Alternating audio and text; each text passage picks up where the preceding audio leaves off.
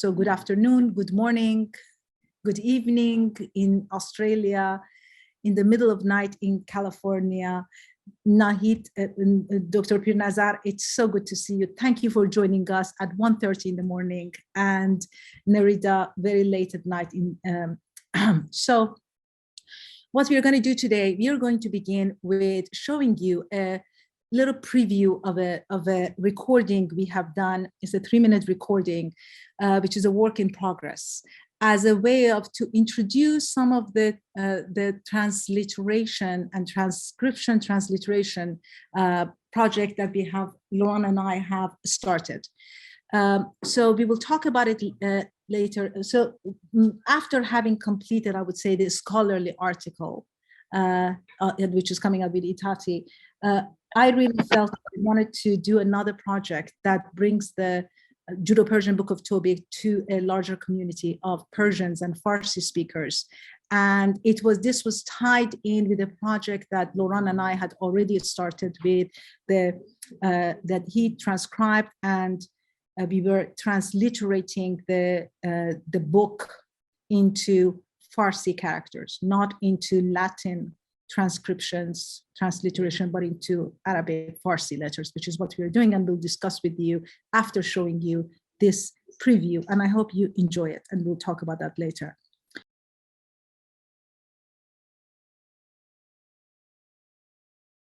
بارخوت ادونای همه براخ باروخ ادونای همه براخ لعلام واید بارخوت ادونای همه براخ ویومر توبی زخرلی و گفت توبی یاد کن به من. And Toby said, remember me.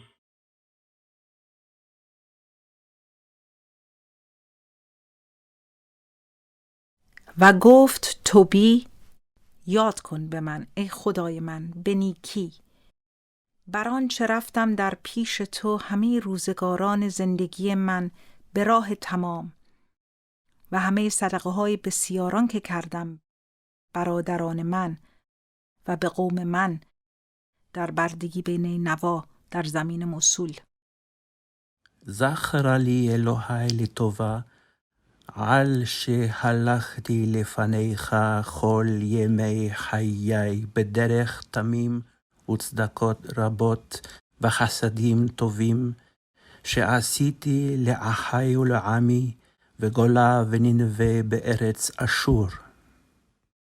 Remember me, my God, for good, for as much as I have walked before thee all the days of my life in an upright way, and for the many alms and great kindness which I have done to my brethren and my nation in the captivity at Nineveh, in the land of Assyria.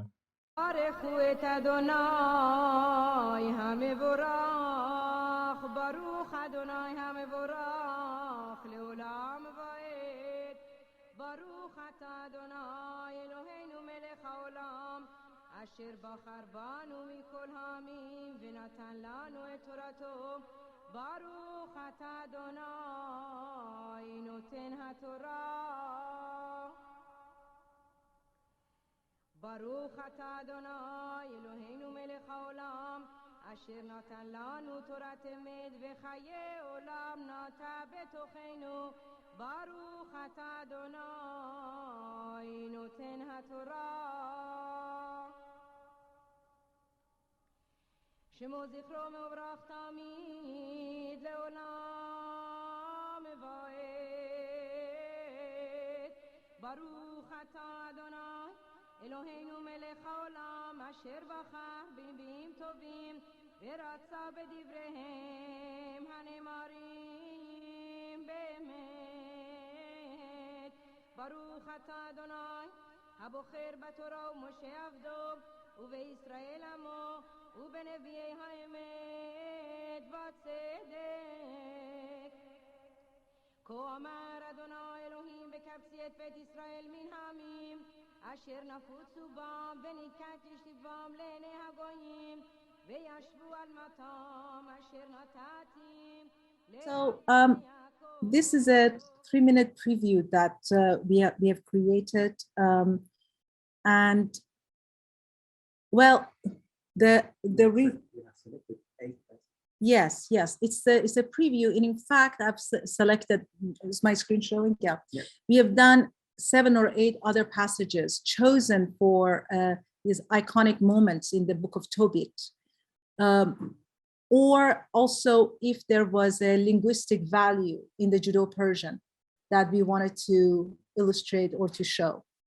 I think I just want to say something about this, that it was very meaningful for me to do this because I thought that we want to bring this book to life for Persian speaking people, and to, in some ways, to continue the work of Vecchietti, who says the reason that he wants to transliterate it is to make it available to Persian speaking people, that for the people that it was intended. And when I read some of these passages to my own family, it's very touching, actually, because it really brings it home in a way that reading it in Hebrew or English wouldn't. So let me just say that the passages that of course we have read are from the Persian is from the Hebrew, the Judeo-Persian, the Vecchietti is Judeo-Persian. Then the Hebrew is the Hebrew Constantinople 1516, which is the original upon which it is based.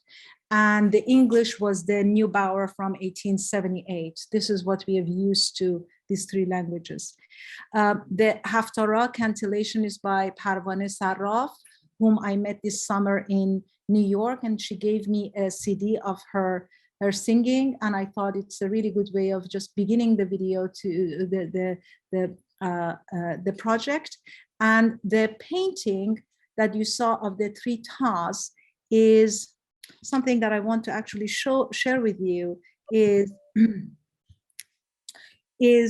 a painting by a contemporary Persian artist, painter, Azita Panahpur, and which I have just written about for a exhibition for a visual commentary on scriptures that went live last night, as we were moderating here. And it's not online. It's a theological or visual art as theological commentary. It was really a gift for me to be able to deal with this Book of Tobit from an ethical and theological aspect after dealing with it as a historian. And it deals with a Legozzi, Jacopo Legozzi, and a Rembrandt and Azita Panahpur. So now we want to say something about the work of transliteration that we have been doing, and we want to show you a few images of what it is that we are doing, and what Laurent, would you like to start, and then? Yeah. Okay. So on the left. Okay. So yes, it was what I want to say. It's that it was the first part of the work was to read the Judeo-Persian text in Hebrew letters, Hebrew characters, to get used to the writing, to the paleography. It's typically the paleography of Persian Hebrew, Hebrews written in Persia in square letters.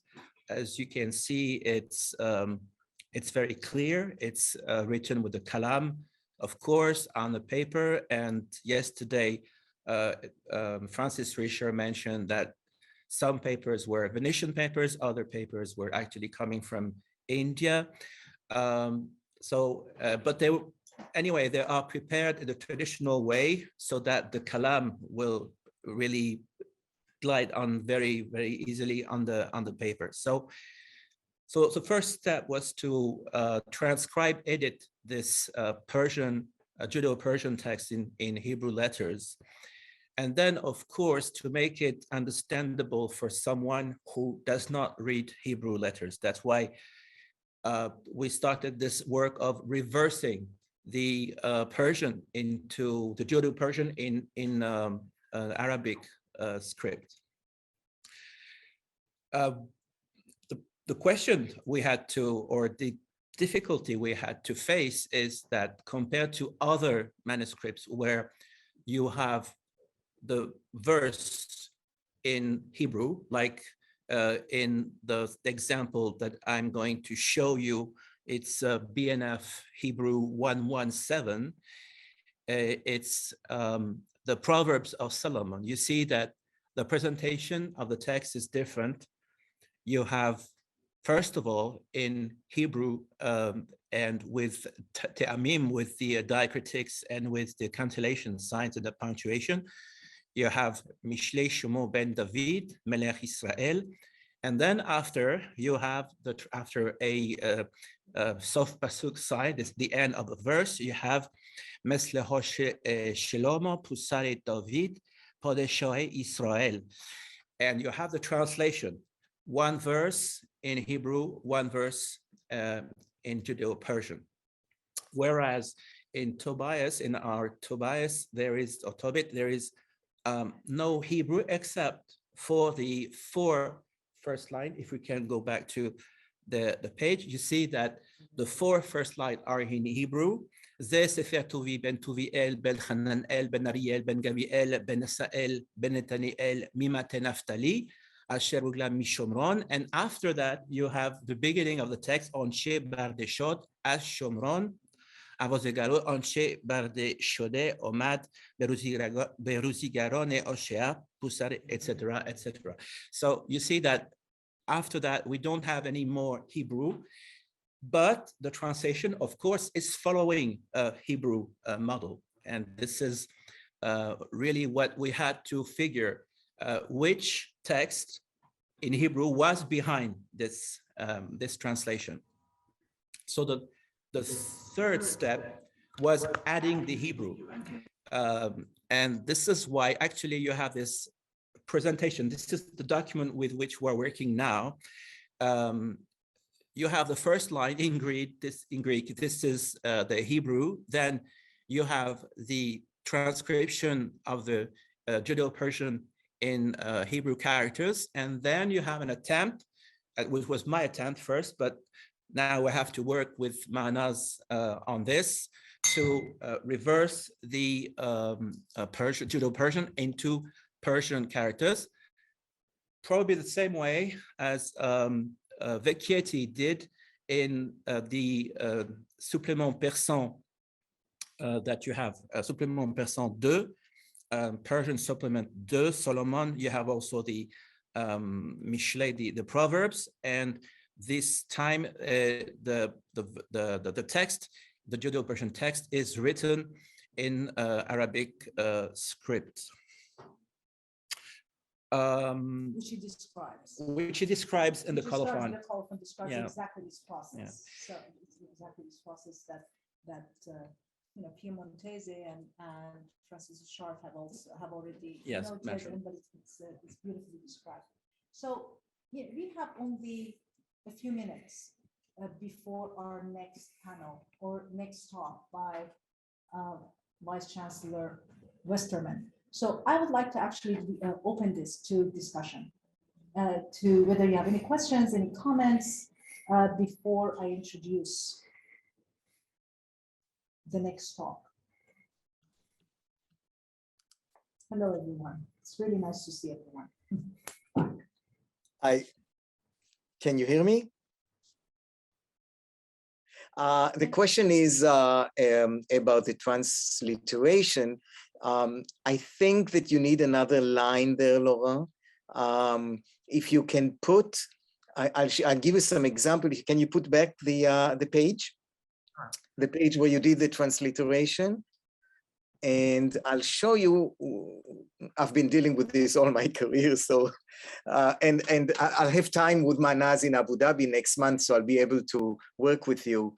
But if you see the page, and I'll do it no, not this page, the page with the transliteration, that one. So if you look at line 1, and excuse my Farsi is really, it's a long time since I've done it. So Warufat Tovi. So look at Beman. When you see Beman, you have Bet Mem Nun, And then you correctly wrote in the Farsi with a hey. But this way you do not present the Hebrew in the Arabic letters. Do you see the problem? So you need another line. You need the line ba mim nun. I'm calling it by the Arabic name, not by the Farsi name. And then underneath it, be'eman, like this. And another small question, I've really looked at it very, very quickly. I can do a lot with that with you, Manaz, when I'm in Abu Dhabi. But if you look at Tovi, you see you have the bet with the apostrophe, and you wrote it ba in Farsi, but this next line, avar, you have again the bet with a, and you wrote it with a wow. So you need to, I'm talking about consistency, but I can work with Manaz. It's very, just a small comment. Thank you, Benny. Thank you. No, it's a very good comment, and I want to explain. I want to explain what we have done. I took a random page, and this project has gone through several. We have many different copies at different stages, and I have, in some documents, some versions, I have changed Laurent's transliterations, the original one, which in some ways it was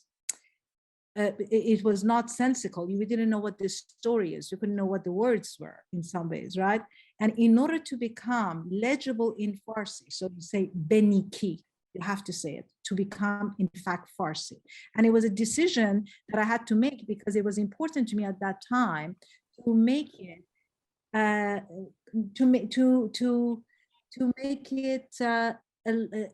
live, living language for people who want to. And I asked many people in the community, and they said, please, we want to know what it is. And already it is very strange language because of the syntax. And I try in my reading to make it, render it sensible. But you're absolutely right. And of course, Shervin, well, we were talking about this like 5 minutes ago, and Shervin made the same point. I said, I hope that's Nayori. I hope you don't alter it and keep exactly the original transliteration like that. And we said we will have to have two versions. It is important that we have two versions. So we will add. Manaz, maybe not even two versions. You're right 100%. Just add another line for the graphemic, I call it the graphemic representation of the Hebrew in the Arabic alphabet. That's all. So people can see both. But you're right 100%. You want to make it Persian for people. Otherwise, what's the point? Because we can read Hebrew, but we want to show it to people who can't read Hebrew. So definitely, you're right 100%. We'll work on it next month. Wonderful. Thank you so much. Dr. Pir Nazar. Yes, please. Can I give a comment? Hello to everybody. I'm so impressed to see some people I could talk to about the same area. Actually, for a native speaker, can read it, Beniki, you really do not have to put a head there. A native speaker can recognize it and read it, Beniki. So from what I do, I hardly, except there are sometimes like a che or jo, we just go ahead and translate it, and a native Persian can read it. So you don't have to have a third line. And I usually use the word, instead of saying Arabic, we call it Perso-Arabic. So that takes care of all those sounds and everything. So there are about, I don't know, maybe at least 10 or 20%. We have to work on this. We have been working on other things until now. Now we'll have time to think about the transliteration. There are words like aver. You know, we have to figure out. We understand what it means, what it wants to do, but how to actually, like, where does it come from, the etymology, and we haven't really established words like that. So I have transformed that into, rather than aver anche kardam, baranche kardam, for now, for the reading of it, to make it legible. But of course, yes, we'll do that. Of course. Okay. Yes, the problem was that I didn't want to render it to make it Persian, standard Persian, but as it is spoken and today's orthography. I have been working on the Judeo-Spanish Ladino translations of the Bible, and it was absolutely impossible for me to write according to the modern Spanish standard orthography. So yes, this is, you raised a very important point, and this is true that we really have to have this in mind. Wonderful. Thank you so much for this, and we will continue with Benny when you are in Abu Dhabi next month, and with Dr. Pir Nazar and with Shervin. And so I think we can, it's time to move on to our first paper. I think our next speaker, yes, hello, Professor Westerman, you are here. Hello, nice to see you. It's Mariette for you, Manas. It's really great to see you. It's wonderful to see, and it's so wonderful to see colleagues from yesterday and to continue the conversation today. I will be introducing you, but Mariette Westerman, who will present to us today on blind spots, Julius Held, Rembrandt, and Tobit. And I will just give the screen to you. When you're ready for me to start, I'll start, and I'll try to share my screen when the time comes. Thank you. Should I start? Yeah. No, I think they just take me off the screen. Yes, perfect. Please, please, Mariette, go ahead. Please start. Thank you so much, Manas. And again, Manas and Laurent, thank you so much for organizing this symposium. It's a thrill for me to be able to participate as a scholar in my field of art history in this wonderful symposium. So let me begin to share my screen and see if it works. Yes. Let's see, and then I will do this little thing so you actually, I hope you now just see this, the screen. Okay, so my title is Blind Spots, Julius Held, Rembrandt, and Tobit. And this is essentially the tale of 4 great men. I don't normally use such old-fashioned language, but by the standards of their time and the areas of their endeavors, they were and are great men. 3 of them were Jews, and each of these became an exile. Tobit at upper left, Sigmund Freud at lower right in the last year of his life in London, and Julius Held at upper right, an art historian who escaped Berlin for the United States in 1933. The 4th at lower left in a self-portrait is the painter Rembrandt. He was an undogmatic Christian who never traveled beyond the Dutch Republic, but over the centuries, the irony is that his face has reached more people around the world than any of these other men. Rembrandt was 13 years old when Giambattista Vecchietti died. He will not have known the man or about him, but he shared with him an abiding interest in Tobit. And my paper is about Held's engagement with these 3 men and what it meant for the study of Rembrandt and for my own work. I am a Rembrandt scholar, among other things. So Rembrandt was a consummate pictorial storyteller, and he must have thought of Tobit as a great tragic character in a very colorful tale. In 1964, Julius Held wrote the definitive essay on Rembrandt and the Book of Tobit. By then, Held had lived in the United States for 30 years, having arrived in 1934, 4 years after earning his PhD. He was just 29 years old at the time of his emigration, and he had worked for a while at the Berlin Museum and was dismissed there in 1933 for being Jewish. In New York, where he arrived soon after, he taught for 2 years at New York University's still very young Institute of Fine Arts, my alma mater, where I later on was thrilled to discover his lecture notes when I was director of the Institute early in this century. I'm sorry to say, parenthetically, that NYU was foolish enough to let him go to Barnard at Columbia in 1937, where he taught until his retirement in 1970, and he really became my a friend. I won't say much about that. Maybe we can talk about it later. It's an interesting story in its own right, I think. Now, Held's article about Tobit is a magisterial survey of dozens of paintings, drawings, and etchings by Rembrandt on the Book of Tobit. For 3 decades, Rembrandt returned to the source time and again from very early in his career, mostly in drawings, works that have no connection to paintings or prints, and that he seems to have made for his own interest. Not all of these works are now considered to be by Rembrandt himself, though Held certainly thought they were, which is important, but even the questionable works were made by very proximate pupils or followers. And these 55 works or so amount to 6 or 7% of all of Rembrandt's many religious works.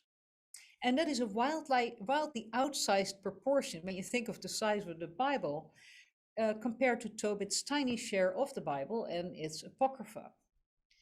Now, if you line up these works in the order of the story, which is not in the order of the chronology of Rembrandt's life, of course, but if you line all of those stories up, all of these works, they tell the whole tale of Tobit almost soup to nuts in great detail, including scenes that are rarely seen in the works of other European artists.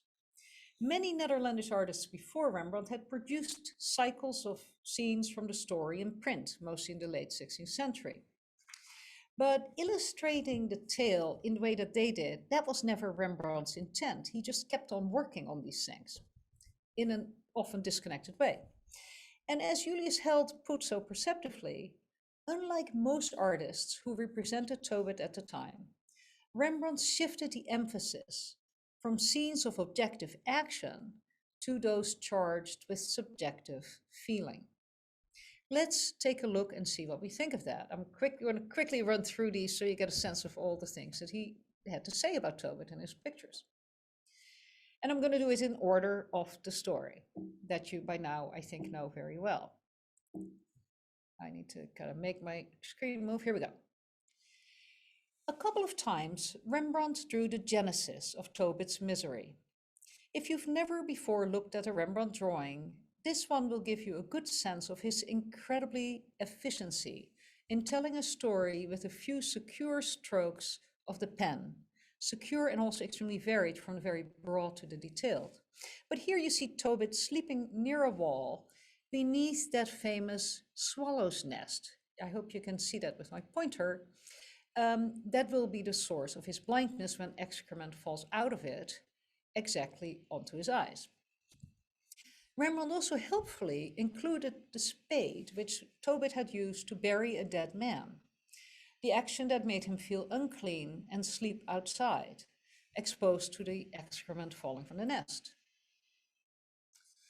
Now, he more frequently painted and drew another early part of the story, which he knew from the Dordrecht Bible, which was the canonical Bible issued in 1618 when he was a young boy in the Netherlands. And that included, interestingly, the Book of Tobit, even though this Reformed Bible also said that really you better warn the reader that it was all fake news. But clearly this was the story Rembrandt knew well and had access to. And he frequently pointed this episode to the very painful confrontation between Tobit and Anna over the goat, when Tobit wrongly accuses his wife of having stolen it and orders her to return it. You all know the story. Now, his injustice in that allegation provokes an angry reaction from Anna.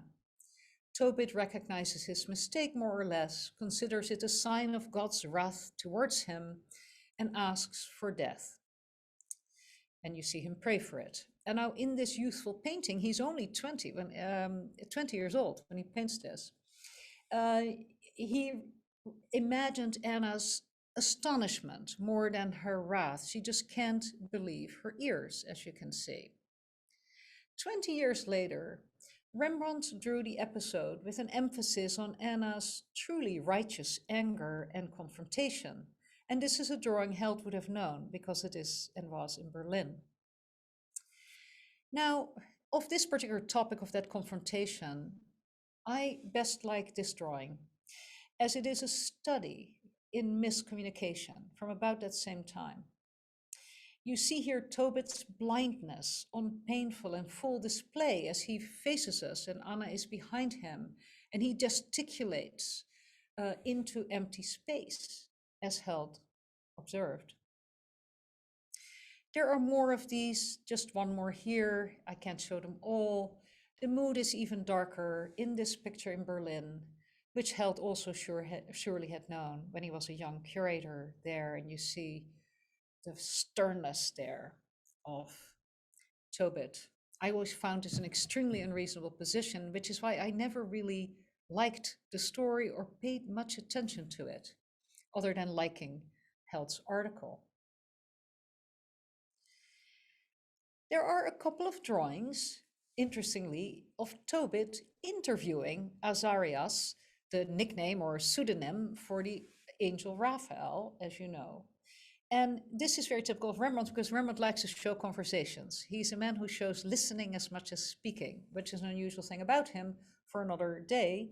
But in any case, here you see the old Tobit. There's Anna with her spinning wheel, and Tobit is interviewing this young man who is really the angel Raphael, unbeknownst to them, before he entrusts his son Tobias to him for this journey to recover a debt. And in this picture, I especially like that eager puppy, the dog, who is present in several versions of the tale as told in the Netherlands. And sure enough, the dog shows up plenty. Here you see the dog, just the tail end of it, dashing out the door when Tobias takes leave of his parents to go recover the debt. And you see the angel, in fact, shaking Tobit's hand as if to say, "Old man, it will be okay. I will look after your son." And so you see something of the psychology that is of so significant in this long projected set of works that Rembrandt made of this story. And indeed, they then go on their journey, and Rembrandt really chronicled that journey in more than a dozen drawings. Sometimes Tobias and the angel are walking as a very standard topic. I won't show it to you. Here, interestingly, they are just resting. They're taking a break and having a bit of a conversation. Quite a few drawings show the next episode when Tobias is being frightened by the fish leaping in the water.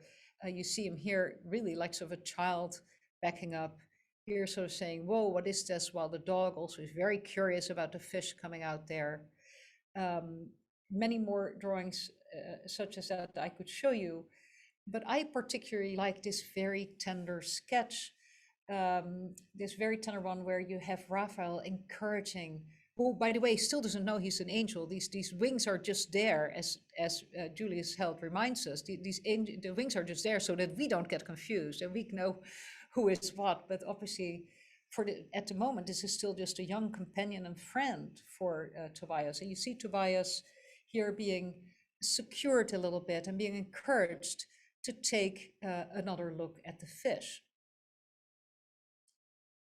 The angelic guidance continues as Tobias has taken heart and opens the fish to take out the heart, the gall, and the liver, as he has been instructed to do, and plays such an important part later in the story. Once then, at last, the travelers arrive in Ecbatana. Rembrandt doesn't draw very much of that, but he does draw this very beautiful drawing of the wedding night of Tobias and Sarah, emphasizing the sort of prayerful character while these gizzards are burning, and there goes the little demon looking very strange and sharp-nosed out the door, out the curtains. Really, again, the emphasis here is on this prayerful character of the exorcism, and you could even say the filial obedience to God, to the angel, and to his father of Tobias. And interestingly, there is no drawing of what happens next, which is the actual wedding of Sarah and Tobias. And you can well imagine that Rembrandt thought that was probably too much pomp and circumstance, which was a typical way of representing that story.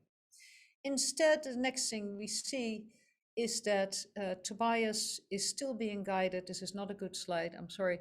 Tobias is being guided still by the archangel with Sarah, with a fancy hat of the East, or so it was thought about in Rembrandt's time, traveling home to Nineveh. All this while, however, all through these years making these drawings, Rembrandt has not forgotten about poor Tobias's parents back home. And he paints their very long, seemingly silent wait for their son's return on several occasions. Here really early on in his career, about 1630. They sit, it is, Held says, as if they have nothing left to say to each other while they pray for their son's return. When then Tobit at last hears Tobias approach, he rushes to the door. And in this brilliant etching, in Rembrandt's heartbreaking telling of what he's read in the Dutch source, the blind man misses the door. It's an interpretation that's rather unique in the Dutch biblical source, and you see him really literally just missing that door, emphasizing that blindness in these shrouded eyes.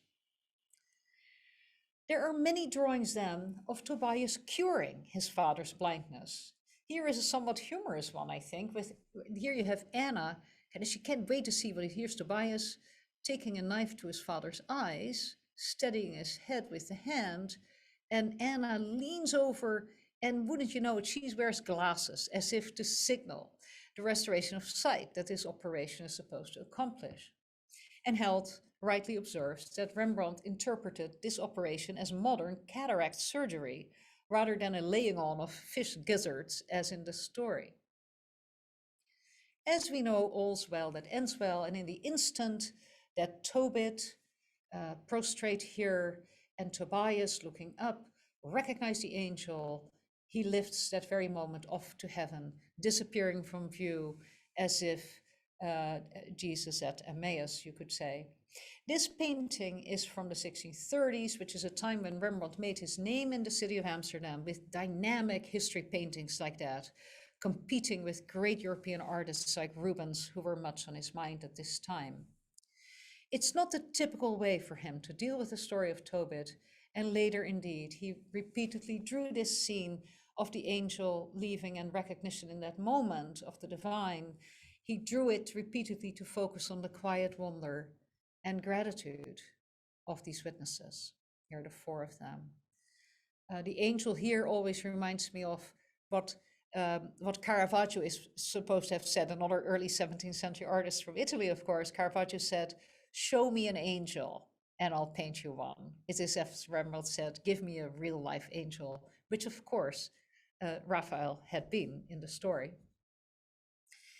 Held clearly was astonished by Rembrandt's commitment to Tobit, and he asked why this scene could be of such enduring interest to the artist, and gave some reasonable speculations that were actually backed up by Rembrandt's other pictorial preoccupations.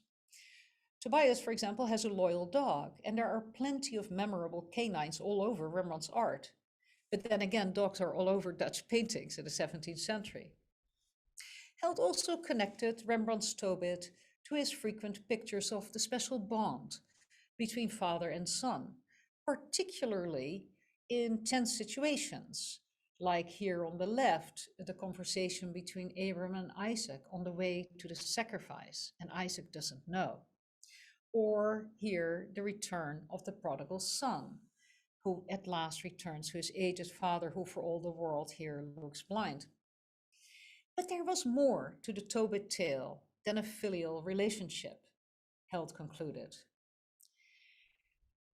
The surgical precision in Rembrandt's pictures of Tobias healing Tobit's eyes, which contravenes the story of the laying on, he literally uses a knife to deal with the cataracts. This convinced Held that Rembrandt's primary interest in Tobit was in fact in Tobit's blindness and its cure. Held noticed immediately then that Rembrandt represented blind people with unusual frequency, and often in very unusual ways relative to pictorial traditions of the time. Whether he showed beggars, as he often did, beggars guided by little urchins or seeing eye dogs, unusually, or whether it was the magnificent figure of the aged patriarch Jacob, or Israel as he was known, blessing his grandsons below his unseeing eyes, or whether it's someone like blind Simeon from the New Testament, recognizing the divinity of the Christ child in very old age. Rembrandt's focus on blindness propelled Held to look for personal considerations that could have brought this about. And some of his suggestions are very obvious. To any painter, the specter of losing sight would be profoundly worrying. There was also an ancient rivalry going back to the Greeks between the arts of poetry and painting, with poets taunting painters to show their subjects as if they're speaking, if they really wanted to capture their real life presence. And vice versa, the painters saying, hey, you poets, you can't show a figure in the round. Now, these ideas, while they were surely alive for Rembrandt, would of course apply for many artists of the time, and they could not really account for Rembrandt's singular interest in Tobit and his blindness. And Held then made a move that is so important for the scholarship of Rembrandt, because it went against prevailing interpretations of the artist in the 1960s.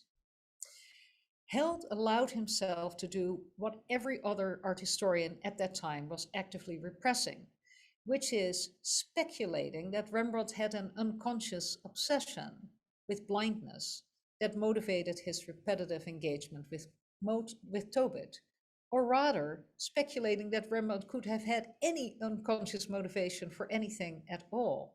This was verboten. You could not say this in the 1960s.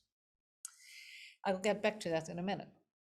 Now, I think Held had very good grounds for probing Rembrandt's psychological investment in sight and its loss in the Tobit cycle, because his major works on Tobit, the paintings and etchings that would have been in the public sphere, emphasize the causes and effects of Tobit's devastating blindness. And Held first suggested then that Rembrandt's focus on blindness in these pictures may have arisen from what he called subconscious feelings of guilt, because Rembrandt was, by his very craft, a voyeur. Again, this would be true for any artist, perhaps. And therefore, more specifically, he thought that Rembrandt's images of a son taking a knife to his father's eyes again and again begged for psychoanalytic reading. Again, this was really an unusual thing to do. I'll show it one more time. Sorry, I meant to show that a little more clearly. You see him actively operating on his father's eyes, taking a knife to those eyes. So that sounds a little bit psychoanalytic. And wouldn't you know it, Julius Held then took another look at this drawing, this portrait drawing by Rembrandt, which is identified by name, Harman Gerrits van Rijn, his father. This is his father, Harman, who looks blind, to be sure, and looks an awful lot like an Old Testament patriarch. In fact, it looks as if he was the model for this Tobit in the picture from exactly the same time, about 1630. At this point, Held felt he needed some backup for what he was saying, so he cited a brief paper that Sigmund Freud wrote in 1910, a paper written as a gift for a friend who was an ophthalmologist. In it, Freud offered repression of illicit viewing as an explanation for disturbances of vision in patients that have no evident physiological cause, like cataracts. Held then suggested that Rembrandt may have seen blind Tobit as a figure for his own father, who died in 1630, right about the time of these pictures, when Rembrandt was only 24. In Held's reading, Tobias's successful operation could atone for Rembrandt's subconscious, again, it's his word, not unconscious, subconscious feelings of responsibility for his inability to save his father from death. Freud's paper, I have to say, doesn't suggest or allow for this kind of therapeutic transference. Freud argued that psychogenic blindness was a symptom of an overactive repression of unallowable sexual drives on the part of the actual patient of blindness, not someone else projecting it onto somebody else. So if Freud had been writing for about Tobit, it would have been the old man's repression in the unconscious of socially unacceptable desire by looking that would have caused his blindness. So Tobit would have been the blind one, and Rembrandt would have had to have been Tobit, not his father. But in going down this rabbit hole, I discovered that Tobit actually may have been on Freud's mind in 1910 when he wrote that paper, because just a year before, his disciple Carl Jung had written to him, referring briefly and meaningfully to Ragel, Tobias's father-in-law, so the Tob from the Tobit story. And since Freud's psychoanalytic theory was always informed by his deep and wide reading of literature in the classical and Judeo-Christian traditions, I would have thought that he would have mentioned Tobit in this story in his article, if he felt there was a reason to connect it to psychogenic visual disturbance. Now, and I'm coming towards the end of my tale here, Manasseh's account of Tobit's significance in Persian Jewry, about which I knew nothing, has made me understand better how significant a figure Tobit actually was in Judaism. And given that Freud had such deep personal knowledge of Jewish tradition, it is hard to imagine that he never considered the blind Tobit as a metaphor for his theory of psychogenic visual disturbance. And so that he never referred to it suggests to me that he found Tobit's blindness ill-suited to his theory in the way that Held was trying to apply it. The text is really silent, Freud's text, on what Tobit saw or desired, and so really is the Bible, or the apocryphal book.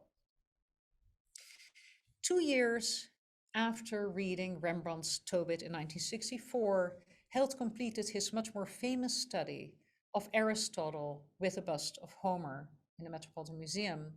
It's a complex interpretation of this philosopher's interaction with the chain that you see him touching, and this magnificent gold chain, and a sculpted bust of Homer that he's also touching, Homer, the blind poet who also had Rembrandt's frequent attention in his art. Held postulated in this study that Aristotle's inward, melancholy gaze registered the philosopher's experience of conflict between his attachment to worldly power and material goods, or everything that's symbolized in that gold chain that Alexander the Great had given Aristotle, that there was a conflict there that Aristotle is thinking about with the inestimable value of the life of the spirit that is exemplified by the luminous poetry of the blinded Homer. And in Held's view, then, Aristotle's melancholy here is really Rembrandt's projection onto the philosopher of a conflict that the artist himself experienced between material glory and creative freedom. It's a big, long, and complicated argument, but it reads rather right. And in this case, again, Held appears to have seen Freudian conflict as a force, the Oedipal conflict particularly, propelling Rembrandt's artistic achievement in this amazing painting. And the bust of blind Homer was central to that interpretation. Could it be, Held asked, that subconsciously Rembrandt saw in Homer a transfigured image of his own blind father, an ethically superior, more spiritual self, one could say?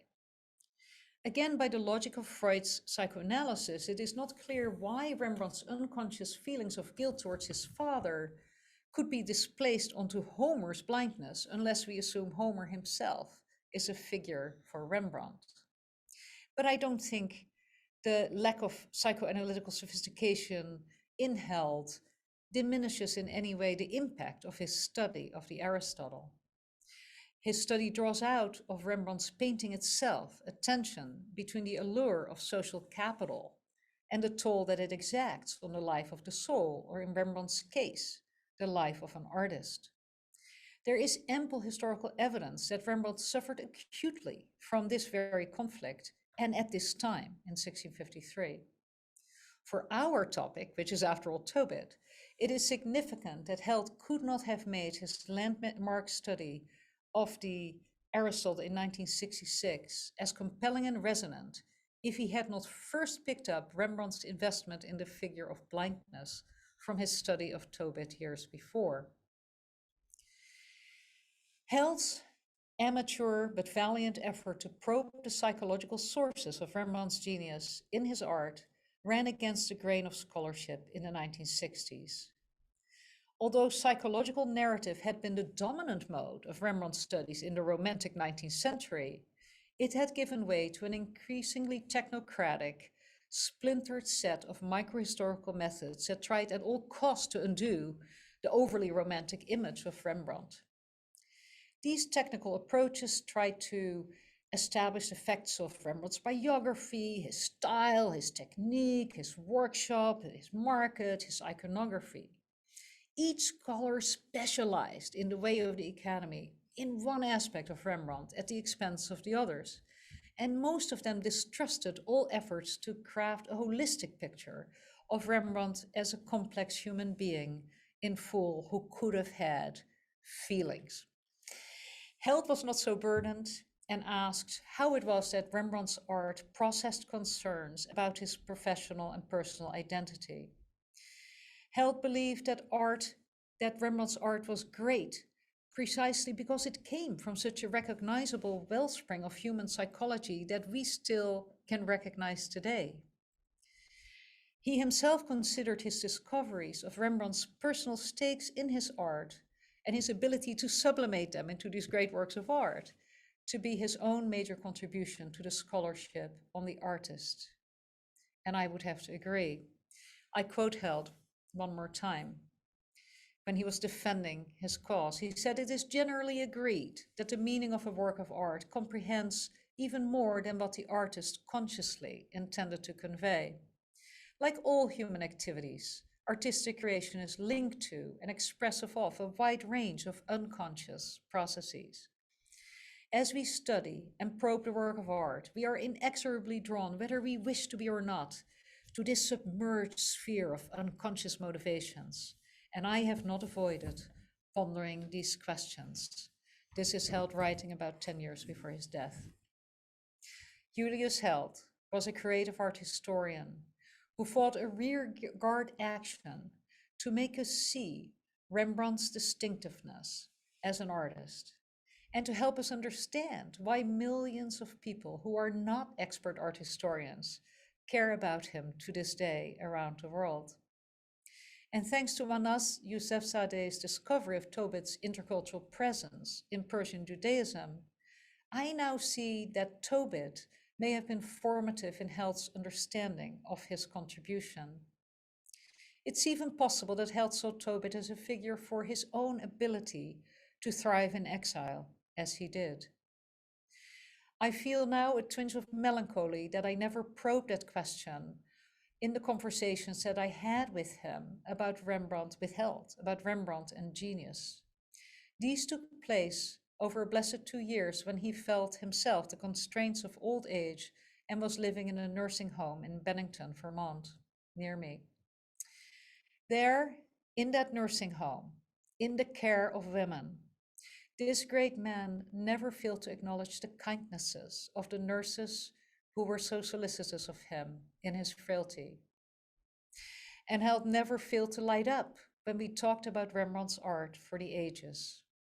And so all I can say is that I hope I have done Julius Held a smidgen of the justice that he did Rembrandt.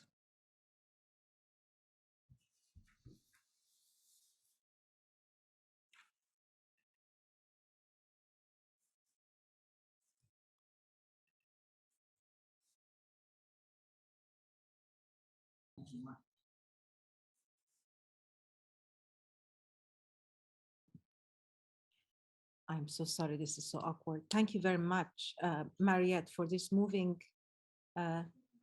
talk and personal, beautiful. And I actually don't know whether you have time to speak to us about it a little bit, whether we have any questions, comments.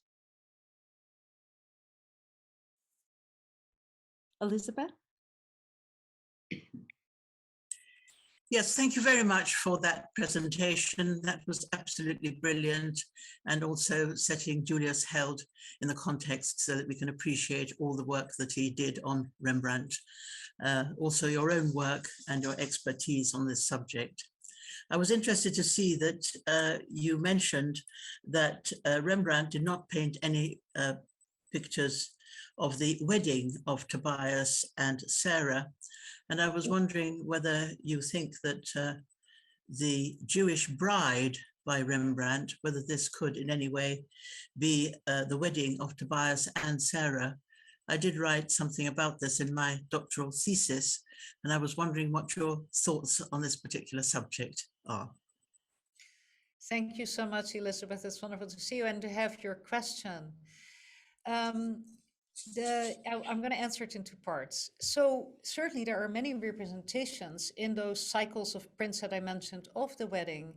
And the artist on which I wrote my dissertation, Jan Steen, the comic painter, who first led me to Freud, by the way. I spent a lot of time reading Freud on humor, so that's led me to Tobit, actually. But Jan Steen went to town on this. He was a Catholic artist in the Dutch Republic, a comic artist, and he painted many pictures of Sarah and Tobias, and especially of the wedding contract, which he just makes into this Hogarthian, pre-Hogarthian, comedy of errors. It's very interesting, very lively. I was aware that people have made that identification. In fact, Held himself mentions it, either in the original study or in its republication in 1991. And I think that I concur with him that the two incredible figures in the Jewish Bride are coded too old to be those very youthful Tobias and Sarah in the way that Rembrandt typically represented Tobias and Sarah as quite young people. But if we think that this would be my view of it.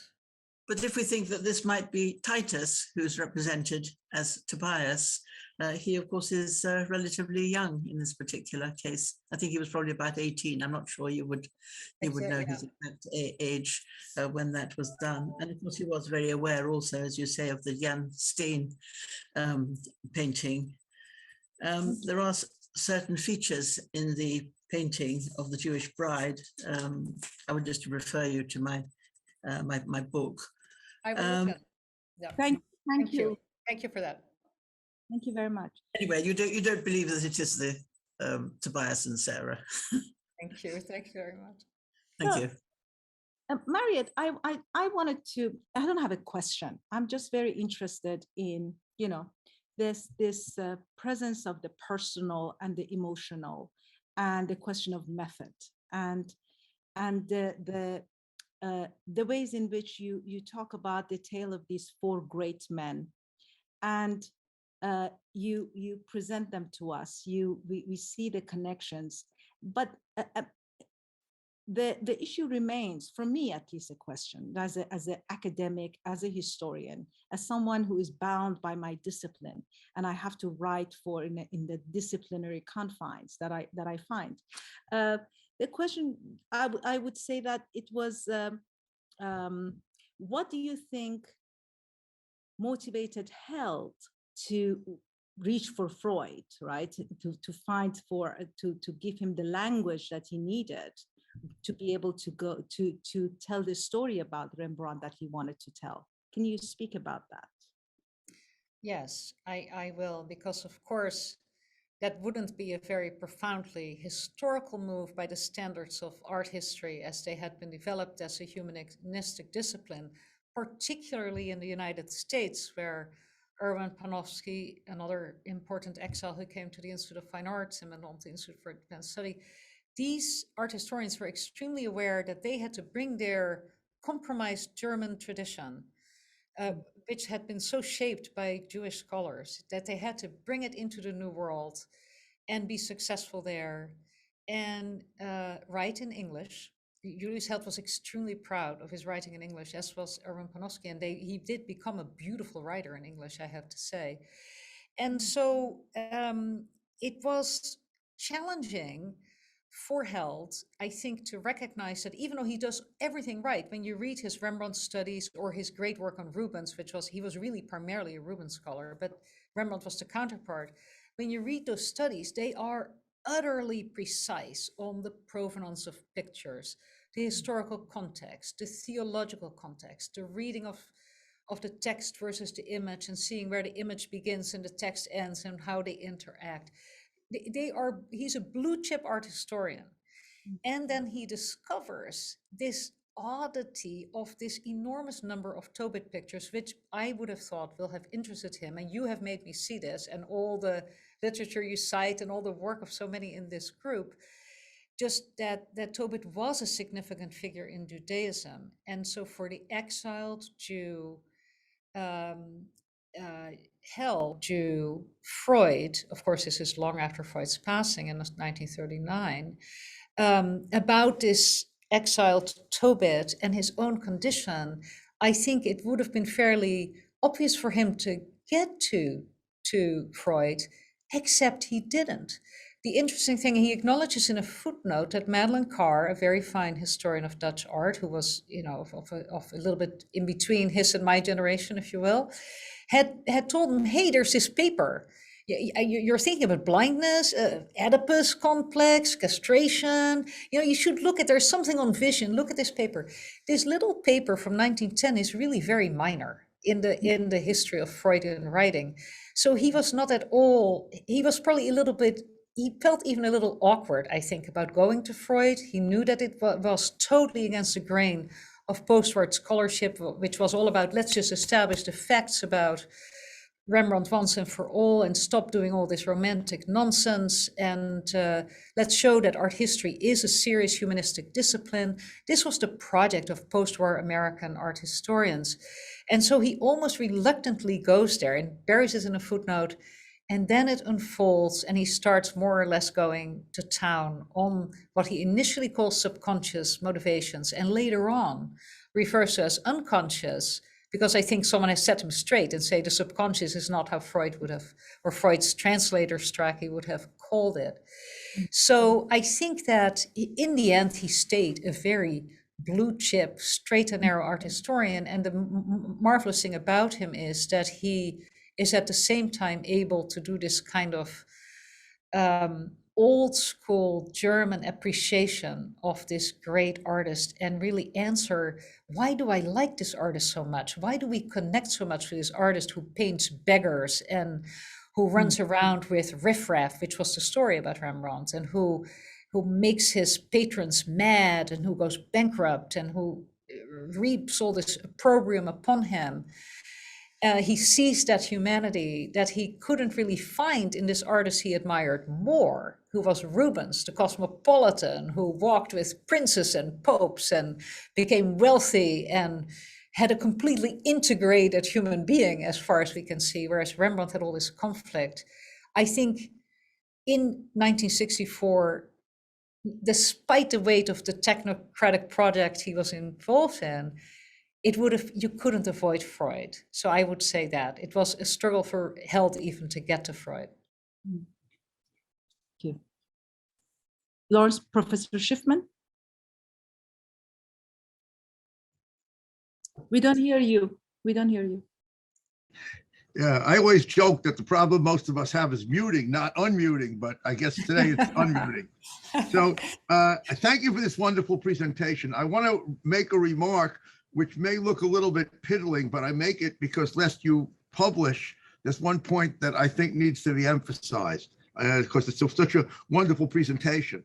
Despite the material that Lauren and his colleagues have gathered together, it's not really true that Tobit had much of a role in Jewish tradition.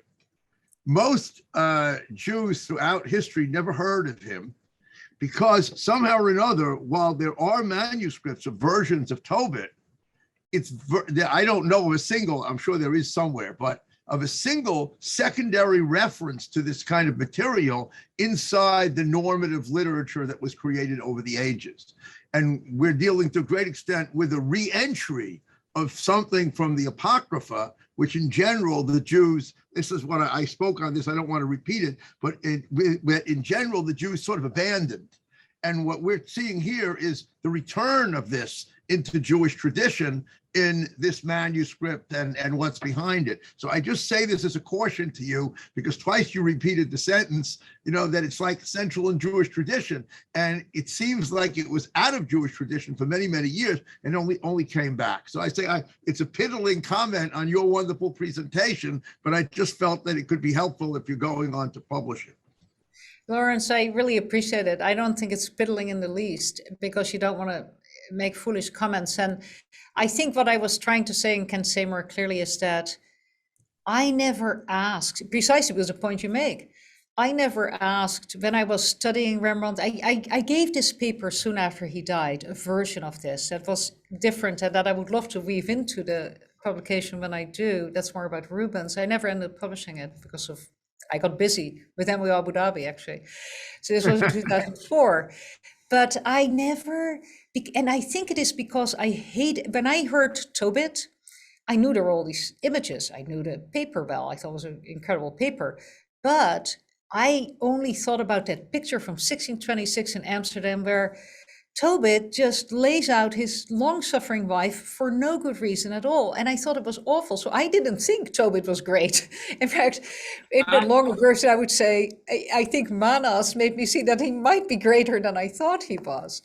And so I've come to see him differently because of all of your collective work, which I've been reading and thinking about the last few weeks. But I really appreciate your comment. And it's so interesting. I said this very briefly as well. I was amazed that this extremely orthodox and very dogmatic Dutch Bible from 1618, which is like, the Reformed Bible, the strict Dutch Reformed Bible, that it included the Book of Tobit after the Tridentine Council had included it. You would have thought they would have done the other thing. But the hilarious thing is they really do say it's fake news, people. They say the 4 reasons why you shouldn't be believing this, because if Azarias called himself that, he would have been lying. And there's all these, they give a whole account of why you shouldn't really trust it. So it's funny that in a way the Catholics and the Dutch Reformed people for a little while bring this text back. It's very... Just a funny comment is that I first learned about this text because the demon Asmodeus is mentioned in the Talmud. And ironically, I didn't really know anything about it. And I looked up in the Jewish encyclopedia, like, I don't know, as a freshman in college or something. I looked up this demon, and suddenly I find all about his role in the Book of Tobit. And then I read the Book of Tobit. But this funny story sort of illustrates the point that it's an item which is re-entering. And we're even partially modern participants in its re-entry. We are. Yeah. But thank you again. Thank you, Professor Schick. Mariette, we don't have a lot of time, but if I may, I can't help myself. I have to say one more thing or ask one more question, or at least the point that is very interesting for me is when you said that after Held noticed all these, paintings of Rembrandt on Tobit, that it was that he found it curious, or it raised this his curiosity. I wonder this moment of at what point did he started to look for more Tobits in Rembrandt, that he found so many, that it seems like this search that I'm interested in. That's what makes it possible. Let me just say that what makes it possible for us to find manuscripts, or find paintings, or find the archive that is already there. What that moment of recovery, or that moment of finding, that encounter of us as historians, artists, writers, scholars with the material in the archive is very interesting for me. And thank you very much for speaking to us today with this wonderful paper. I'd love to make one comment on it, if I may. It's a wonderful observation, Manas. And of course, today the answer is the internet and its limitations. But at the time of Held, again, this very development that he's resisting, this idea that all these artists have to be just chopped up into all the little bits and pieces, and Humpty Dumpty is never put back together again in terms of their whole gestalt or their whole contribution, or why we should even care about them. That's what he felt art history was losing sight of. At the same time that he rails against it, he's really good at it. He was trained as a curator. In the early in the 19th century, in the first half of the 20th century, most art historians were trained in museums. There was very little academic art history. There were not all these great big departments. When people complain today that art history is going to hell in a hurry because handbasket, because there are not so many positions, it's a very short time in history that there were. So Held is an example of that, which is why I pointed out those things that he would have seen in Berlin early on. And most art historians being trained, and I'm trained in this tradition because I went to the Institute of Fine Arts, where he ended up, which was created by European exiles and very close to the Metropolitan Museum of Art and all these museums. We were trained with, and these people really were more than I, but I still was pre-internet. We were trained with imaginary museums. And any old art history library you can go into, you will see shelves and shelves and shelves of catalogs, of drawings, the catalogue raisonné of one artist of all the work, or of everything that one museum has. And I myself, over time, developed a library like this. And so Held would have discovered very few of these drawings himself. He would just have gone to every book on Rembrandt, flipped through it, looked at all the catalogs of the Bibliothèque Nationale or the Louvre or the Department of Drawings at the Boijmans Museum. It would have taken him, what would have taken me maybe a week today would have taken him maybe 6 months. Yeah. So it is sort of a scale difference. Thank you. Thank you very much. Wonderful to be with you. Thank you so much for giving me the opportunity to participate.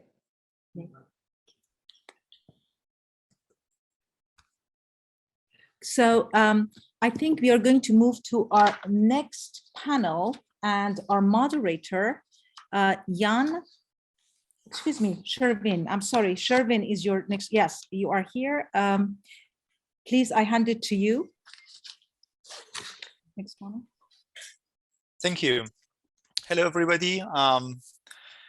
It's my pleasure, my personal honor to moderate this very fascinating panel, which will be on Judeo-Arabic and Judeo-Persian sacred literature. We have 4 panelists today in this panel. Professor Ronny Volland from Ludwig Maximilians Universität from Munich is joining us. Then we have Ibrahim Shafii, a PhD student of ancient Iranian studies. He's joining us from Tehran. Then Dr. Pir Nazar, I'm very glad to see you here, joining us from UCLA. And then we have Benjamin Harry, also joining us from Tel Aviv. So you can read, as usual, more on their publications, recent publications, and more details in the chat. I won't waste your time. Ronny, the floor is yours. Ronny Volland will speak about the Judeo-Arabic Bible. Okay, so thank you very much for this kind introduction, and also for inviting me to this conference. I hope you hear me well, and I will share my screen with you, which you should see now. So I was asked to kind of present the Judeo-Arabic tradition of Bible translation, and I might just really simply start with the comment: there is no Judeo-Arabic version of the Tobit in existence. That kind of ties in very well with the comment by Professor Schiffman earlier. So there is no Judeo-Arabic version. There are later Christian versions of the Book of Tobit, but none of them in Judeo-Arabic. So what I will do today, I will try to give an overview of the different periods and the different, or the major traditions of Judeo-Arabic Bible translation. So with regard to Judeo-Arabic versions of the Bible, it is generally accepted to divide them into 3 kind of major periods. So we have the early formative period from the 9th to the 11th centuries. Then we have the classic period from the 10th to the 14th. And this is usually spearheaded by, or is perceived as spearheaded by Sadia Gaon's famous translation that is known as Tafsir, and also those of the Karaite provenance. And the third period is the late early modern period from the 15th to the 19th centuries. And so now if we compare these different periods, the early period is governed by, to say it in a very general way, by the transition from Aramaic to Judeo-Arabic, and of course the respective functions of the Aramaic Targumim into Judeo-Arabic garb. So we have a great number of early translations into Judeo-Arabic, and these also coexisted for a certain time with, for example, Sadia's tafsir, and it is generally accepted that especially the tafsir and Sadia had a catalyzing impact on the evolving process of committing hitherto oral, locally bound Judeo-Arabic translations to writing. Sadia plays a very prominent role because in his assertion of his authority as a Gaon, he availed himself to produce a uniform Judeo-Arabic version of the Pentateuch and also some other books, so that his version, his translation gradually became the recognized part of the Judeo-Arabic literary canon that was basically from the hands of Gaonic leadership itself.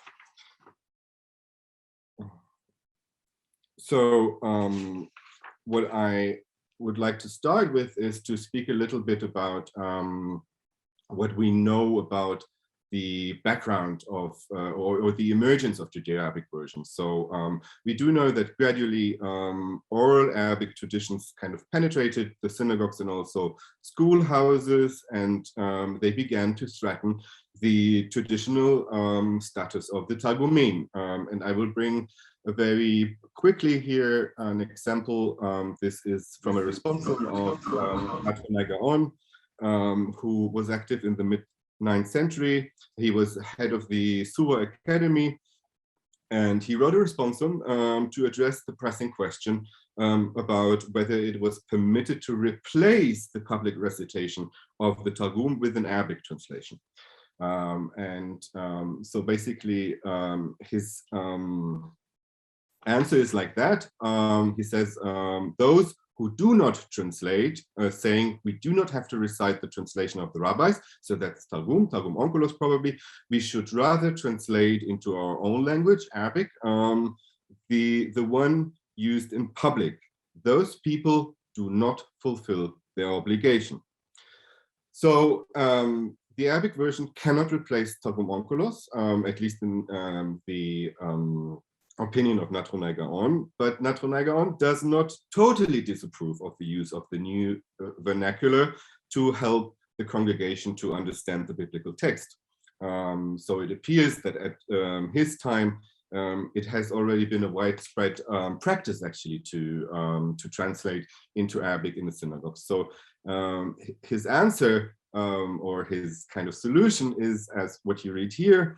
He basically says, if in some places the public wants the Hebrew scripture to be interpreted to them in Arabic, a person other than the one who recites the Aramaic translation may stand up and interpret for them in their language. So that is very interesting. So it is striking here that the rule that Natronai Gaon applies here heavily draws on the halachic precedents of Aramaic translations.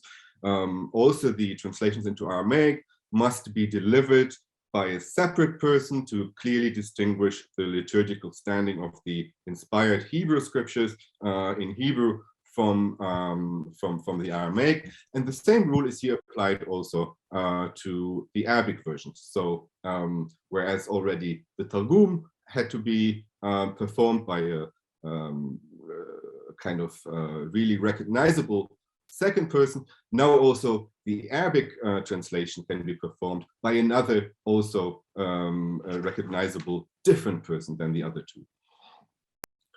So there are other sources that give us context about the emergence of biblical Arabic versions. I cannot go into detail here. There is another Geonic responsum, usually attributed to High Gaon, but probably by mistakes. It takes a very similar position as the one we have just seen by Natronai Gaon, and also other works, as for example, the famous Risala by Yehuda ibn Quraysh. It's actually a grammatical work, give evidence that in the course of the 9th and the 10th century, basically, Aramaic was replaced by Arabic, and Arabic increasingly also entered synagogues and also schoolhouses.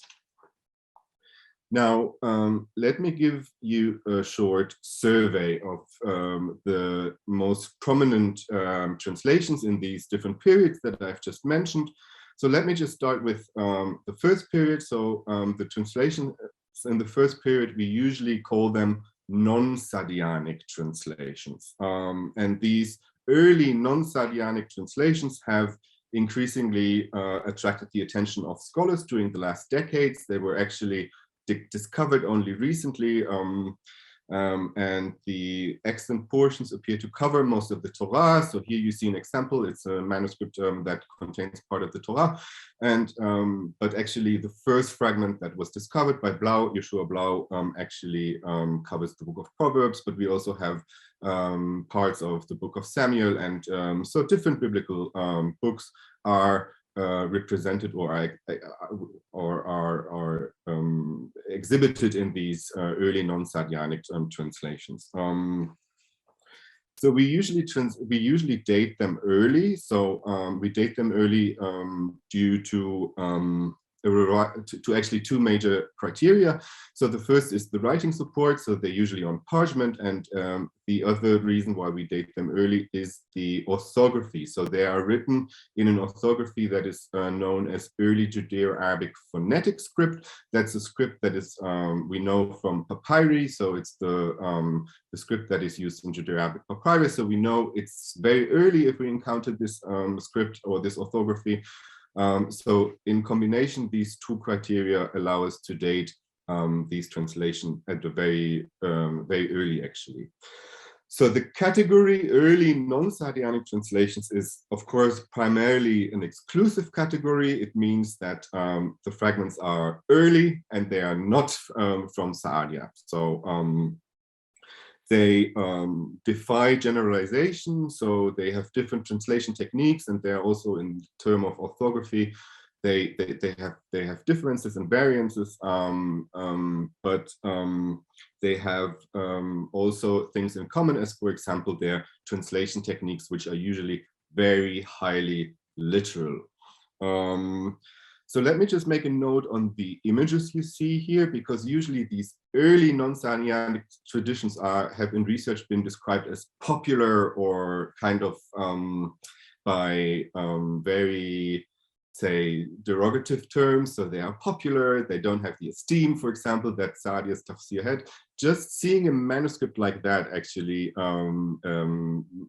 shows us that this is not the case. So what we do see here is a beautifully executed parchment manuscript.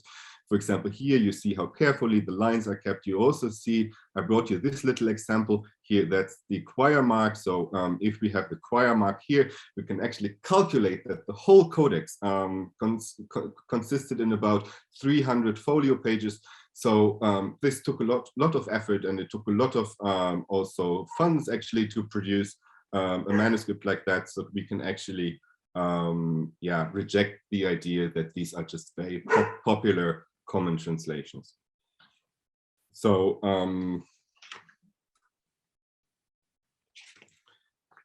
now if we move to right, so these early non-Sadianic translations are usually anonymous, so we don't have the names of the translators. At least one of the fragments, that's a fragment that is kept in London today, refers to the mutarjimun, so the translators that are given here kind of as a collective. So which I would interpret as basically those professionals in charge of transmitting the tarjama, so the translation, the Arabic translation. And it appears that this appellation also expresses that the mutarjimun perceived their occupation as a continuation of the Aramaic miturgeman, as we have also seen indicated in the Geonic responsa that I cited at the beginning. So what is important about these is they are highly literal, and I would actually argue that they are not meant to replace the Hebrew, but they are meant to complement the Hebrew as a kind of running linguistic commentary that kind of in a very literal mirror translation consists in a running linguistic gloss to the Hebrew source text. So, and usually you cannot read these translations without having also a view on the Hebrew. As the language is also not very idiomatic in Arabic, the translation techniques are mostly governed here by imitative features. Now, let's move on to the classic period. So Saadia Gaon is probably the best example of translators from the classic period. He lived 882 to 942. He was born in Egypt and then later became Gaon of Sura, and he was one of the most preeminent rabbinite scholars of the 10th century. His Judeo-Arabic Bible translation is indeed one of the most influential texts produced in that language. And the tafsir could actually be found everywhere throughout the communities in the Near East, North Africa, and Muslim Spain, which attest to the fact that it acquired an authoritative and I'd say almost canonical status among Arabic-speaking rabbinite communities. Concerning the books he rendered into Arabic, it appears that Saadia did not translate the entire Bible into Arabic, although some scholars maintain that he may have attempted to do so, but there's actually no evidence for that. The extant sources that we have and also the book list that we find in the Cairo Geniza testify to the fact that Saadia produced Arabic translations of the entire Pentateuch, the book of Isaiah, Psalms, Proverbs, Job, Lamentations, Esther, and Daniel. In most of the books, except for the Pentateuch, the translations are usually followed by his commentaries, and they have a programmatic title, and they open with an introduction that explains the purpose of the biblical book. And in the manuscripts, it's usually arranged like that, usually the Hebrew source is quoted, then an Arabic translation follows, and then the commentary. So we have this kind of tripartite arrangement of manuscripts. For the Pentateuch, the thing is a little bit more complicated because actually we know from the preface of Saadia's translation of the Pentateuch that he himself separated the translation from a longer version. That's what we call the longer commentary, in which the translation was part of a commentary. He separated it and what he calls fi kitabin mufradin, so in a separate book. So we have a longer version that includes the translation and the commentary, and we have a shorter version which includes only the translation, and the shorter version was done by Saadia himself, so it's auctorial. So he separated it himself from the commentary. So already in the Geniza, and you see a Geniza fragment here, the proportions of the longer commentary are minor. So actually it seems that not the entire commentary has survived, but of course the tafsir, which is the separated translation, occurs in many manuscripts, and here you see an early manuscript on parchment that is also executed beautifully. Now, in the interest of time, I move to the Karaites.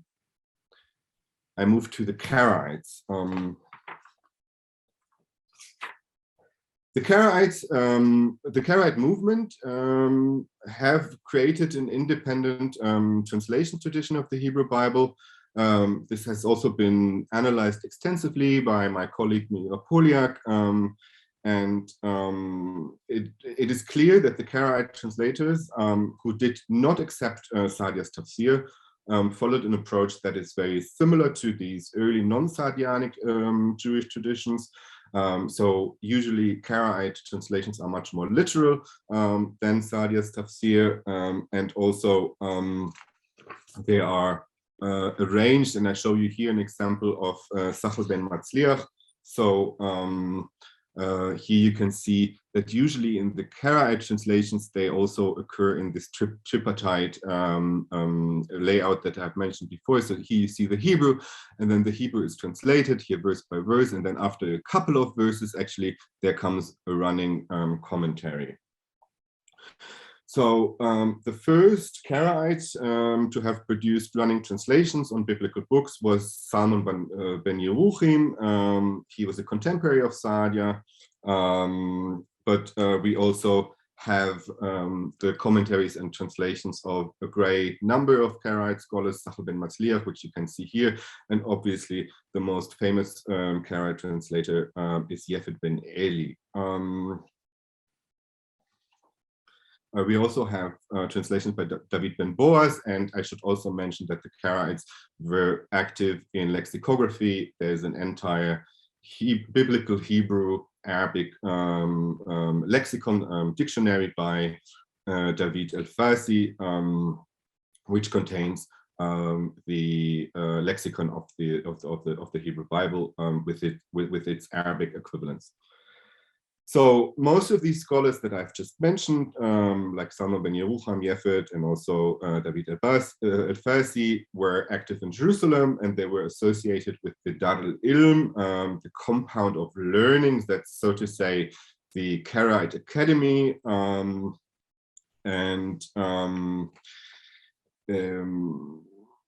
as a couple of words on the translation techniques, it has been outlined also by Mira Poliak that the Karaite translational approach is quite akin to these early non-Sadianic translations.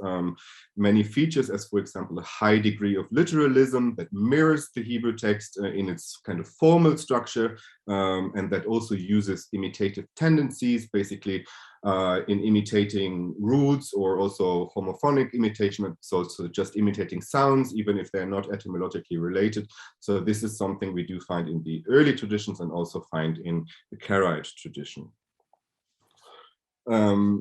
I'd just like to give this quote. This is a quote from Yefet ben Eli's introduction. So he basically says, our intention has been to provide a translation, and he uses the word tarjama, which is interesting, of this book.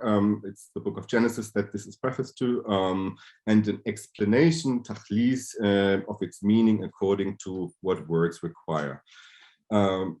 What does that mean? Translation should capture the formal level. So lef is here the Arabic word in the background, and therefore the translation is called tarjama and not tafsir as the translation of Saadia, because Saadia's translation is not literal and basically tries to already incorporate all the halachic premises that we know from rabbinic literature, and also incorporate the Mu'tazilite theology that he was following.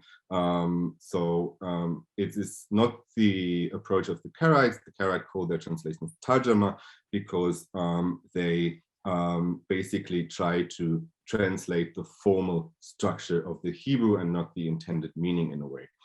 Also, tarjama may again allude to the mutarjimun that we have seen as being mentioned in the early non-Sadianic fragments.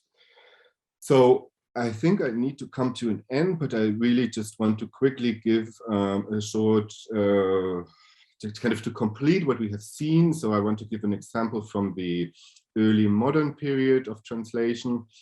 So basically what is happening now that in the course of time, uneasiness was felt towards the older translation, and also, for example, Saadia's tafsir was not always understood, so it has a very high register of Arabic language, and this kind of became incomprehensible and also was regarded to be unsuitable to serve the educational requirements in schoolrooms and synagogues. So new translations emerged from the 14th century onwards. Sometimes they are adaptation of Saadia's tafsir. So basically they have as a basic the tafsir of Saadia, and they try to adapt it and they change. So part of the translation will be similar to Saadia, others will be adapted and basically it will adjust the translation to this new time. And we have a complete set of new translations, and they're usually summarized under the term shuruh, which also literally means interpretation, translation, and they are mostly represented in a later set of manuscripts. And we do, for the later translations of shuruh, we have to distinguish between different geographical traditions. So we have North African sharh, we have Egyptian sharh, and we have also Eastern sharh, so Iraqi and Syrian. And just as an example, I give here the sharh by Ibn Susan, who was active in the 15th century, and he lived in Sfat, and he basically produced, he himself is of North African descent, but he was active in Sfat, and he produced one of the most famous sharhs, and you see here an example of that. So this was really just quickly to give an overview of the different periods we have in Judeo-Arabic biblical translations. So as I said, to just summarize, we distinguish this early period where basically the functions are of the previous of the Aramaic Targumim are somewhat kind of now transferred to early Judeo-Arabic versions. Then we have the classical period, that Sa'di's tafsir is probably the most famous example, and we have the translation of the Karaites, which also are part of this classic period. And we have the later early modern period, where we call these translations sharhs, and they are partly based on Sa'dia, but also we have newly emerged traditions which we have to distinguish according to geographical regions. Yeah, I thank you for your interest.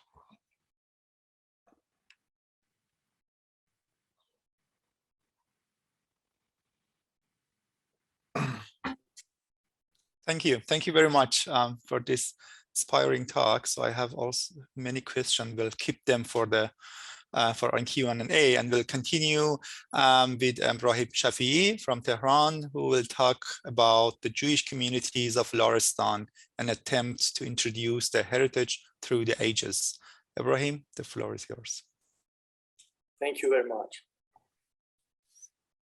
Sorry, do you have my screen? Yes, it's all perfect. Okay. Hello and salam to everyone. I'm Ibrahim Shafi'i, PhD student of Persian Iranian Languages and Culture at University of Tehran. And the title of my presentation is The Jewish Communities of Lorestan, an attempt to introduce their heritage through the ages. My paper focus is on the Jewish community of Lar, and due to lack of time, I will give you some samples, less known part of the paper very quickly as I can. But before starting, I would like to thank New York University and Bibliothèque Nationale de France and the organizers of this symposium, especially Manaz Youssefzadeh and Laurent Hericher, as well as those who helped me to provide this paper, Asadullah Zorevan, Naib Rahmani, Manucher Abedi Rad, Mashallah Zarfeshan, Sima Alavieh, Khalil Zarei, and Yazdan Safai.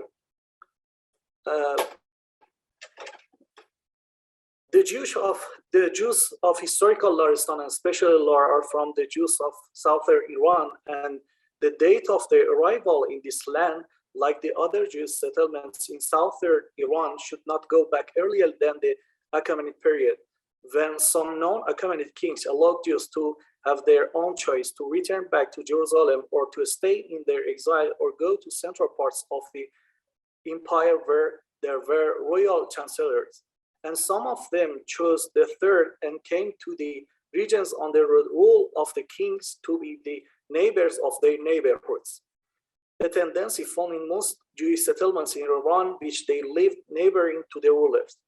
Contrary to this hypothetical extensive history, the Jews have not received much attention, but from the 15th century onwards, some Europeans visited Lar for various colonial, political, economic, and commercial reasons, and spoke briefly about them.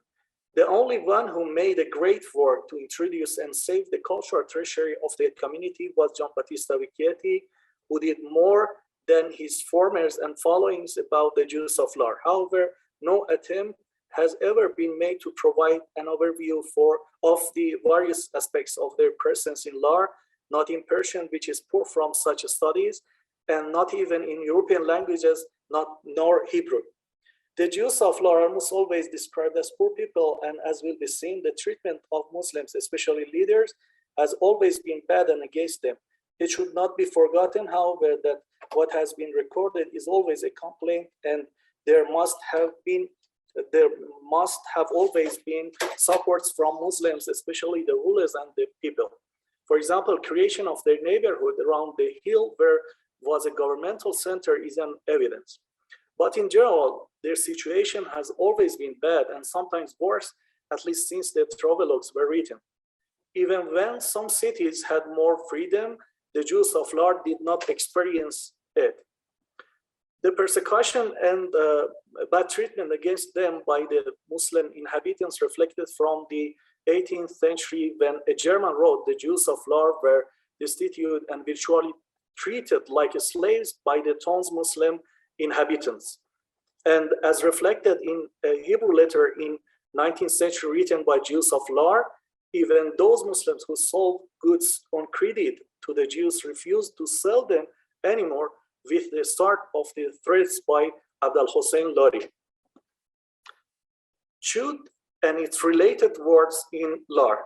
Lori Jewish community, known as Chud in Lori dialect, were talking in the same dialect as their Muslim neighbors, and despite this fact that there is no speaker of this dialect, but it is partly preserved in the religious Judeo-Persian corpus from Loire mixed with Persian. And it seems the Lori Jewish dialect should be considered as a religious jargon of the Lori dialect. The word Chud, Jew, is a normal rendering and dialectical pronunciation of Jud, Jahud, Jew, as a secondary form of Yahud in Arabic and Persian in Lori dialect, has another derivation as Chudu with U as a hypocristic suffix represents the sense of humiliation and pejorativity. One famous idiom in Lori dialect as well as Larson territory which contains the word Chudu is Moroke Chudu, which literally means Jewish knot and idiomatically means insoluble problem, and they use it when they want to complain of someone whom they have an unresolved issue with. In Evaz, they say Fulani Takhmai Chuda, he or she is from Jewish seed, which resembles the cunning and trickery, and the people of Garash use this phrase to humiliate the others, especially addressing the people of Loire as the inhabitants of a region where Jewish community have lived for centuries. As a phenomenon, what is very strange is that many inhabitants of Loire consider themselves descendants of Jews without any sense of humiliation, and it is common to hear in Loire that they say our ancestors were Jews, with a good sense which resembles the sense of nobility and antiquity. The historical site of the Jewish quarter was in the hills foot of the known Qal'e Ajdaho Paikar, the dragon figure castle in the northern part of the Loire Old Town and the western geographical location. The castle used to be a place for the ruler of the city and his soldiers, as well as a galley prison for the criminals, which make a sense of immunity and security for a minority, and its remnants is remained till today. Jean Thévenot, a French traveler who entered Persia, wrote about the Jewish quarter and community of Loire, and his works confirms the old quarter of the Jews, and the description is exactly traceable on the map of Loire Old Town. Without knowing the exact date of moving from this historical quarter and how it was happened, the secondary district of the Jews known as Gale Chudu, pit of the Jews, which located in northern geographical location and after Kuhu neighborhood is a little bit far from the old town and also guarded by the mountains from three directions except the southern part which connect the Gale Chudu to the town. The Gale Chudu nowadays is not residential but agricultural. It is noteworthy that in the Safavid dynasty, a mansion known as Bagh Neshad, Garden of Joy, located in the central part of the Loire Old Town, became the center of governance, which means the Jewish quarter was no longer attached to the center of authority in the town, but the center of authority replaced by the mountains surrounding the secondary neighborhood of the Jews. their burqa or abambar.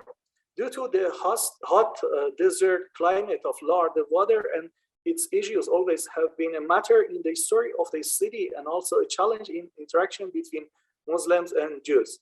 So that in an ordinance given by Sayyid Abdul Hussein Lari, everyone who deals with the Jews has no right to use their burqas or abambars of the Muslims at all, and as a punishment, which is also mentioned in the Hebrew letter of the Jews.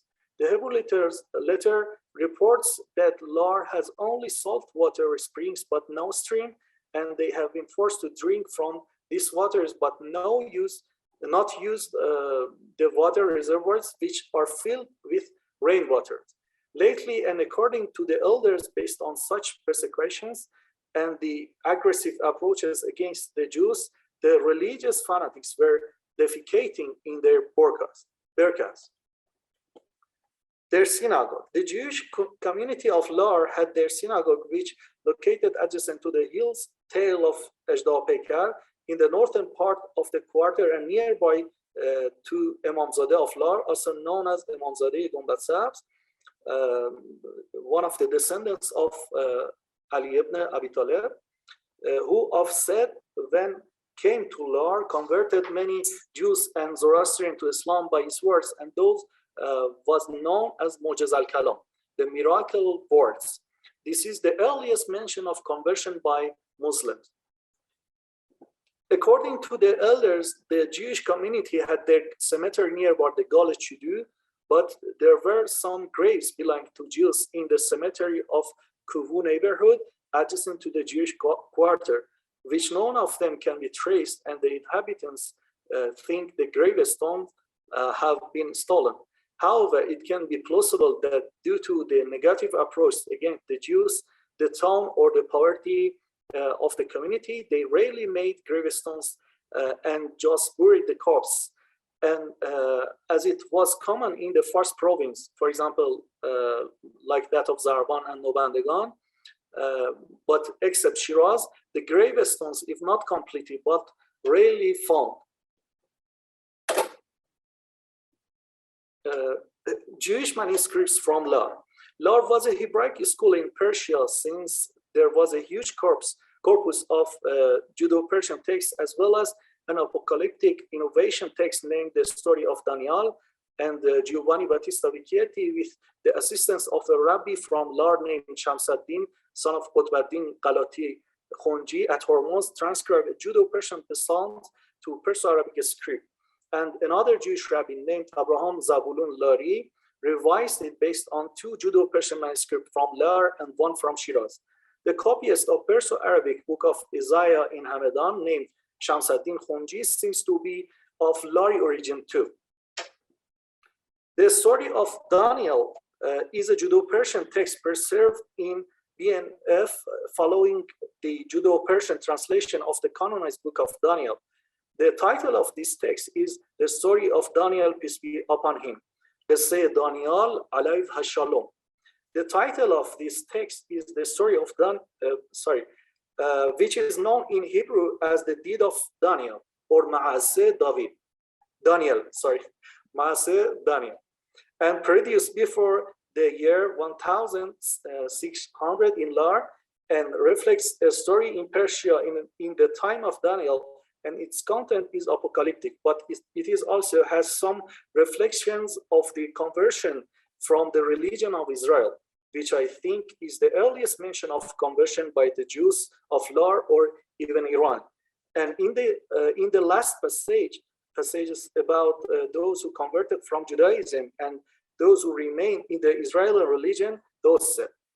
Then Adonai, those says to Michael and Gabriel, you go and give good tidings to the Israelites, saying that you are blessed that you didn't give up the law of truth, or Shari'at Haq, and the laws of God, and didn't follow the testament of this evil, or Rasha, which probably means prophet of Islam.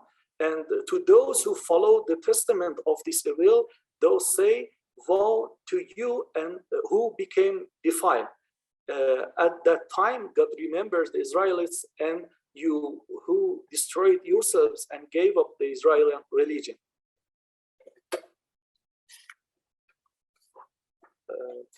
Sayyid Abdul Hussein Lari was originally from this school, but was born in Najaf Ashraf, Iraq, where he studied religious studies and attained the degree of Ijtihad. And soon after the tobacco protest movement, he came to Iran and Laristan and made Lar a center for his activities. In addition to Islamic activities such as establishing Islamic seminary and training students of religious studies, he fought against the government of the time, as well as non-Muslim religious minorities in the reign, including Christians, Jews, and Baha'is. After some time, with the expansion of his activities, he succeeded in achieving a military victory by the military force accompanying him, and his political power was so that he managed to form an Islamic government in Laristan, which is known as the first cohesive Islamic government in Iran.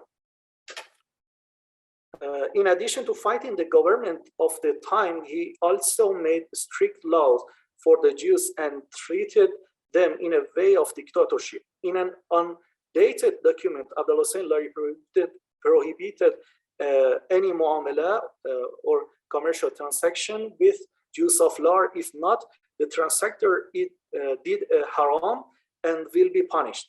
One of his punishments is that he does not have the right to use the berkas and water reservoirs of the Muslims, which based on the content means indeed is better to die from thirst due to his deal with the Jews.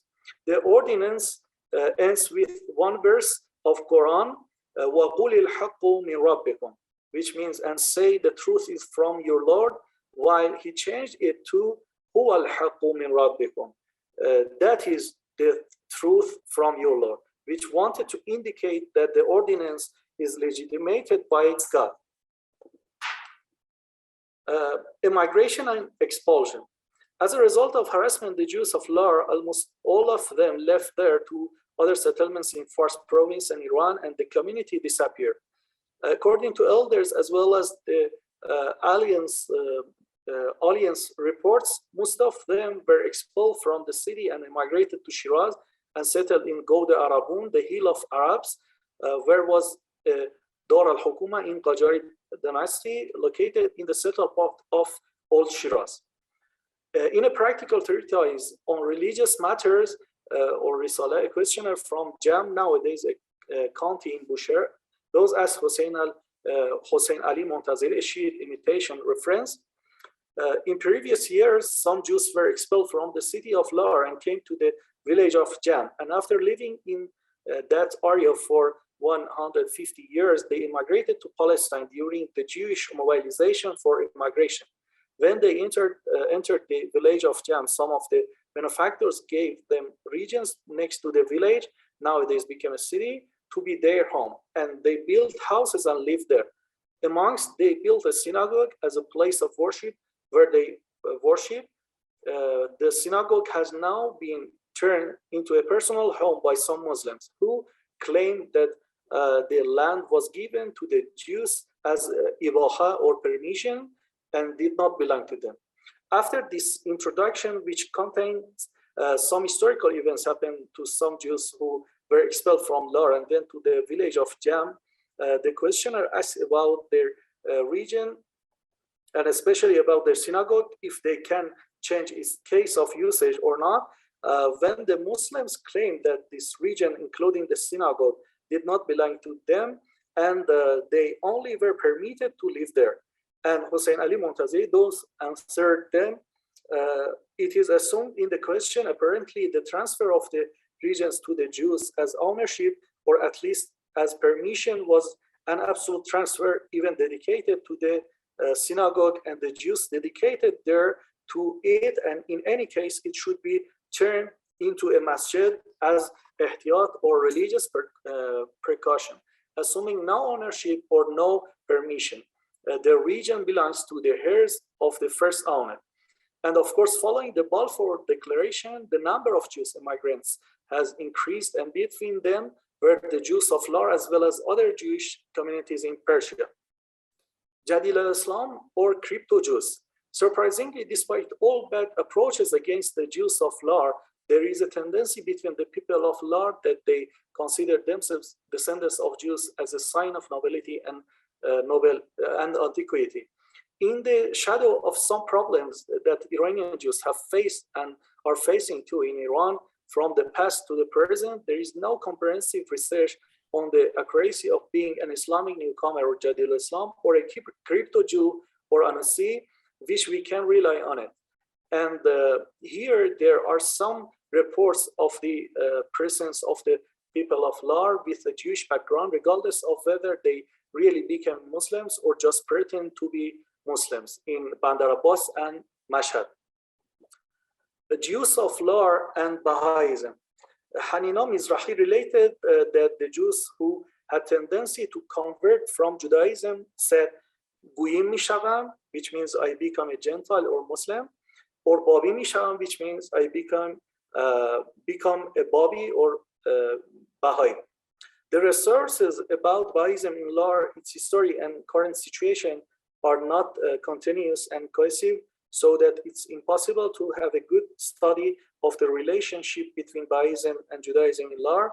Also, this report looks like a conspiratorial text against one person. The following document implicitly refers to the existence of Bahaism in the city, including those who converted from Judaism. And as a conclusion, what is stated here, however, are evidence of the presence of Jews in Lar and their outstanding cultural futures, especially in the translation of high-level religious texts, but at least from the 15th century onwards, when the travelogues came to light about the Jews of Lar, a set of evidence can be found in the politics, urban design, literature, history, language, and economy of the Jews of Lar, stating that they were under pressure and persecution. And perhaps the disappearance and scattering of the community years before the disappearance of the other populations in Iran was the culmination of such clashes against the Jewish community of Lar. And these clashes are summarized as follows. Language, the use of pejorative title of Chudu, as well as idioms like Moroke Chudu and Takhme Chudu. In urban design, the location of the first quarter next to the center of power, as well as moving to a place surrounded by mountains from three directions, as well as water reservoirs issues. In literature, the story of Daniel as an innovative apocalyptic text with an ending about conversion. In history, Abul Hassan al-Lari and his activities, Abul Hussein al-Lari and his activities, and in economy being poor due to not allowing economic activities leads to getting rich, apply pressure through credits and borrowings. Among these, there are some turning points that have again faced negative reactions, and one of the best is the ministry of Ibrahim Shah II by Yaqub the Jew, which didn't have a good ending and was blamed. And all of the mentioned events led the Jewish community of Lar to be killed, wounded, expelled, live as crypto Jews, converted to Islam or Baha'ism, scattered, and eventually this community vanished and disappeared. Thank you for your attention. Thank you. Thank you very much, Ibrahim, My for pleasure. this virtual journey. You take us with yourself to Lar, the city which our manuscript hero Vecchietti have visited us several hundred years ago. So we had also the chance to visit virtually the city. Let's continue with the talk of our next panelist, Dr. Nahid Pirnazar. She will address us with a talk on Judeo-Persian writing and Persian language. I am Nahid Pirnazar from UCLA, University of California, Los Angeles. I teach Judeo-Persian and Iranian Jewish history. And the title of my speech today is Judeo-Persian Writings. The intellectual life of Iranian Jews, as expressed and recorded in Judeo-Persian writings, reflects the strong bond and mutual cultural cooperation between Iranian Jews and other Iranian ethnic groups, creating what is referred to today as the mosaic of Iranian identity. Judeo-Persian writings, as an account of the heritage of Iranian Jewry, not only represents the sentiments and mentality of its authors, but also reflects certain elements specific to Iranian Jewish identity. Except in some individual cases, the writings of Iranian Jews written in Judeo-Persian script had not received scholarly attention until the 19th century for various reasons. Judeo-Persian writings are found in the form of verse and prose, flavored with Judaic, Iranian, and Islamic elements. Thematically, they cover religious, secular, scientific, literary, historical, or folkloristic contents. The intended readers of Judeo-Persian writings are limited to Persian-speaking Jews, literate in Hebrew characters only. In general, a large intellectual gap is noticeable between the intended audience and the authors of Judeo-Persian writings. The Judeo-Persian authors found to be intellectually far more sophisticated than their audience and equally influenced by non-Iranian Jews, such as Maimonides and others, as well as by non-Jewish Iranians, such as Ferdowsi, Sa'di, Hafiz, Rumi, and others. Judeo-Persian writings are of significant value in the areas of linguistics, history, sociocultural issues, biblical, and secular literature. In the late 16th century, the Italian Giambattista Vecchietti was sent on a diplomatic mission to Iran, where he learned Persian and searched for Judeo-Persian translations of the Bible in Iran and in India. Some of his transliterated manuscripts include a copy of the Psalms dated 1316 CE and a manuscript of the Torah dated 1319 CE. Since then, other Judeo-Persian manuscripts have been found, all sharing the same verbal format and vocabulary. The first Persian translation of any part of the Bible to be printed was a version of the Pentateuch prepared by Jacob ben Joseph Taus, professor of Persian and Jewish Academy in Constantinople in 1546. By the 17th century, Shah Abbas I, interested in the illuminations of biblical stories brought to him by the first Carmelites, arrived in Isfahan as missionaries in 1616, authorized a Spaniard Carmelite priest, John Thaddeus, to translate the Psalms and Gospels into Persian.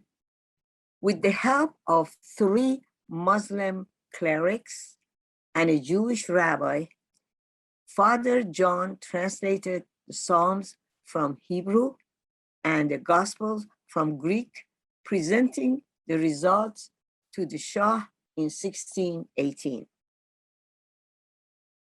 By the end of the 19th century, another set of biblical translation into Judeo-Persian was accomplished by the British Hebrew Bible Society of London. The study of Judeo-Persian manuscripts also reveals certain historical events happened to Iranian Jewry, which otherwise would not have been discovered. Such historical reports are well reflected in the Book of Converts, Kitab Anusi, written by Babai bin Lutf, followed by his grandson Babai bin Farhad, and additional lines by Moshiah bin Rafael, reporting about the condition of Iranian Jews in the 17th through the 18th century. Except for notes on the back of some copies of the Bible, as well as memoirs of some Armenian priests and travelogues of travelers such as Pietro della Valle, who had witnessed some of the events personally, such information would have remained unknown. For example, we find out that in the midst of the forced conversions of the Safavid era, Jewish women had access to the royal court by selling merchandise. Or we read about the relations maintained between the Jews, the Iranian rulers, as well as the Shiite clerics.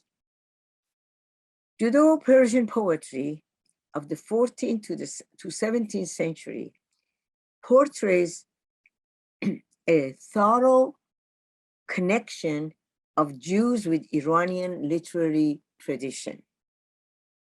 With its various rhetorical forms and literary genres of epic, didactic, lyric, and satirical poetry, the vast Judeo-Persian literature can be considered to be a valuable addition to the rich Iranian poetical art. A large part of the poetry in the form of epic, unbiblical, and apocryphal topics is due to the two prolific poets, Shaheen in the 14th century and Emrani in the 15th, early 16th century. From a literary perspective, hardly any form of Judeo-Persian epic can be written without reference made to the legendary heroes and locations of the Book of the Kings, the Shahnameh of Ferdowsi and its heroes, as well as the pre-Islamic and Islamic concepts and terms. The use of mystic meta-language is an indication of the Judeo-Persian poets' knowledge and connections to legendary images of Iranian literary meta-language. Didactic messages as samples of other literary genres ameliorate Judeo-Persian poetry. It is in such insertions based both on Judaic and Iranian moral and ethical values of the era that the poet reveals his own social and ethical values. To accomplish this goal, most poets follow the model of Iranian literary masterpieces, such as the Golestan and Bustan of Sa'di.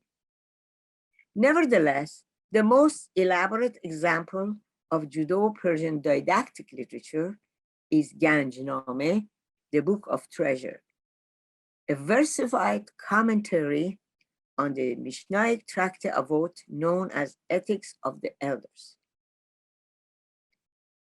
In general, one can easily classify three masters of Iranian literary tradition as Shaheen, Emrani, and Amina in the 17th century. In terms of prose, Simantov Melamed, living in the late 18th and 19th century, as an Iranian Jewish scholar, symbolizes the cultural integration of Iranian Jews into Greater Khorasan. His masterpiece, Hayat al-Ruh, The Eternity of Soul, is a compilation of ethical speeches combined with philosophical explanations of Judaic scholars and verses of poetry or prose in the manner of Iranian literary masters.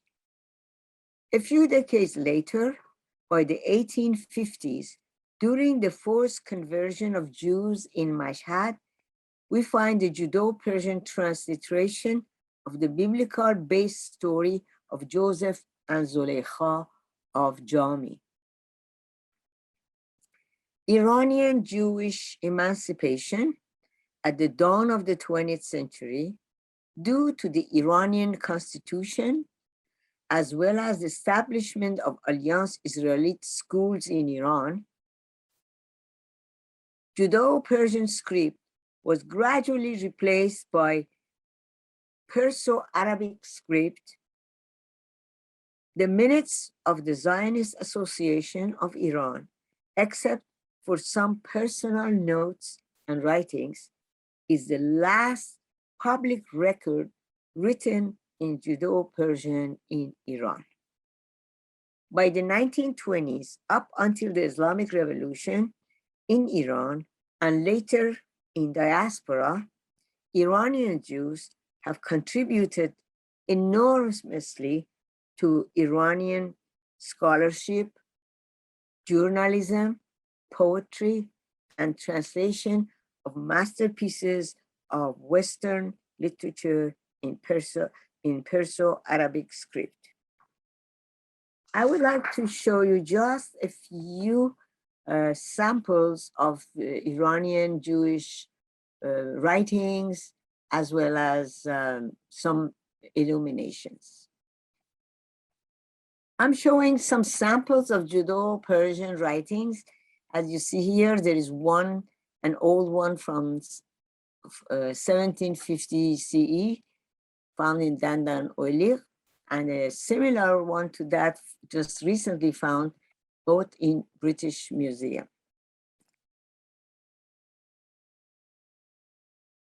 And here is some other one showing the religious value of some of the biblical text.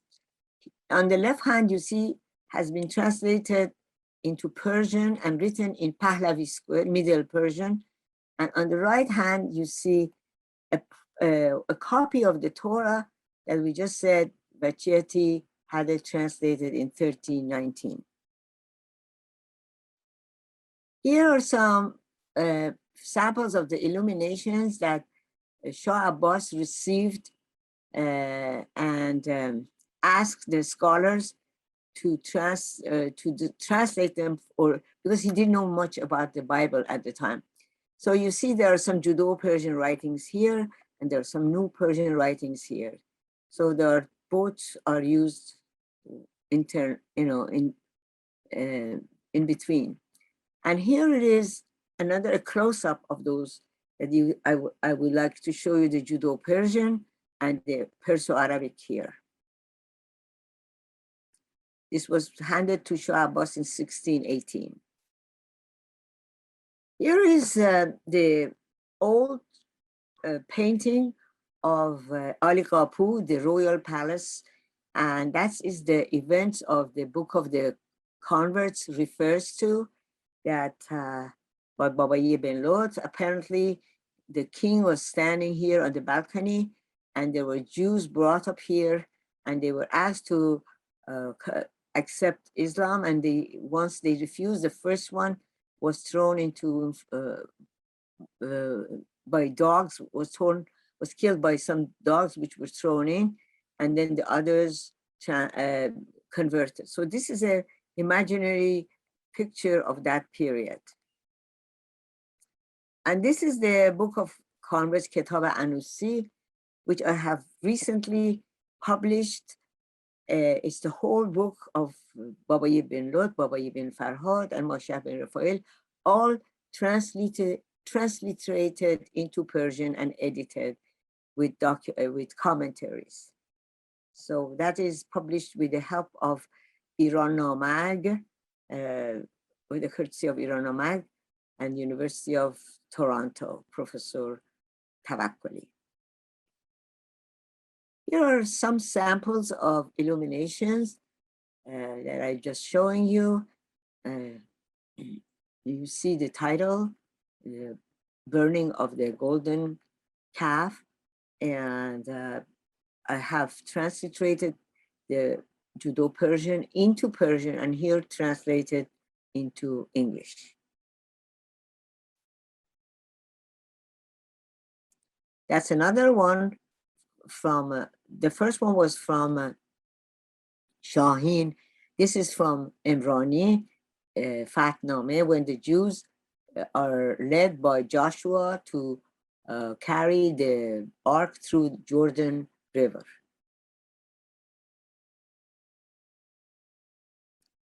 And that's another one again from Fatnameh of Imrani, is the wedding of King David with Abigail, translated into English. First translated into Persian, translated into English.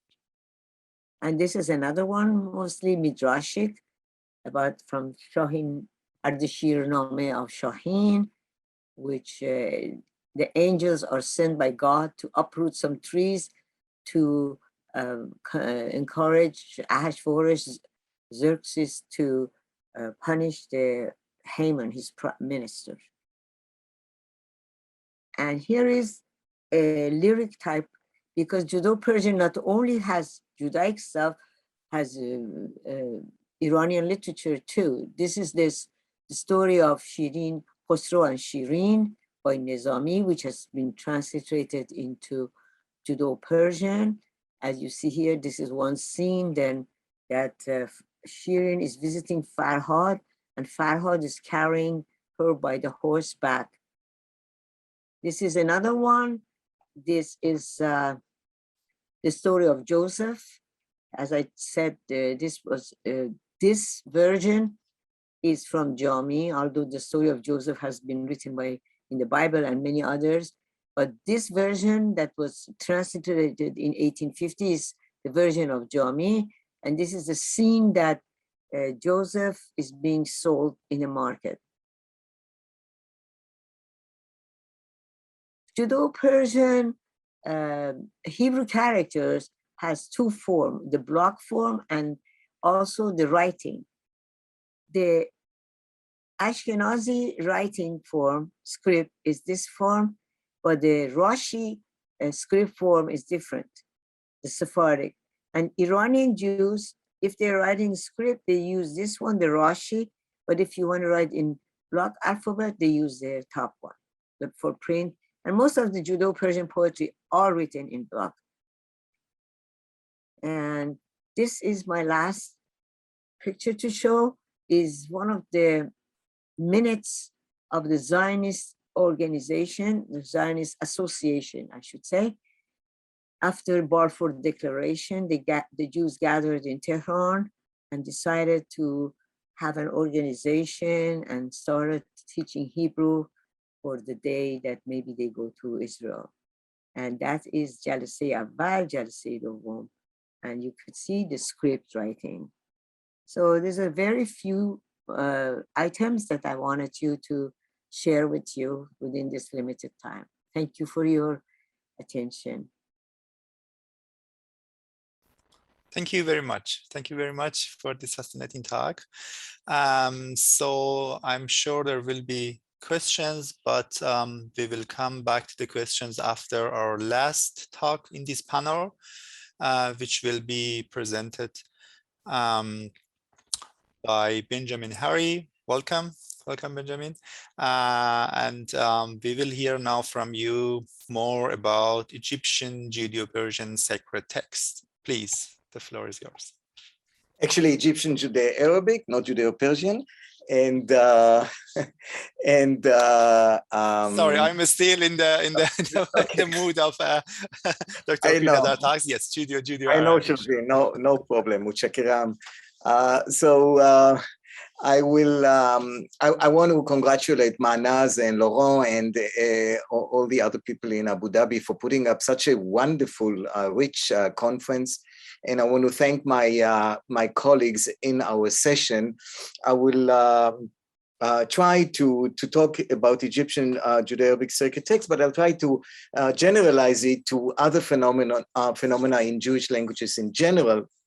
And in some ways, I'll repeat some of the things that Ronnie said in his beautiful lecture a few minutes ago, but I'll try to limit it because you've heard a wonderful description of the history of the translations in Judeo-Arabic from Ronnie himself. And at the end, I'm going to have a very nice surprise for you, Manaz, that you'll be that will actually complement your beautiful clip on Tobit, and you'll see what I did for Judeo-Arabic.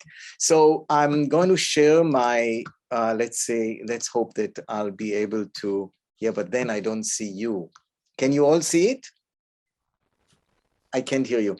Can you all see it? Not yet. No, it didn't share. Okay, let me try it again. Let me try it again. Maybe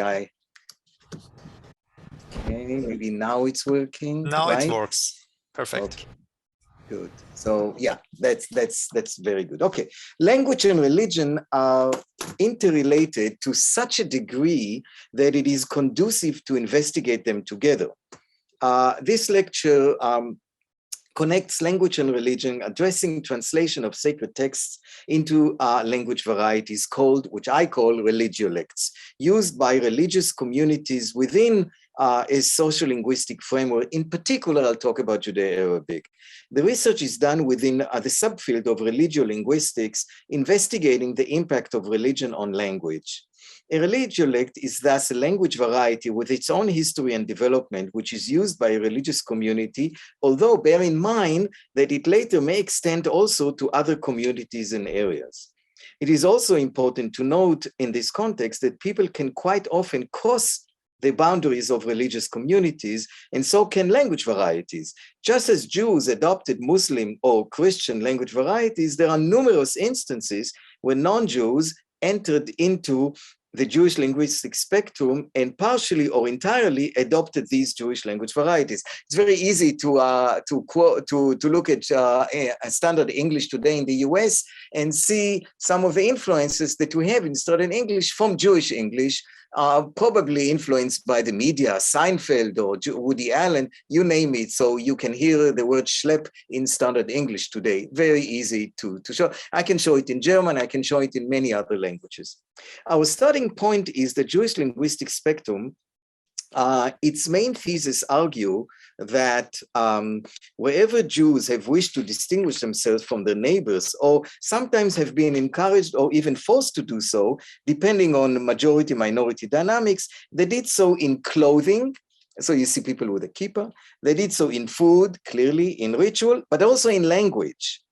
They have spoken and written somewhat differently from the non-Jews around them. The language have differed by as little as the addition of a few Hebrew or Aramaic words, or by so much that innovation occurred in all areas of the language in such ways that they have become largely unintelligible to outsiders. The spectrum of Jewish linguistic practice or Jewish linguistic spectrum thus runs the gamut from some Yiddish words in the lexicon of secular American Jews in America today to language varieties like Judeo-Arabic, Judeo-Spanish, and Yiddish. You see here the two axes. We could look at distinctiveness, we could look at locality, but we really don't have time to talk about this. If you look at the thesis here, by the way, again, and you substitute Jews with Christians and Muslims, this will work as well. This will work as well. Jewish language varieties were never an isolated phenomenon.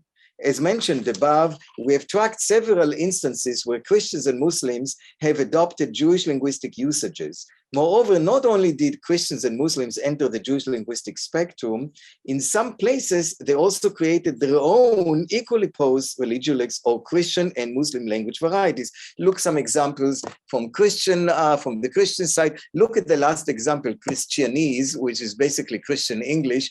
very much interesting in the US. Don't have time to talk about that. Look at the Muslim language varieties. I can mention Al-Khamyado, but I can also mention Muslim English, which you can easily hear in Dearborn, Michigan. Language as a vehicle for religious identity has often been overlooked by scholars of religion and even by scholars of social linguistics. So social linguistic studies attempt to analyze language use according to variables such as place of birth, domicile, age, gender, and sexual orientation, and you name it, you could look at it.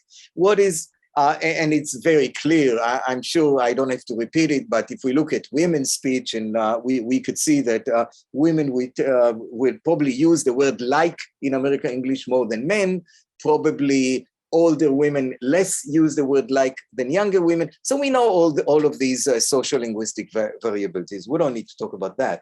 But an important variable, which is, as mentioned above, has often been overlooked, is religious affiliation and identity. Indeed, Jews almost everywhere tend to speak and write somewhat differently from the non-Jewish neighbors in the same way that young people tend to speak differently than the elderly. I'm not saying that it's all the time. They can be bidialectal and switch between those issues. Now back to, or again, to Bible translations.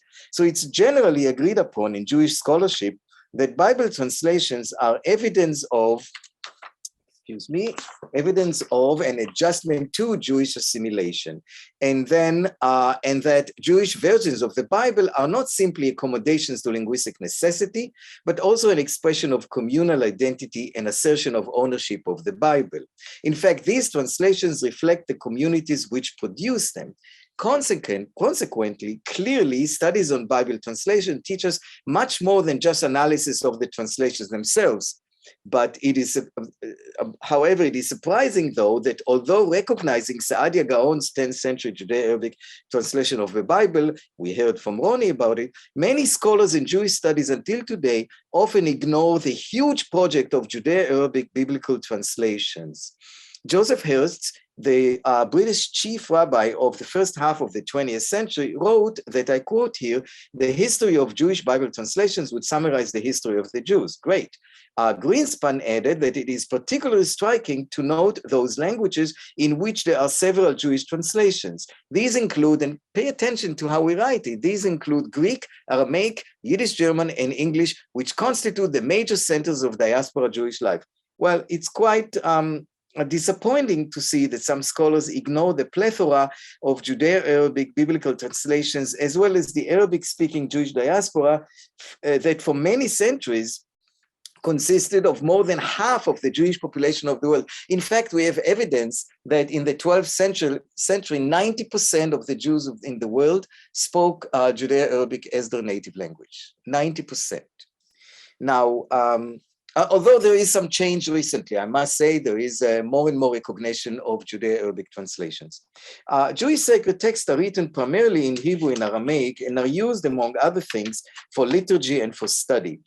These texts include the Hebrew Bible, the Talmud, the Siddur, the prayer book, the Passover Haggadah, Midrashic literature, Pirkei Avot, Ethics of the Patriarchs, etc., and more.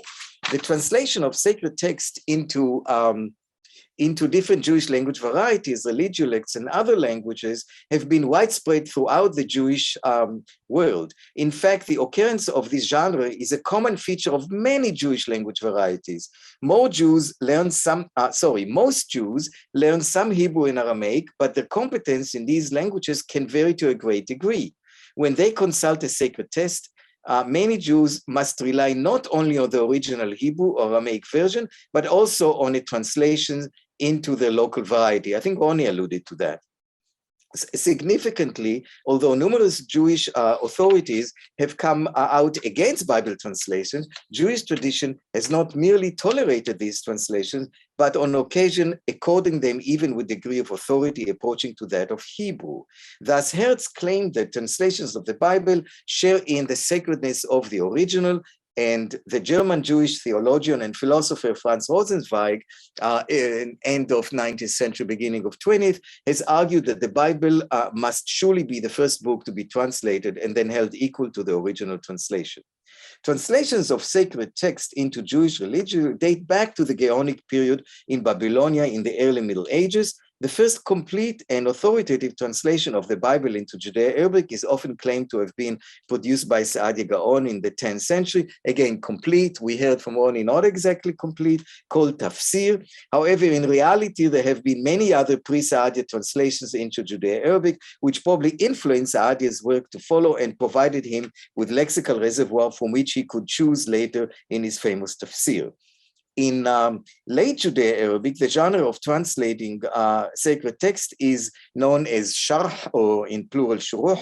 And look at the how we have it in other Jewish language varieties. In Judeo-Neo-Aramaic, it is termed sharh. Tefillah in Judeo-Italian, Tamsir in Jewish Malayalam, Ladino in Judeo-Spanish, Taich in Yiddish. And of course, we have also documented in Judeo-Provençal, Judeo-Persian, see Tobit, Judeo-Berber, and more. Now, let us concentrate on the Sharh. In general, and remember, we have few words that we already encounter. We encountered Tafsir, we encountered Tarjama, now we are encountering Sharh. Let us concentrate on the Sharh. In general, Judeo-Arabic draws from Hebrew and is influenced by it. The text of the Shuruh, however, are an interesting example of the religion because they not only draw from Hebrew, but are also based and dependent on it. Thus, this genre actually best demonstrates the strong linguistic and cultural connections between Hebrew and Arabic, the languages that represent Judaism and Islam, respectively. It has been claimed that the Shuruh were composed primarily for the use of women and children whose Hebrew was not up to par. However, the translations were not meant to replace the Hebrew Bible, but to complement it. And I think that Ronnie alluded to this as well. In fact, Jews continue to read the Bible in Hebrew all over the world, no matter what their linguistic limitation. And therefore, the Talmud mandates that the Bible be translated at the time that it is read. Moreover, the Shuruh still requires some knowledge of Hebrew and Aramaic, and thus the claim that the translations were done because of lack of Hebrew competence is not exactly accurate as it may seem at first sight. In fact, translations were written mostly in Hebrew characters, as was customary in Jewish varieties and religiolects. At times, they also incorporated Hebrew and Aramaic words and elements, frequently translating the Hebrew etymologically so that the Hebrew nuances will be clearer. Finally, these translations occasionally follow the syntactic structures of Hebrew and Aramaic original closely rather than those of the target language. So let me go here. And in my recent research, I've examined the tradition of the Sharh of the book of Genesis, the book of Esther, and the Passover Haggadah in Egyptian Judeo-Arabic. Most of the original 18th, 19th century manuscripts are taken from the Cairo collection, not Cairo Geniza. And this collection consists of more than 100 photocopied manuscripts, mostly from Egypt, dating from the 18th through the 20th century. And I can talk about it more if we have time later. The text of the Shuruh in general and the Shuruh I investigated in particular exhibits a constant linguistic tension between the translator's desire to retain the original sacred text word for word and the need to produce a translation that readers would actually be able to understand. And Manaz alluded to it when she said how she did her page of Tobit. Because some translations were criticized for being too verbatim, it is not surprising that many translators sought to balance their literal translations with interpretations. I have termed this phenomenon the literal interpretive linguistic tension. Therefore, in the Shuruh, we find the Judeo-Arabic verbatim translations that result in un-Arabic structures which imitate the Hebrew source and deviate from standard Judeo-Arabic. On the other hand, in order to produce an easily comprehensible translation for the Shuruh, the text must be interpreted from time to time. This is done through the use of word substitution, paraphrase, and the addition of flavor from the local dialect. At times, the translation is uncompromisingly literal. Every Hebrew word is equivalent to exactly one word in Judeo-Arabic in order to preserve the Hebrew syntactic structure. In these cases, the Judeo-Arabic translation seems strange because the Arabic words become subject to the Hebrew equivalents, and the translator risks creating grammatical structure that are unacceptable in Arabic. I'll give you an example. In the Egyptian Judeo-Arabic Passover Haggadah, the following examples appear. You see, wasiya alena lenehki. We are duty bound to tell, translating mitzvah alenu lesaper.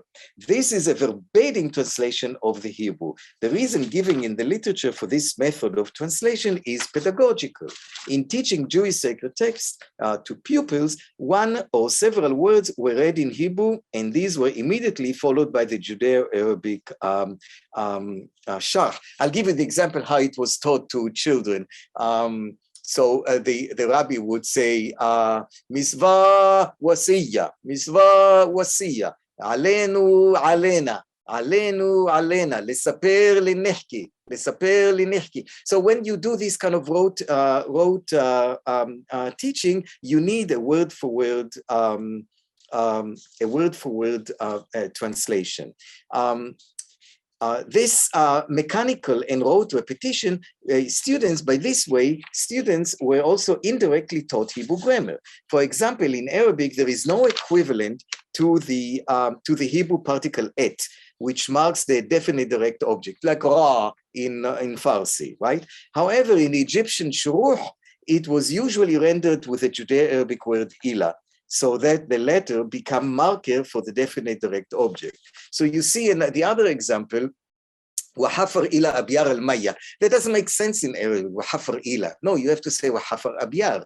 But because in Hebrew you have ויחפור את בארות המים, and they wanted to have equivalent for every word, they kind of invented the ila as following et, the Hebrew et. The linguistic the requisites of teaching, however, were not only the reason for the word-for-word translation. A tradition of literal biblical translation had prevailed for centuries before the development of the sharh. This way of translation, already used in the Targum, no doubt played a key role in shaping the sharh. Indeed, the desire for literal translation was so compelling for Judeo-Arabic authors that they were willing to violate rules of Arabic linguistic structure to the point of assigning new functions to prepositions. The ila is a very good example. In order to produce a text that imitated the sacred text, the sacred Hebrew original text as literally as possible. The willingness to violate Arabic grammar may have been connected to the role Judeo-Arabic played in maintaining Jewish identity in diaspora minority communities. The need for verbatim translations of Hebrew sacred text into Judeo-Arabic may well reflect a strong desire to connect to Jewish heritage in a minority environment, in this case, Muslim. Because of the tight connection to the Hebrew sacred text, the Shuruh gained acceptance as holy texts themselves. As such, they were not updated and eventually became unintelligible as the distance between the language of the old Shar and contemporary user became greater.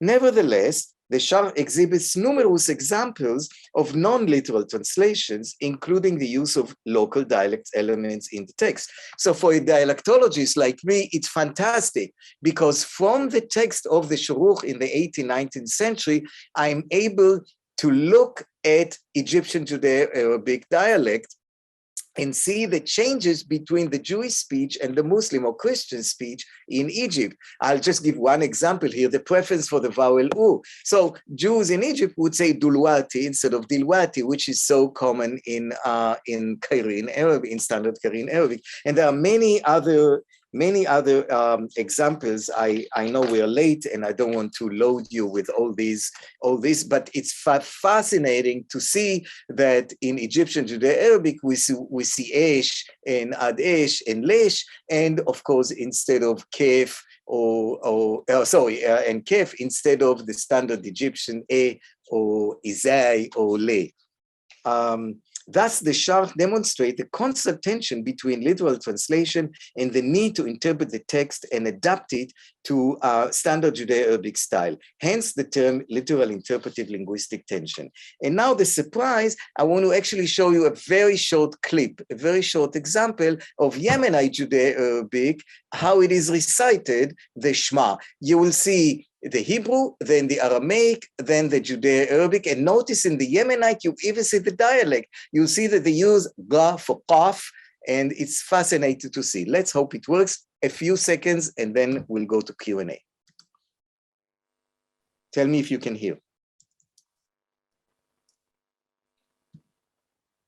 Can you hear? In a second, it will start. شمع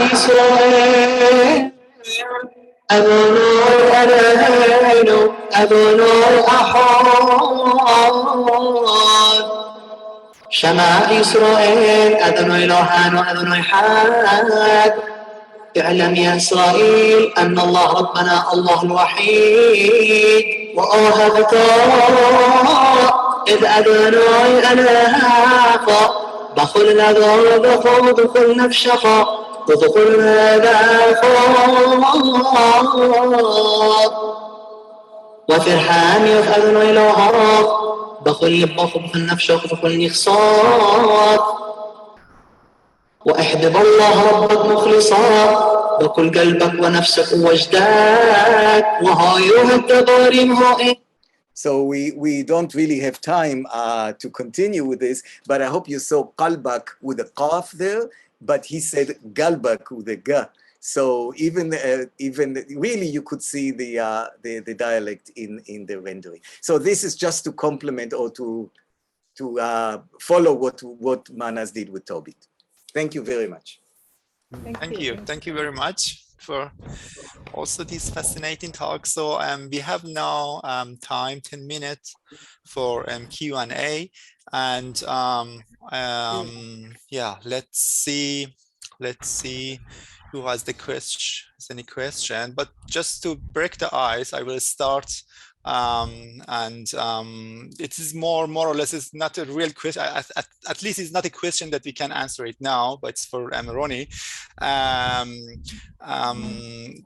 Kind of remark, comment, question, idea for future. And we know that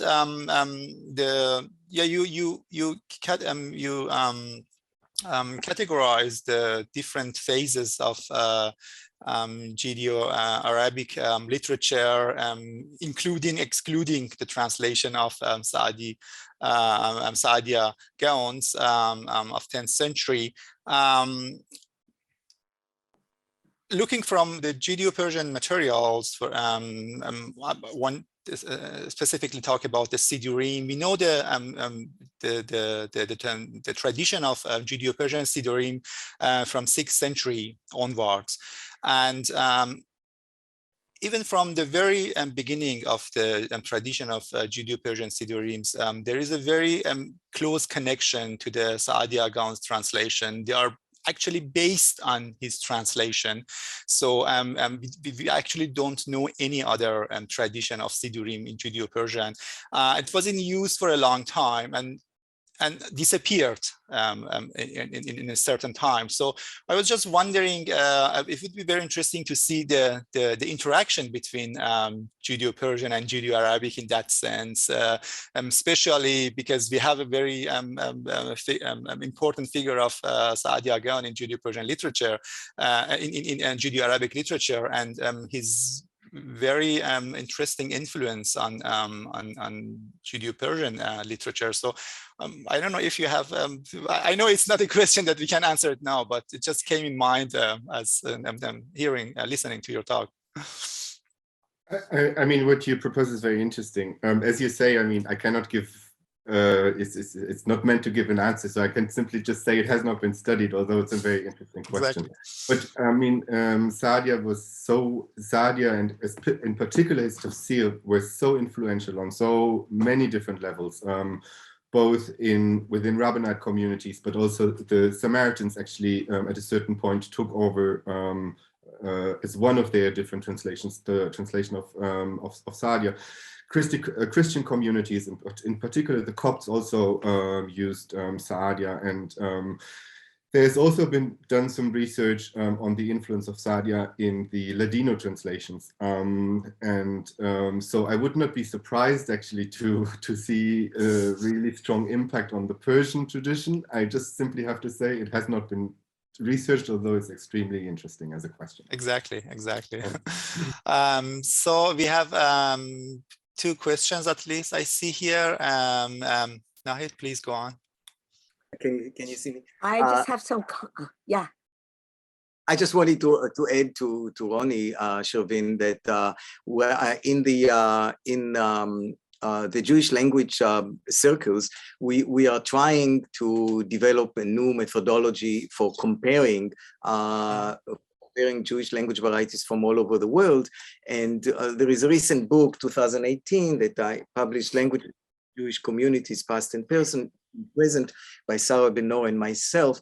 And we are talking about producing atlases. For example, atlases for Passover Haggadah, where we can look at different Jewish varieties and see how and how Saadia influences even within this. So this is projects that people are talking about. That is definitely very fascinating because they had also other connections, and it was possible to have another tradition stream of Judeo-Persian Sidurim. But it is interesting that everything that you have is actually based on Saadia Gaons. And yeah, please, Nahid, go on. No, I just 2 different things I just want to mention. One is in translation of the Old Testament in Persian, just like you said, Benjamin, it starts in Persian to very literally word to word. And as we go on till the 20th century, it's very fluent Persian.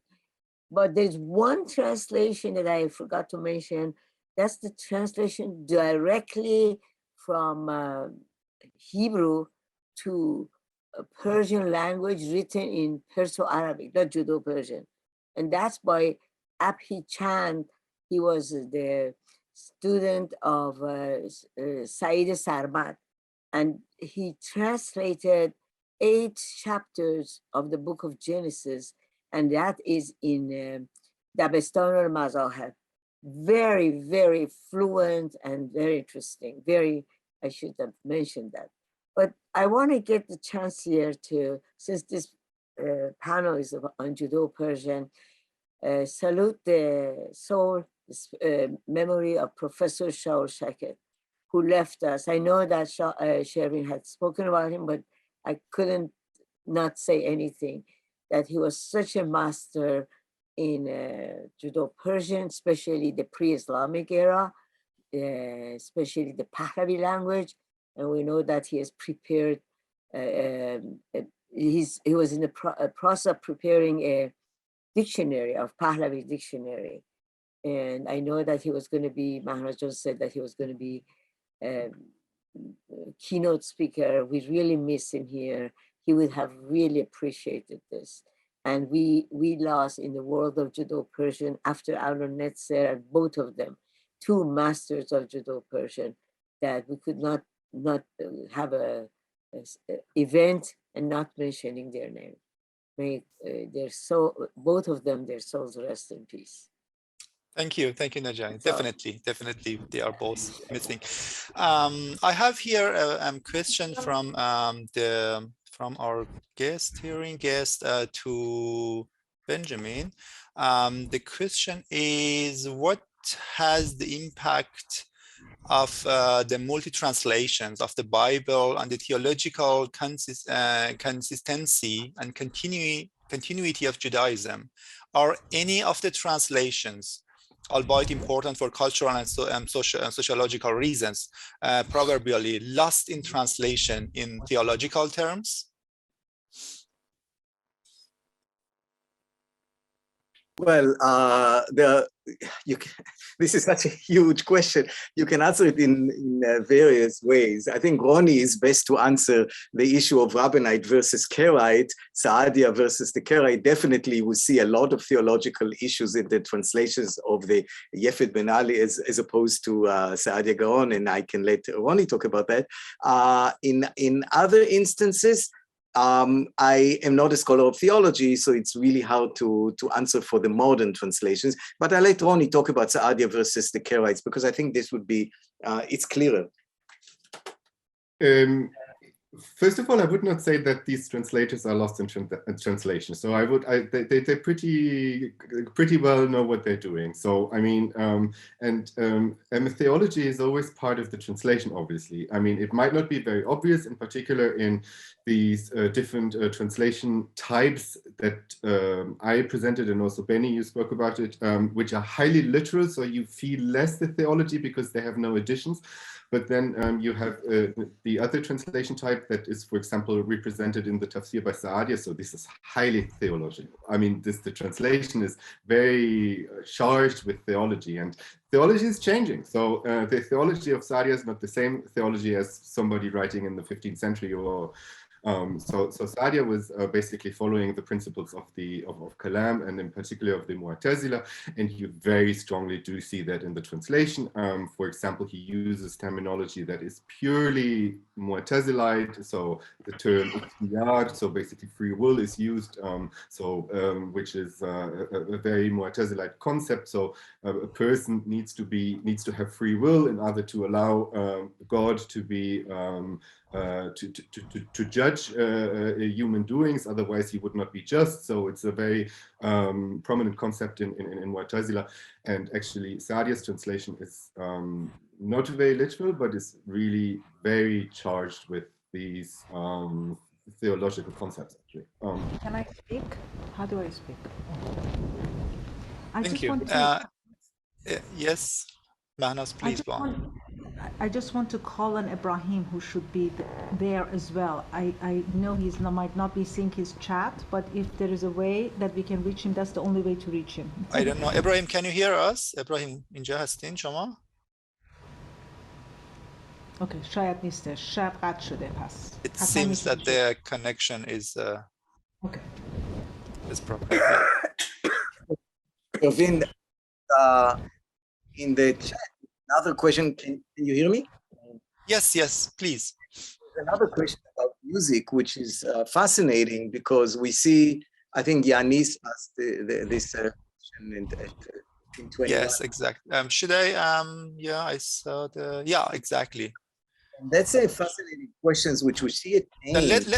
Let me read the question so the other can also see. Inspired by the beautiful video with the Benjamin played, I'm also curious of musical mutations and adoptions. Is there analysis and scholarship you can point out to that? Does musicological analysis of Judeo-Arabic and Iranian Persian music? Also, I would say modern Arabic today, you know, this is a language in danger, or religious, so to speak, because Jews have left Egypt, so we don't have, I'm talking about Egyptian Judeo-Arabic, right? So we don't have a community there.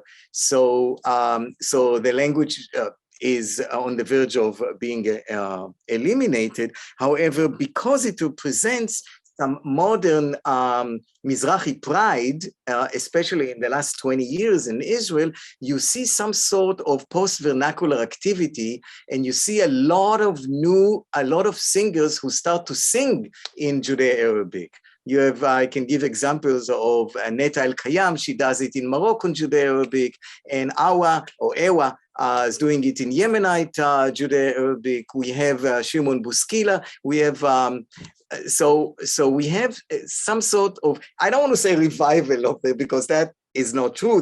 Those singers themselves sometimes don't know Arabic that well, but they're trying for Mizrahi pride to revive some of those. So you see a lot in music in the last 10 years at least. Thank you. Mahnaz and then Ronnie. I actually wanted to ask Dr. Pir Nazar about the translations from Farsi or in Perso-Arabic to Judeo-Persian. Now, that was very interesting. How can you speak about that? I mean, at what point does that, and what are the reasons for that, for those translations?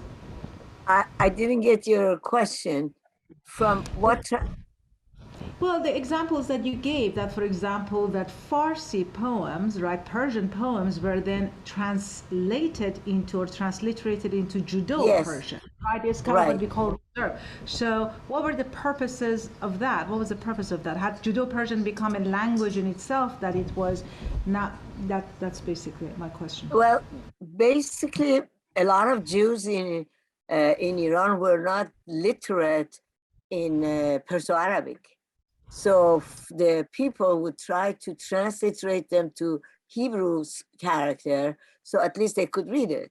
My own father, who was first in the turn of the century, he was a student at Alliance. He transliterated his textbook, which was in Persian, into Judeo-Persian, so his father could read it. So we see a lot of, even they say they have some things from Shakespeare or things like that, which was already translated into Persian, was written into Hebrew characters. So for those people, because they were so immersed into Persian language, so that at least they could benefit from it, from Saadi, from Rumi. I think, I hope I could answer you. Thank you.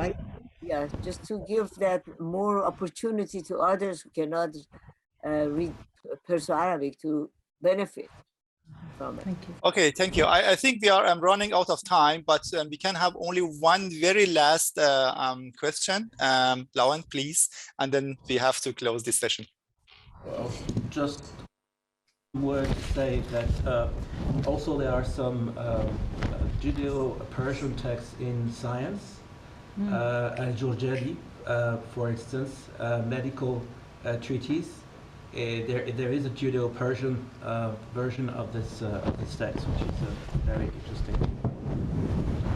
Thank you very much. I thank you all the panelists, all the guests, and we will. I don't know if we have any break, or we will continue with the next panel. Mahnaz. We are running late, so if so, we are going to just keep going, and whoever has to take a break, please feel free. But we, especially our next moderator, has kindly agreed to fill in, and he has to leave early. Jan, hello, Jan, and hi, Manas. Everybody. Hello.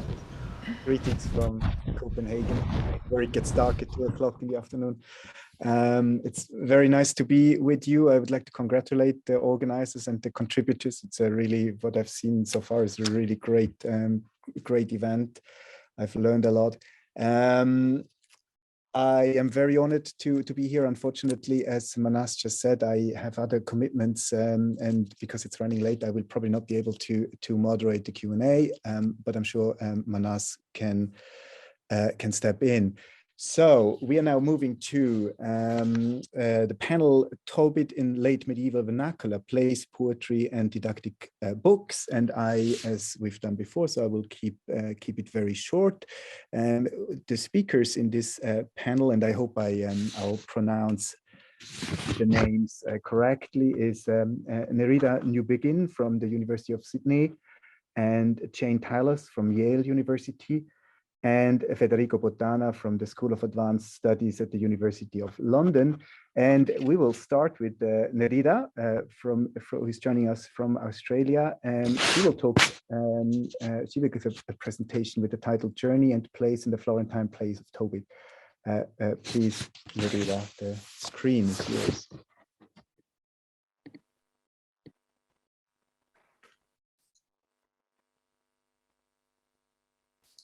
Thank you very much, and thank you to the organizers for this wonderful occasion.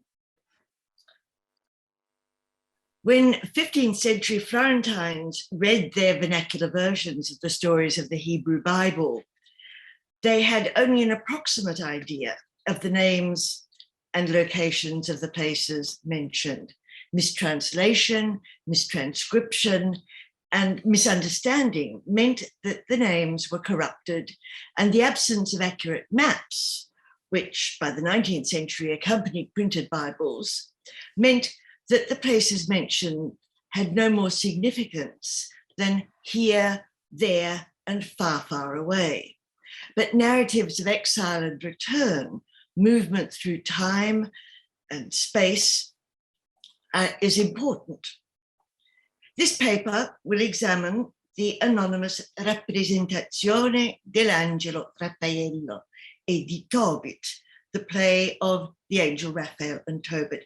It will explore how ordinary Florentines understood the story of Tobit and the places within it, how they represented its moral and physical geography in public frescoes and private paintings, how they understood the geography and how they transcended the limitations of a fixed stage to allow representations of Tobias's fantastic journey and return.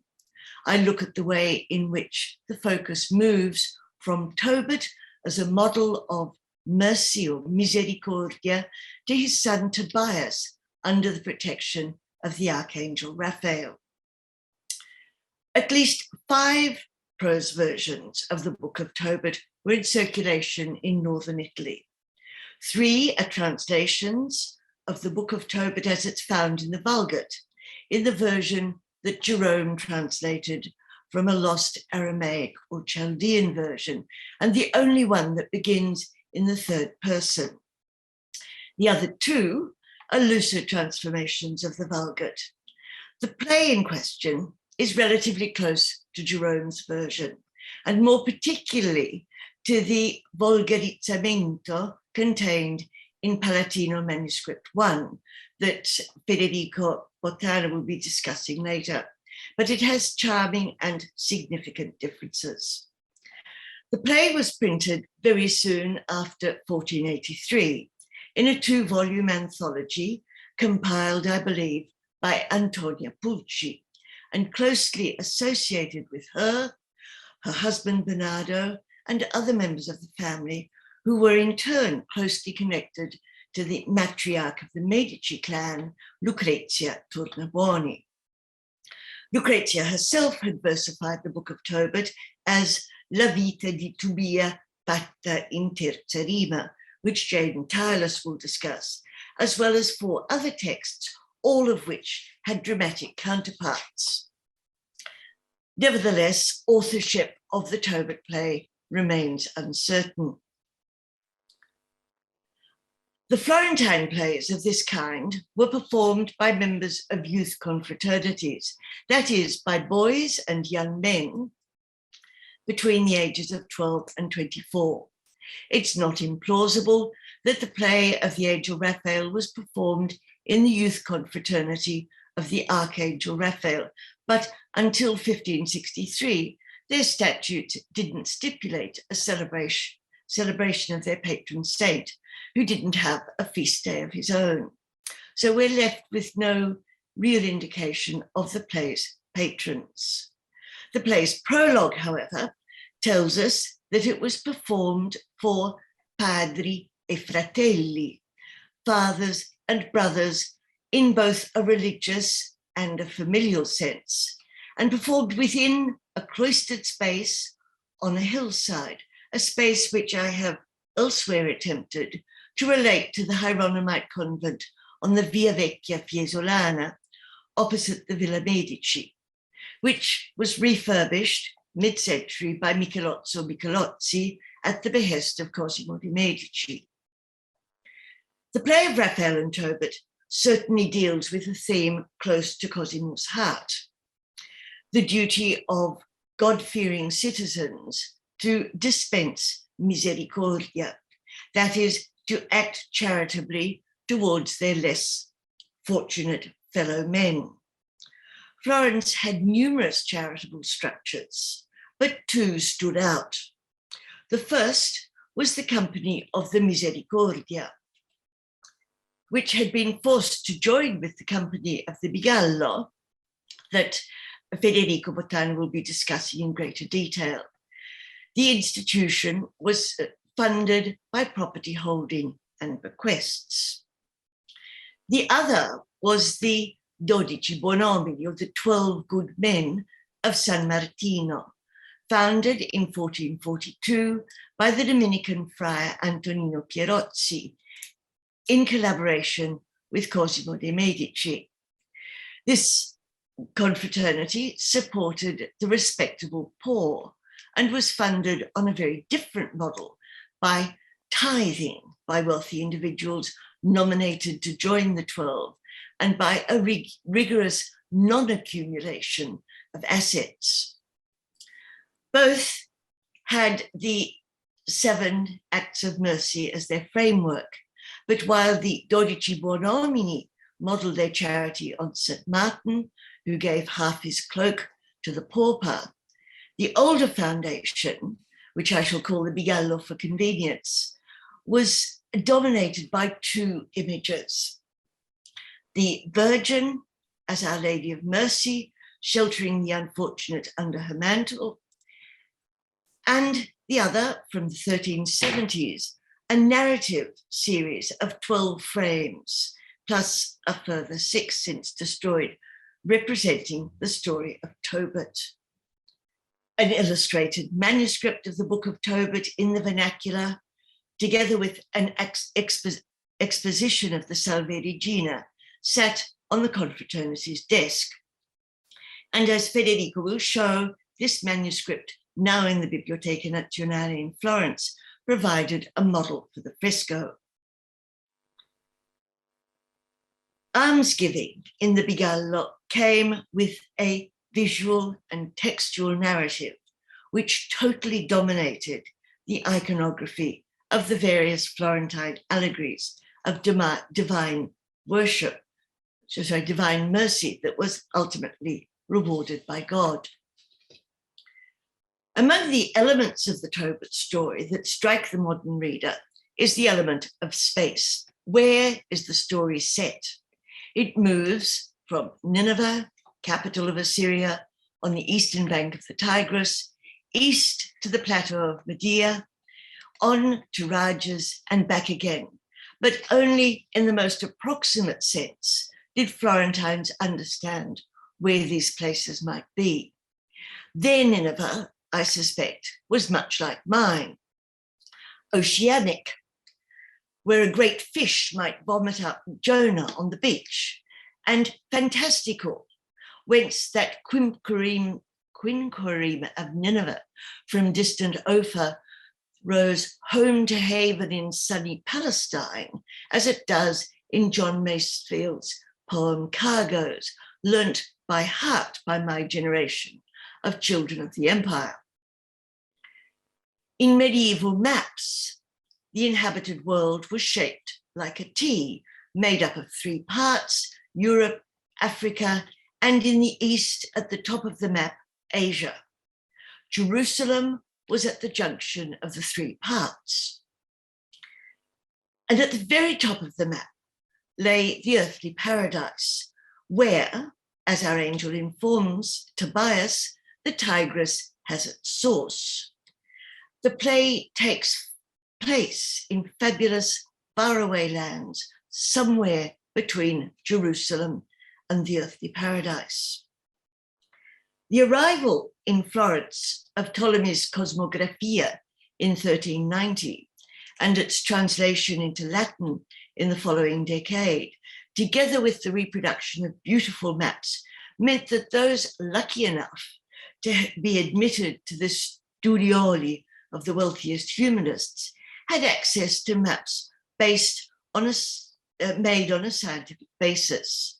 But for ordinary Florentines, the geography of the world was filtered through merchants' tales and pilgrimage accounts on the one hand, and through the way in which the city of Florence assimilated exotic lands into their festive geography by creating neighborhood groups named for the exotic lands of the East. It's traditional to speak of Florence as representing herself as the New Jerusalem, but this is a blinkered view. Florentines positioned themselves in whatever spaces suited their purposes in a particular moment. So from the 1390s, when Florentines celebrated Epiphany by reenacting the visit of the wise men to the Christ child, parts of the city became India, Arabia, and Persia, and the wise men arrived from afar to assemble first at Herod's palace in the main square, before continuing to Bethlehem in Piazza San Marco. A letter from the Company of the Magi to the Company of Saint Bartholomew refers to our kingdoms of Egypt, Ethiopia, and Nubia, Arabia, Sheba, India, Media, and both the Armenias. In the two-day play of St. George, the pagan king is defended by his armies that arrive from Persia, Armenia, and Ethiopia. It's not possible to reconstruct the exact location of these festive kingdoms in the city of Florence, but they endured to the end of the 16th century.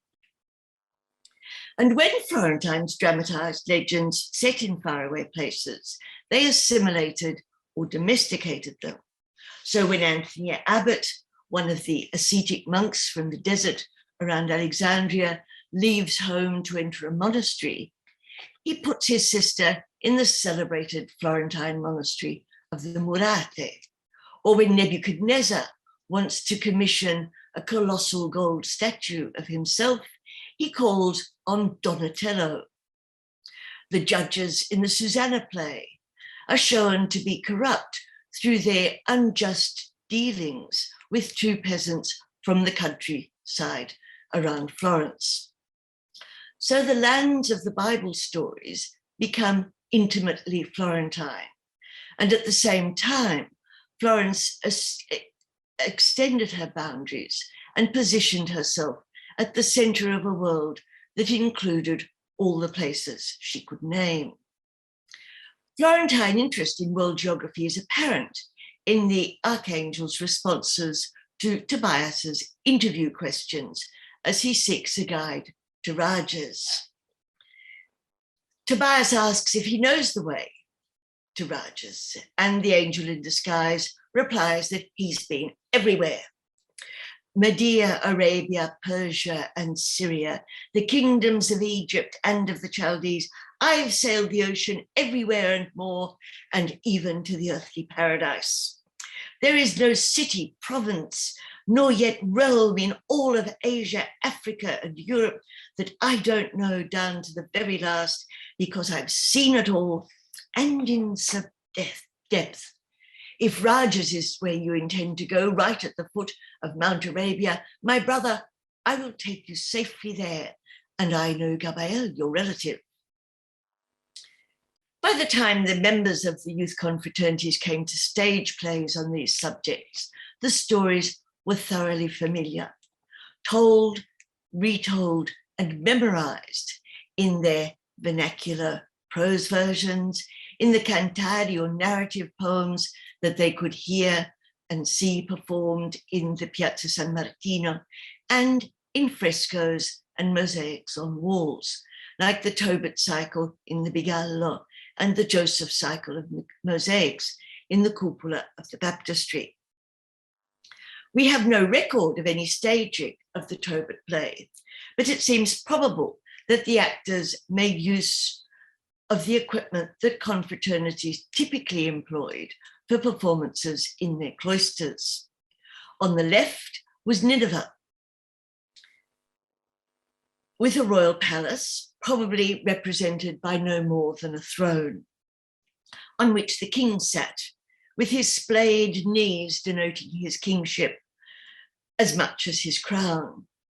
The royal prison, a distillation of the captivity of the Jews, was probably no more than a doorway. The space in front of the king was the square where Tobias finds the body and later meets Azariah. Next, moving along to the right, came the house of Tobit, with provisions for the swallow. And close by, the monte, or the stylized mountain, a recurring element in Florentine plays, which could also conceal some of the mechanisms required for hoisting and lowering the angel. Heaven was normally situated above the mountain, and here the indications are that the angel Raphael is sent from heaven to Nineveh, and he departs again from Nineveh to return to heaven. Next comes the river Tigris, where the travelers wash their feet, and Tobias is attacked by the great fish. Having dealt with the fish, the travelers are within the sight of Raguel in an unnamed city, because Ecbatana is never mentioned in the play. The house has an area for feasting and a bedchamber where Tobias's marriage is consummated. The last luog, or the last place, is Rages, home of Gabael at the foot of Mount Arabia, both far away, over 900 kilometers in reality, a 22-day journey according to the Vulgate, and so close that neither Tobit nor Azariah need dialogue to cover their journeys there and back. All of these spaces are open to the audience, even Sarah's bedchamber, which is also then the marriage chamber of Sarah and Tobias. It becomes private when Tobias throws the fish's entrails onto the burning coals. Although there's no explicit stage direction to cover this, there must have been an explosion and smoke that allowed Azariah to bind the devil while the marriage is consummated out of sight. These places may have been identified by no more than a sign, and only the mountain and heaven had material presence and function. But conventions allowed the audience to recognize both the places and the characters without difficulty. The actors remained seated and, again by convention more than in reality, unseen, until the action moved to them, at which point they stood and played their parts. Place then is indicated schematically, but so too is movement, often expressed simply by the stage directions having arrived, or he leaves and goes. When Tobit has given assistance to Gabael, he returns home, and the stage direction reads, Tobit leaves with his wife and son, and when they get to their place. So no time passes at all. They just move a couple of feet along the stage and they're there. If we consider the contemporary Florentine paintings of Raphael and Tobias, vigorous movement is always represented. Both the angel and Tobias are shown shifting their weight, striding along from one side of the frame to the other.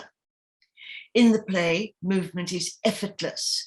Change of place is instantaneous, both horizontally from Nineveh to Rages and back again, and vertically from heaven to earth and return. The audience participates willingly in the illusion of great distance, but the protector of travelers moves very little. The mind spaces are also represented in the subgenre of painting that includes wedding chests and wall panels. Parallels between the plays and the wedding chests have long been noted. The left to right sequence of events in these two Tobit panels, dating to around 1500, now in the Gemäldegallery in Berlin, and attributed to Granacci and or Mugiardini, follows the sequence of events in the play, but in two dimensions. It is unable to capture fully the sense of return, of there and then back, that is enacted in the play. The story of Tobias and the angel raises questions of scale that are sometimes almost comic. Let me rehearse the facts. The potential traveling companion that Tobias finds in the square is not recognized as an angel. He is not twice as tall as Tobias or twice the age. And if he has wings, they are visible, that are visible to the audience. They are not visible to Tobias. In fact, to Tobit and Tobias, he's dressed just like an ordinary traveler. But in the visual arts, the angel continues to grow, and Tobias becomes younger and younger, moving from a man on the brink of adulthood to a prepubescent child. Our Tobias in the play is young, but not a child. Certainly not a child in the dubious company of an effeminately beautiful angel. He's old enough to consummate his marriage to Sarah, and he's encouraged to do so by his companion. The size of the fish is disproportionate too. When the travelers dangle their feet in the Tigris River, Tobias is attacked by a big fish, but probably not as big as the fish that vomited up Jonah on the shores of Nineveh. The Tigris too is far smaller, far less oceanic than in the Book of Jonah. In the hands of the painter, the fish shrinks to a more plausible and portable size, and Tobias carries it on his journey, while Raphael carries a container of the precious salve. The play, significantly of Raphael and Tobit, and not Raphael and Tobias, is to some extent an antidote to the slippages and distortions of the legend that lead to some of the most exquisite Quattrocento paintings. While Raphael is already Raphael Medicinalis, who protected those who carried a talismanic prayer to him on their journeys, and he is a saint to whom the youth confraternities prayed at the weekly assemblies in their meeting rooms. He's also the heavenly messenger who brings no news of God's reward for Tobit and Tobias's charity. After Azariah and Raphael, Azariah/Raphael's return to heaven, the angel who delivered the prologue to the play returns to bid farewell to the audience and return us to Florence. He says, if you want, as guardian and friend, the angel Raphael, turn your back on sin, for he is guardian of Florence the fair. And praising you, I bid you all farewell.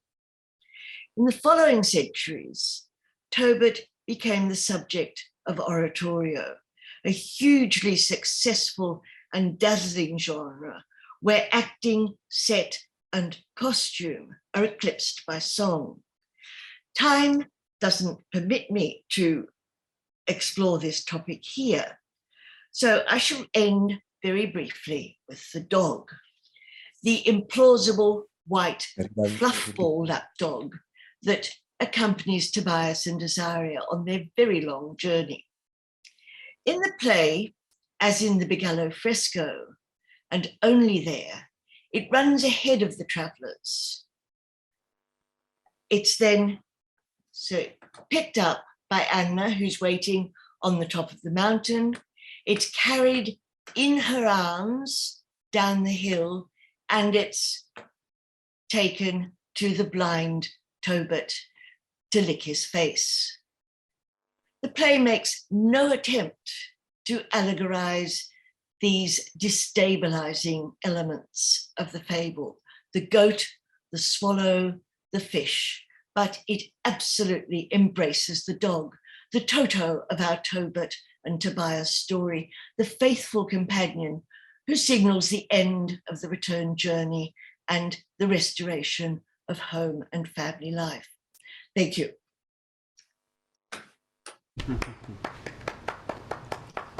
Thank you very much, Professor Newbegin, for your fascinating presentation, and that was very inspiring and thought-provocative. Thank you very much. We are moving on to our next speaker. Jane Tyler from Yale University is going to talk about accompanying Tobias, Lucrezia Tornabuoni's Angel of Translation. Great, thank you so much. Let me try to just get on the slides themselves. Although maybe I can't do that from here. Anyway, you may just have to see the slides that are about to come up, so ruining the surprise. Thanks to Minaz and Laurent, and I also want to thank Narida, whose talk beautifully set up some of the things that I want to be jumping to myself this morning, in particular the play, with which I'm going to begin, citing a stanza, an ottava, that is just 2 octave after the one that Professor Newbegin just showed us. Hoping that you will find in this very suggestive stanza some thoughts that I'll take a little bit further as I move on to my main focus, Lucrezia Tornabuoni. So in this stanza, Tobias is coming back to his father. This is always from the play she was just talking about, La Rappresentazione dell'Angelo Raffaello di Tobia. We have a very excited Tobias coming back to his father to say, this is the guy I just met in the piazza, who will go with me on my journey.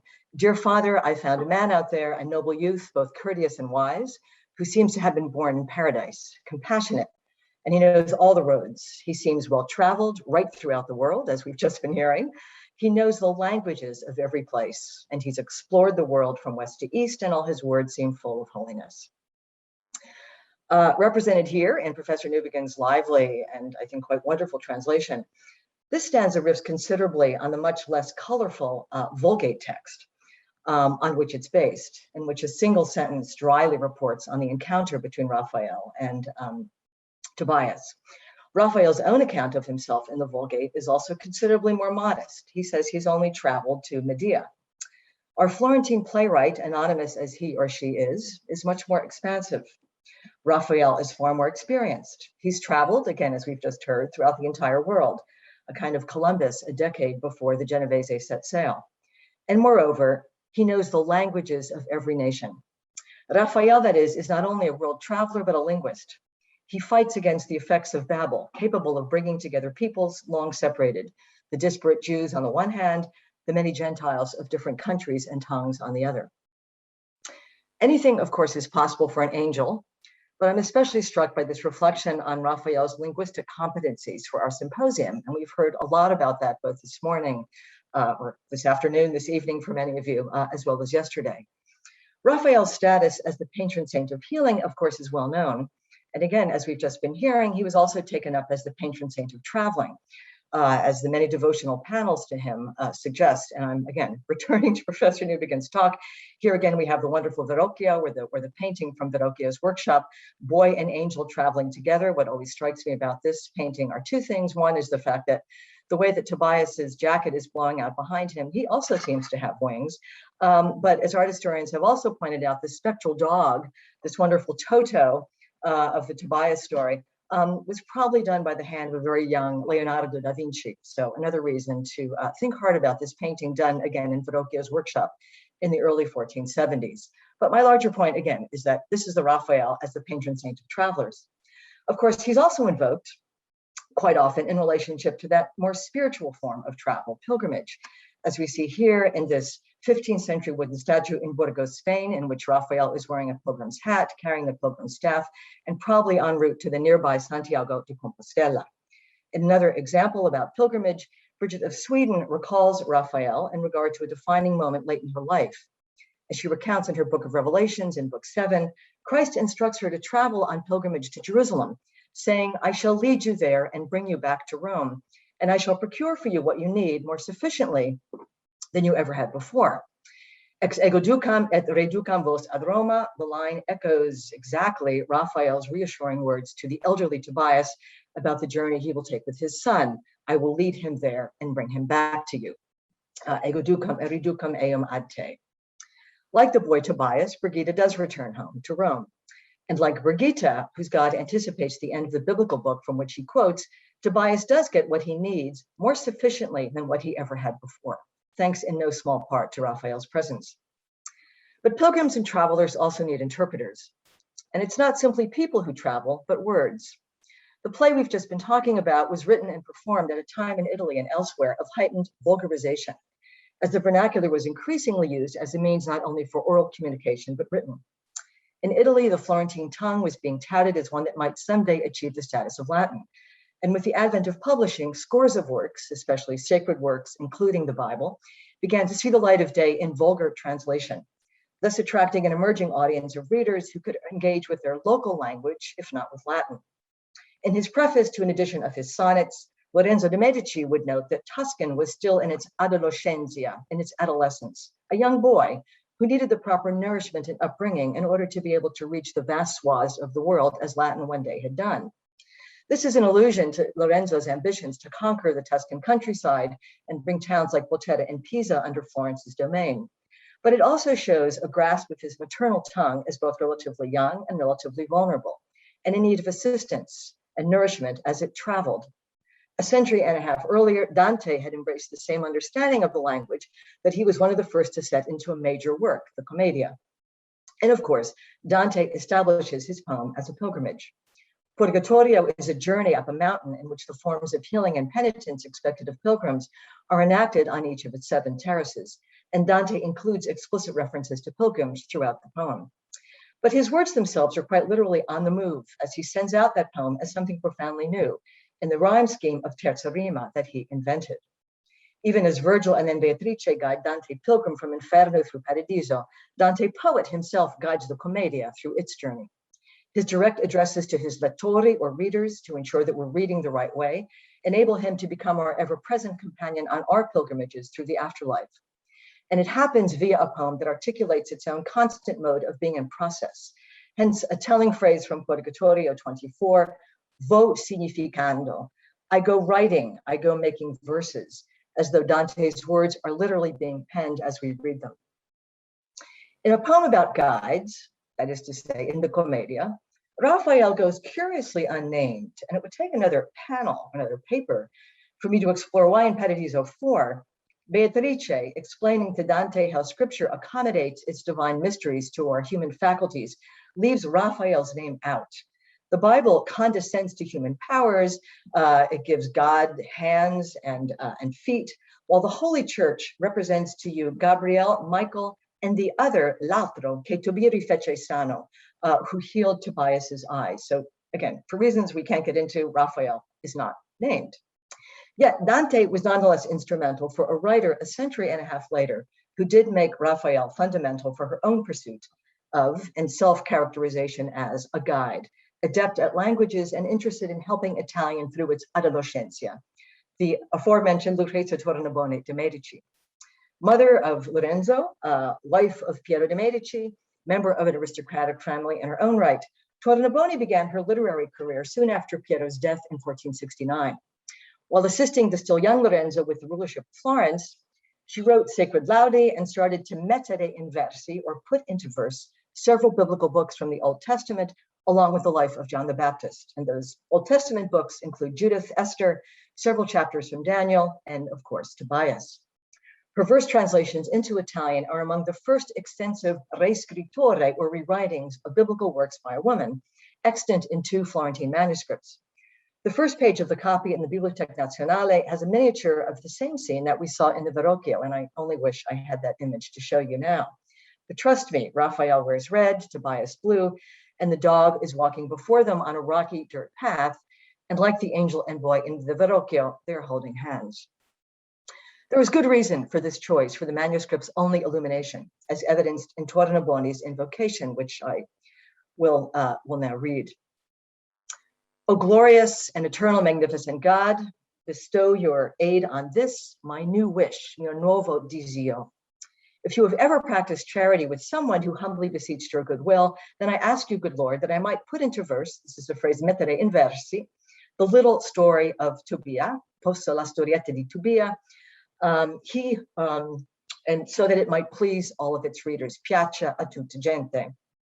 And she goes on, and please God, send me as my guardian and companion in guardia compagnia, that Raphael, whom you sent to accompany the only son of Tobias on the unknown way, he who knew the road to guide him, so that he went and returned safely. We thus learn at the beginning of Tornabuoni's story about its end. And Tornabuoni will continue listing for us what Tobias brings back with him. not only a donna di nobile affare, or a wealthy bride, but gold and silver. And he received as many sheep as he did oxen and camels, and all was restored, and he was greatly contented. And so it is with those who serve God. The journey out, that is, restores and makes whole again what was broken and lost, while adding even more to what was originally there. Just as Bridget of Sweden says, or as her God says, I will procure for you what you need more sufficiently than ever before. This is the result of a successful pilgrimage. What is especially striking, however, about Tornabuoni's invocation is the way that she adds herself to this journey, marking out her own incognita via, or unknown road, sorry, middle of a cold here. And she asks that the same figure who traveled with the boy Tobias might join her as she undertakes her poetic work, a work conceived as going somewhere with a companion. For the key word here that echoes throughout the invocation and is repeated several times is this word accompagnare, literally to go with a friend, to go with a companion, the literal meaning of this word, so as to keep them company out of kindness or to protect them. The angel is above all someone who walks with Tobias, his young son, and their fellowship enables him to bring the boy home safe and sound, sano, as we see in another phrase from the Book of Tobias, which Tornabuoni will also use elsewhere in her text. This returns to Bridget of Sweden's phrase, but it adds the word safety. Ego sanum aducam et sanum tibi reducam. And Tornabuoni herself, later in her actual narrative, will say, the angel said to Tobias, silence your desperate sighs. I will lead him safely, sano, and bring him back sano, bring him safely too. So accompaniment is about safety too. What purpose did this emphasis on companionship serve for one of Italy's most prominent women, as she set out on her highly original path to bring scripture into the hands of those who could not access it otherwise, and in a manner that might please? In trying to answer this question in my remaining few minutes, I'd like to think of translation in a somewhat capacious sense. It was not likely that Tornabuoni would have known the Latin of the Vulgate Bible well enough to have done her work without the assistance of one of the Florentine scholars close to her son Lorenzo, himself a competent Latinist who translated Boethius, but wrote predominantly in Italian. It's also possible, quite possible, and probable, and in fact probable, that she used a vernacular Bible as the basis for her work, although we have yet to ascertain which one that would have been. Her status as a translator into what she calls the dolce idiome, or the sweet idiom of Tuscan, must therefore remain for the time being in suspense. That said, she positions herself in regard to her source text very differently than Florence's humanist translators of the 15th century, such as Leonardo Bruni, the great scholar of Greek. In what is commonly considered the first modern defense of translation in Europe, his Directa Interpretazione, Bruni writes that the accomplished translator must transfer himself, convertet, and transform himself, transformabit, into his source, and so speak as Aristotle would speak had he been born in 15th century Florence. There is at once a submissive ring to this, transforming oneself into another, while at the same time an egoistic edge that matches Bruni's irritation at having been criticized for his translation of the Ethics. Elsewhere, in his preface to his Latin translation of Plato's Gorgias, Bruni will proudly announce, habet enum hoc Plato. Plato is here. And in the preface to his translation of one of Basil's sermons, he ends with, now let us listen to Basil. A different version of Bruni's kind of confidence can be seen in this frontispiece to the early 17th century translation into English of the Cyropaedia. Here the translator, the interpreter Philemon Holland, and we see the word interpres on his seal, literally fills the entire space of the frontispiece, a presentation that clearly acknowledges the fundamental role of the translator as crucial to what we are reading. But regardless of whether we consider translation as displacing an original author or as bringing the original author back in his or her entirety, Tornabuoni's invoking Raphael as her companion suggests that for her and for scripture, translation is a going together, an adding of another, whether that other is conceptualized as Raphael or as Tornabuoni adding herself to the text. And there's another form of translation which Tornabuoni signals in her opening prayer, a translation into verse, mettere in versi, or into musical sound. As we see here, another meaning for accompagnare is to play or sing as a way of providing sostegno or support to another's song. And this is precisely what I'd like to suggest her sense of accompagnare might also make us think of. One of the earliest uses of the term accompagnare is found in an anonymous poem written in response to the first canzone in Dante's Vita Nuova, Donne che avete intelletto d'amore, women who understand the truth of love. Dante ended that poem giving it precise instructions about where to go and what to say. Reveal yourself only to women or to courteous men who will guide you there through the quickest route, per la via Toscana. The anonymous respondent to Dante's poem took seriously this idea of the road on which the canzone must travel. And at the end of his poem, he has it speak directly to Dante. I will go forth, io andrò, and not at all into exile. I'm so well accompagnata, so well accompanied, that I feel confident enough to hope to leave and return tutta sana, completely safely. Here too, we might catch an echo of the phrase uttered by a Raphael who will take the young Tobias out and bring him home sanum, or safely. But in this instance, the poet plays on the possibility of the poem, not only finding the right donne or uomo cortese to help, but a musical companion, given that canzoni were frequently sung, hence their names. The performative sonic dimension helps ensure the audience's receptivity, and hence, even though the song might be away for weeks or months, the completion of her mission is not in doubt. She will come back tutta sana. Whether Tornabuoni was translating from the Latin or not, she was fully engaged in the process, the translative process, I would argue, of mettere in versi, putting into poetic meter a work that she found in prose. Or as she claims at the beginning of the life of Judith, l'ho trovata così scritta in prosa. I found it written in prose, be it Latin or Italian. She thus adds something to that prose text through the accompaniment of sound, generating the metrical rhythms that lent themselves to oral presentation, and allowing for what would otherwise have been a silent and solitary journey to become a dialogue, a pleasurable one that makes sounds more persuasive. One is reminded of another passage of Tornabuoni's from her translation of the Book of Esther. The most dramatic moment in that poem, in that Book of Esther, as I'm sure many of you know, and we see it here in a painting by Artemisia Gentileschi in the Met, is when Esther prepares to enter the king's chambers unannounced, a possible death sentence, even though she is his wife, to reveal to him her Jewish identity in an effort to save her people. Earlier, Esther asked God to make her tongue full of perfect words, but now Tornabuoni adds a brief prayer, not found in the Vulgate, when she has Esther say, "Oh my Lord, teach me how to speak, so I will know to utter words that may be well received." And her words are received, they are accepted, as she is allowed to enter Ahasuerus's court and then dine with him the next day and reveal to him her identity.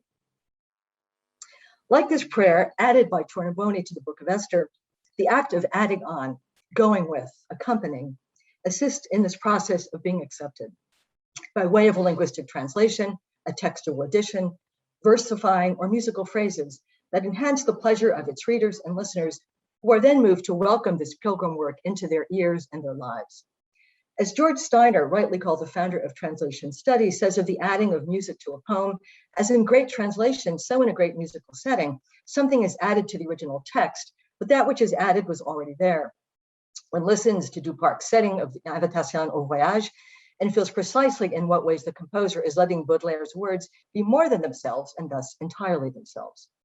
Utopian though this might sound, it is the case that Raphael's presence enables the characters to be more than themselves and thus entirely themselves. The elderly Tobias can see again, the young Tobias moves into manhood that fulfills who he was meant to be. Tornabuoni in turn facilitates such expansiveness through a verse form that with this metrics and rhyme approximates a musical retelling based in sound and meant purposefully perhaps to be recited aloud. We know that at least one of her young female readers memorized one of her poems by heart. In short, Tornabuoni's use of the idea of companionship for her translational role militates against the sense of superiority and aloneness we might see in the image of our English translator, Philemon Holland. Any notion of the self-sustainability of the translated text gives way to something else, which might finally be defined as a kind of friendship. Hence my last reference to Dante. In his Convivio or banquet, Dante writes of sharing bread with his readers in the form of their common language, the vernacular Italian. It is a pane orizzato, a wheat bread that he offers, and we're reminded of the real meaning of compagno, someone with whom we eat bread. He goes on to speak of friendship as emerging from familiarity or consuetudine, and claims that over the years he has attained such a friendship with the Volgare, saying that through this concordance, our friendship has grown and been strengthened. Questa amicizia, amistà. This process of familiarizing through friendship is then extended to his readers in the form of poems and a commentary composed in the language of their daily bread rather than Latin, from which Dante has translated his prose. So do his readers become his friends, future travelers on the road he will soon create for them in his vernacular masterpiece and pilgrimage, the Divine Comedy. And future travelers would read Tornabuoni's poems as well. In closing, let me return to the play that Professor Newbegin has just been discussing, and in fact, even to the stanza with which he closed. This is the goodbye uttered by the angel messenger between heaven and earth, and so a fitting figure to usher us out the door as he bids us farewell. And let me just read this again, once again in Professor Newbegin's wonderful translation. Be just like Tobit if you're seeking heaven. He was merciful, God-fearing, and just, and though he had but little to begin, he was rewarded by the Lord of heaven. Fu del Signor del Ciel ristorato. If you too want as guardian and friend, Guardia e Compagnia, the angel Raphael, turn your back on sin, for he is guardian of Florence the fair. In praising God, I bid you all farewell. Guardia e Compagnia, if you look at the Italian, the word ristorato, these are end words that take us directly back to Tornabuoni's opening invocation, as we have seen. The play was published, and here I'm using earlier work by Professor Newbegin, most likely around 1482-83. Tornabuoni herself had died a year earlier, and as we know from letters of colleagues who had read her works, including the humanist Angelo Tiziano, her plays were in circulation well before 1479. Thus, there is a strong possibility, as Professor Newbegin has suggested, that this playwright, perhaps Antonia Polci, perhaps her husband Bernardo, perhaps someone else, may have been connected to the Medici circle and knew of Tornabuoni's work. And something else is of interest about this envoy as well. The repetition of Guardia in relationship to Florence. He is guardian of Florence the fair, that is Raphael, as though Raphael, not John the Baptist, was Florence's patron saint. Here's where we might think of Raphael in one of his more traditional roles, not as saint of travelers or of linguists, but of those who need protection. The Augustinian nuns about which we heard yesterday, but also the vulnerable and sick more generally. That is to say, Raphael as healer and hence as medico. The Medici had emerged in the mid-15th century as Florence's new guardians, for better or worse. And Tornabuoni herself, especially in the wake of her husband's death, became a figure looked to and even prayed to for healing, for charity, for salvamento of various kinds, as we know from the over 60 extant letters to and from her in the decade of the 1470s. This elusive moment at the end of a play that seems surely indebted to Tornabuoni's translation, however we see that translation affected, whether into Italian from Latin or into Dantesque terza rima from prose, extends the charitable roles that Tornabuoni had played. She's arguably positioned by others and by herself as the new angel, the giver of bread like Dante to those who can now join in at the table, the interpreter and companion on a pilgrimage of reading, in a language and musical verse form that draw all to it for pleasure and for their own salvamento and safety. Thanks so much, and I look forward to our conversation. And sorry about all coughing.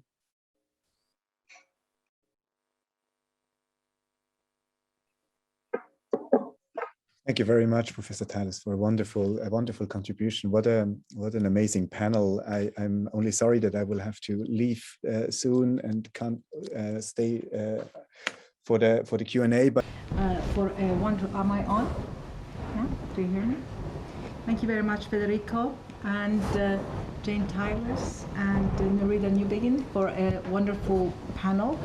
We are going to have a short, Nerida, thank you very much for staying up so late. It must be very late right now in Sydney. Thank you very much. So we will have a kind of a short Q&A discussion.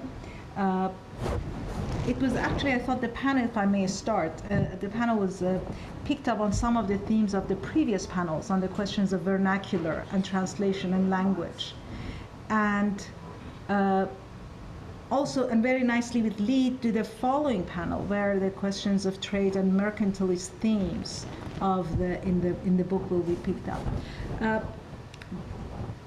Let me see whether there is any questions from the audience or other panelists. Well, I will address Jane's notion of translation. You have your hand up, Jane, but the notion of translation as companionship is very intriguing, and also you tied it into also this companionship was also the role of healing, and as a medical, but also in the position of power, somehow linked to the House of Medici as patrons, right? It's very capacious, it's very interesting, and also it has some resonance in, 100 years later in Vecchietti's own ideas about what translation is and what makes translation possible. What makes translation possible? That is, it is impossible to translate alone. He very much says that. He writes to the Pope and he says, Holy Father, I have to stay here because I need the companionship of these Persians and these rabbis here, and in our dialogues we are figuring out this language and so on and so forth. I don't know whether you want to say something more about this notion of companionship and power. No, thank you, Minaz. And I did have your forthcoming article on Vecchietti in the back of my mind, which I have read and learned a lot from in terms of his own journey and his own desire to be in a place where he could develop bonds of friendship. And I think, to use the word that Federico just brought out, bonds of trust. And I think this idea of trust is really crucial. I would maybe want to do more with that than the idea of a power relationship. I feel that one thing that Tornabuoni is, on the one hand, it's a modesty trope, of course, that she's using with regard to needing a guide for her work. On the other hand, I feel that there's a sense in which she wants to explore this dynamic of friendship, which Dante clearly is laying out for us. He and Virgil ultimately become, buddies, right? I mean, this is about friendship. I'm not sure I could say the same with Beatrice, but certainly with Virgil, there is that notion of the friend. And I feel that this is also something, again, thinking of both Federico's and Nerida's presentations just now, there is definitely a friendship that emerges on that stage between Raphael and Tobias, and also clearly in what we see going on in the Bigallo and in these manuscripts. So I think that, the kind of trust that Dante is working with, it's a trust he could never have for and with Latin, but it's a trust he can have in his own Vulgate. And I feel that this is kind of what Tornabuoni is leading us to be thinking about too. Let me give the people who are reading this, a language and a form which they can trust and which they can also take pleasure in. And again, as Federico said, and this is something Martin Luther says as well, and we've heard a little bit about Luther in the last 2 days, the tale of Tobias is a charming story. And so this idea of, what is charm? What does it do? There's a kind of resonance there in the way that it's told as well as in what's told. So I'll leave it at that, but I want to thank you for your work on Vecchietti. That has also been inspiring to me and our other two panelists. And if I may, I just had a really quick question for Federico about whether or not he or anyone really has run into seeing Raphael as a patron saint of orphans. The Bigallo obviously was, among many other things, it was a place for orphans early on in the medieval period. And I don't know if the Raphael walking with Tobias in any way was ever used as a paradigm for, the child who needs a parent, not just a friend at a certain point in life. So sorry to talk so much, I'll just leave it there.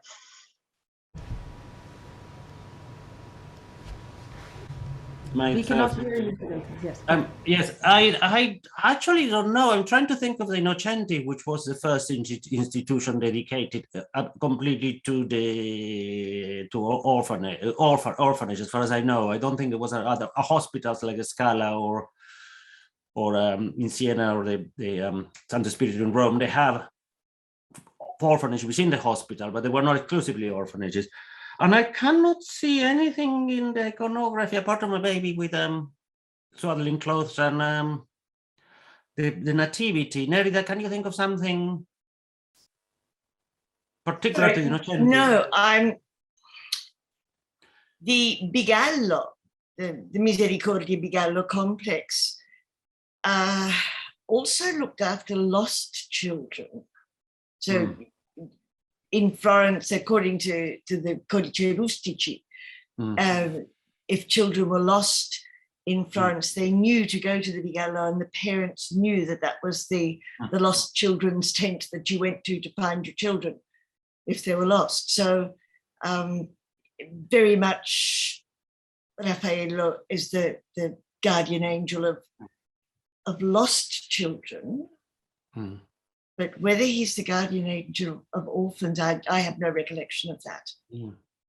Going back to that just means I'll bump into 10 cases of it tomorrow. Now, going back to the case of the Misericordia, now there is evidence, there's all these documents that basically never anything mentioned directly, but they used to cook for the children, and the children lived in the first floor. Right. And then there's all these things. So basically, the Rustici was, and then Paserini, I think he sort of worked it out in the 19th century, but then it was until not long ago, it wasn't really confirmed. Right. But it's one of the things that's always been known, but nobody sort of found information.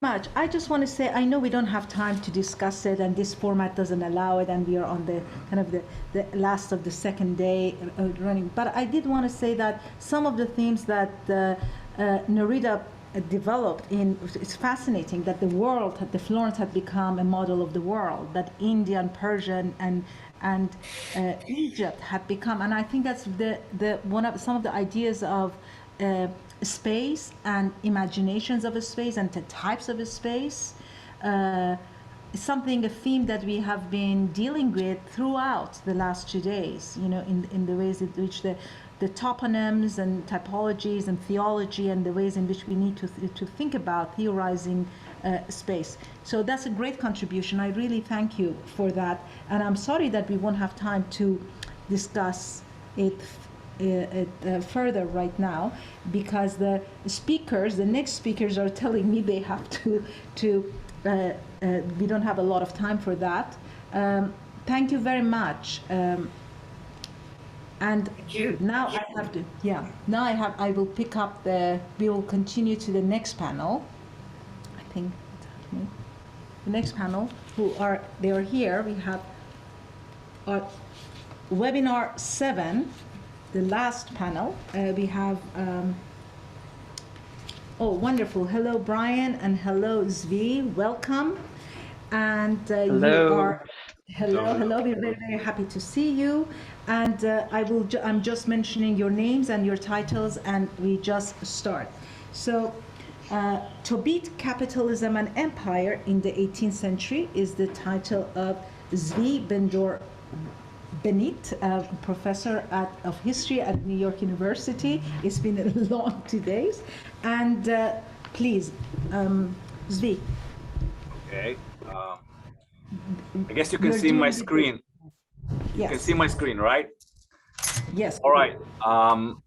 I'm afraid that I'm going to take you from the colorful world of legend and art in Italy to a much more boring and mundane world of Tobit in England, although I'll throw a little bit about Milton. My hero is a man named James Rennell. And James Rennell is a fascinating character. He's probably one of the most important geographers in the 19th century by its legacy. He's kind of forgotten in the 20th century, but in the 19th century he's important. He is a young boy. He finds himself in Bengal, and he starts, he does all sorts of geographical measures.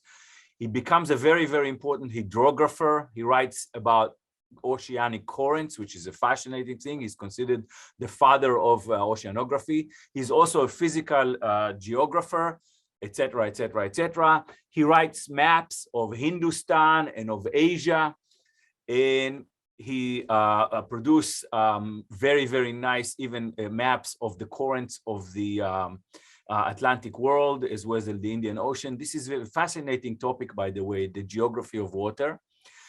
He's also a historian, how he defined himself, a geographer and antiquarian. In other words, he reads what other people write about Greece and what other people write about Asian geography in antiquity, which are very, very important fields in late 18th century England. And he, at some point, he returns after a career in Bengal. He returns to England. He settles in London, and he writes a 1,000-page book, which is called The Geographical System of Herodotus. and you can read the title there. You know, he is going to explain a lot of things that we can see in the geography of Herodotus at the time. And basically the book is a reading of a modern geographer, one of the first modern geographers of Asia, of the text of Herodotus. Okay, so that's what he does. Okay, it's a fascinating book. And this is what he's going to explain. And we're going to focus on one little thing that he said at the end, by the way of explaining the book, the ancients, another subject of history and geography. Okay, this is where I come in. This is the Herodotus world according to Renel. And this is the Persian Empire that he attaches to the book as well. Of course, this is the ancient Persian Empire. This is Babylon, and so on. I'm going to show immediately in a minute. I will explain how I get to the book and why, but it is very, very important to read the dedication to the book. He dedicates the book to George Earl Spencer, one of the forefathers of Lady Di, who is the who is appointed in 1794 as the first Lord of the Admiralty. He himself is a sort of an antiquarian. He has a huge library with all the great historians of England come to consult it. He is a collector of books. He has many, many copies of the Bible, etc., etc., etc. So Renel dedicates this 1,000-page book to him, and he says it would be useful for us to learn from those nations of antiquity whose learning and arts we are ambitious of imitating, you know, so we can perfect a practical system of our own. Okay, so this is not just an exercise in antiquarianism. Yes, for the sake of antiquarianism, this at least has a practical touch to it as well. Okay, that's the book. That's why, you know, he hopes to read the book. Now, the entire book basically is the geography of Asia according to Herodotus, matched to modern measures that he does, but he includes there an outlier chapter. I apologize for the typo I have there. The chapter is about the lost tribes, which is where I come in. I wrote a book some 12 years ago about, you know, a world history of the lost tribes, which is basically concerned with how the myth of the lost tribes was deployed in global geography as global geography and knowledge of global geography expanded over the years. Okay, and this is how I ran into this book.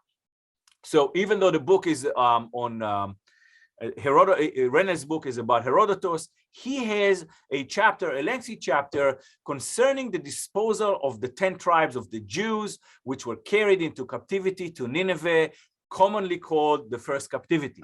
In other words, this is the Assyrian exile, you know, about 140 years before the Babylonian exile. Okay, now why does he write? I mean, this is a map of Assyrian Empire at the time, just to get where we are in the story. In another image of that, you know, and these are the putative locations of the exile of the people of the northern kingdom of Israel after, you know, a series of expeditions that the Assyrians did to Israel and Judea at the time, and exiled a number of people from this area. So they were exiled to the east, not to Nineveh, the Bible tells us, into other locations, you know, which of course he wants to find out for us. Of course, we have plenty of evidence from the period about that. Here, the Assyrians with their wars, you know, and here are the Babylonian deportees in this context, and these are more deportees and so on. So this is a story of exile. The Assyrians were really keen on deportations. It was a very, very important imperial tool for them. The estimates are between 1.5 million or 4.5 million deportees during the time of Assyrian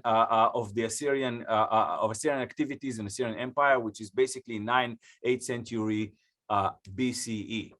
Okay, this is more of Assyrian deportations of the Israelites. Now, Renel takes issue with that. He's incredibly annoyed with the whole story, and he walks us through an incredibly tedious account in which he breaks down the biblical account, and he basically says it is impossible that all of the Israelites were exiled to Assyria or to the Assyrian provinces. You know, I'm going to spare you the entire paper that I've written about it and what he does by that. But at the end of the day, he wants to make one argument. The Assyrians did not exile the entire nation of the 10 tribes. They exiled only the elite. Yes, and of course, he also relies on the later biblical account of the Babylonian exile, in which we know that, you know, during the first Babylonian expedition to Judah, you know, the blacksmith and the skills and the elites of Jerusalem have been exiled to Babylon. He says this is exactly what happened with the Assyrians as well. You know, they exiled only the skilled people, okay, and they settled them in the east. So why is he doing all of that? You know, why this geographer is obsessed with the idea that, you know, first, not everybody was exiled and only the elite, because he wants to get to one of the peak moments of his story, which is, of course, the Book of Tobit, okay, which is known in England very well. It is the subject of writings in Milton and others that period and so on. And of course, he wants to isolate Tobit as one of those elite people who were exiled by the Assyrians. Okay, so he does on the Book of Tobit a very interesting move that is very, that we could say it's similar to the methodological move that he's doing to the biblical account of the entire exile of the Assyrians. He basically kind of secularizes it, you know. He says, let's get rid of all the myth around it, you know, all the biblical theology around the exile of the lost tribes. It doesn't matter to us. The Assyrians could not have exiled everybody. The territory is too big. Logistically, it's impossible to exile a whole nation. They exiled just a few, okay? And one of those few is the Book of Tobit. And again, here, what he does, he removes, he gives us a very, very different Tobit. He removes all the stuff about the angels and particularly all the possibilities of kind of folding geography, Asian geography into one thing, okay? This is Assyria and Medes, you know, the area, the Medes is, of course, is Madai or Mada, one of the most important provinces of the Persian Empire, but also a very important a province in Assyria or in the Assyrian Empire, okay, where, of course, the Book of Tobit takes place, okay? This is another map. I'm rushing. Now, the English first serious treatment of the Book of Tobit is in Milton's Paradise Lost. And what Milton does, he basically turns it into something that we are more familiar with. You know, he describes Tobit as a traveler who was capable of folding geography, you know, from Media Post to Egypt, fast abound, you know. So in other words, this is like a mega traveler aided by angels, you know. You can read the quote there, you know, and the whole story is about, you know, the legendary dimensions of that, okay? Renel doesn't care about this at all, okay? First of all, in the paper that I've written, I show how he plays with Milton's geography to change it a little bit so it would fit his own narratives. But one of the things that he does, he focuses on the fact that the story of Tobit is a story about collecting money, is a story about, you know, trust, you know, and about, you know, moving money and collecting money along large, very, very large and very huge distances, you know, within an imperial context. That's the thing that he really cares about. And you can read here the main comment that he gets there. He says, he talks about him, of course, is Tobit, you know. He dispatches his son Tobias to Regis, and by way of Ecbatana or Hamadan is a very, very important, you know, city that features in his story, in his imagination. And he says, by way of Ecbatana, for the money. At a later place, he marries his noseman Sarah, he sends a messenger to register, etc., etc. But then look at what I've emphasized here in his writing. The mode of keeping and delivering the money was exactly as at the present in the East. Yes, and Gabael, who kept the money in the trust, brought forth bags which were sealed up and gave them to him, etc., etc., etc. And he isolates all the elements in the Tobit story that basically speak about the idea of using bonds in order to move money, and finances across huge distances. And let us not forget who is Tobit. Tobit, is an accountant in Nineveh. He's a treasurer of sorts, and so on. You can read the rest of that. What he also says there, what was left in trust or as a deposit and not on usury. Yes, and as it may be concluded with Tobit seals on the bags. In the East, in the present times, a bag of money passes, for some times at least, currently from hand to hand under the authority of a banker's seal without any examination of its contents. That gets Renel incredibly excited. And in fact, I suggest that this is the message that he wants to imitate. This is the message that he sends to the Lord of Admiralty. Okay, and here he summarizes again. He says, look, Tobit and his kinsmen, are very good in all of these under the kings of Assyria and Nineveh, have all of these shows that they have habitual industry, perseverance, adroitness, and knowledge of business possessed by the Jews. Yes, raised them to stations of trust under the new masters and gave them opportunities of enriching themselves. This history of Tobit shows not only that the Jews were distributed over, but that they filled situations of trust and confidence. And on the whole, it may be conceived that the persons brought away with them from the land of Israel were those from whom the conqueror expected useful services in his country. In other words, Jews are good for business, particularly in an imperial context, yes, and particularly when they are in a situation of exile like Tobit himself. That's the message. Now, why this is so important? And he wrote the book in the last decade of the 18th century. He publishes the book in 1800 in London. Why is it so important to make that statement? Now, why this? We can understand why this excites Renel and why this excites me. Yes.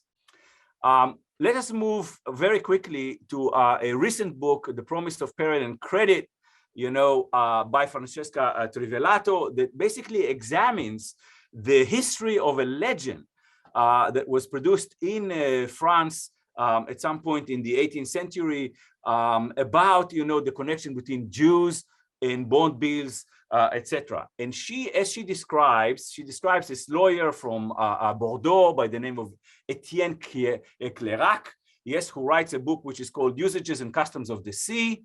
And he says, yes, insurance policies and bills of exchange were unknown to ancient Roman jurisprudence and are the posthumous invention of Jews. According to the remarks of Giovanni Villani in his Universal History, this is an Italian, medieval Italian, etc., etc., etc. Okay, so I'm trying to move very, very fast.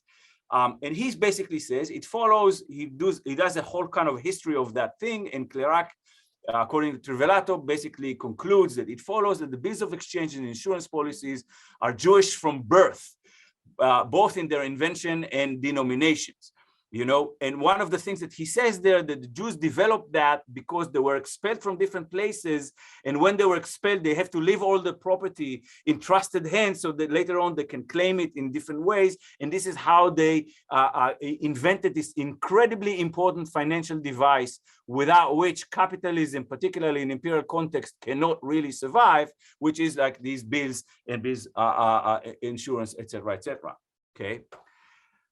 My argument is that Renel speaks to that tradition as well. He's not necessarily in touch with the French connection. I don't think that he's aware of Clerac's legend, but he comes up with a legend on his own or with the reworking of the Book of Tobit of his own in order to speak to an emerging discourse about that. This is Josiah Child, another English 17th century English writer who writes a new discourse of trade in 1688, and he basically says we need to learn from the Jews, and maybe settle them in our expanding territories right now in the world, because they have all of these great things that they can do that will be helping us in terms of increasing trade.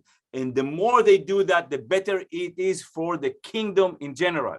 And remember that I said that, this is what Renner suggests for the Lord of Admiralty to do the same thing, with the book that he produces, okay? Montesquieu, in the Persian letters, which is actually very well known in England as well, right? The Jews who are constantly wiped and constantly reborn, yes?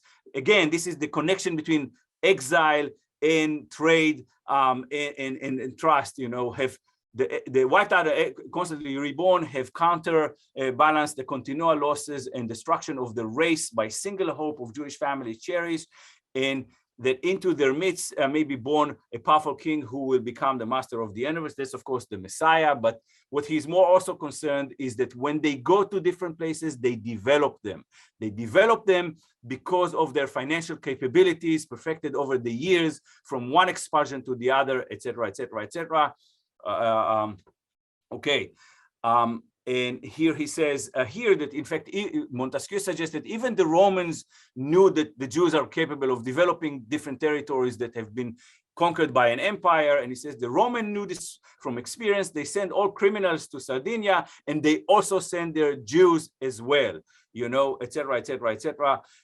So they do the exact thing. And, in the spirit of laws, he continues and he says, I'm skipping here, and he says, talks about Jews and commerce, and then he says the Jews invented letters of exchange, commerce, and by this method became capable of eluding violence, yes, and maintaining everywhere its ground. In other words, if you want to transfer money safely, you do it with Jews, okay?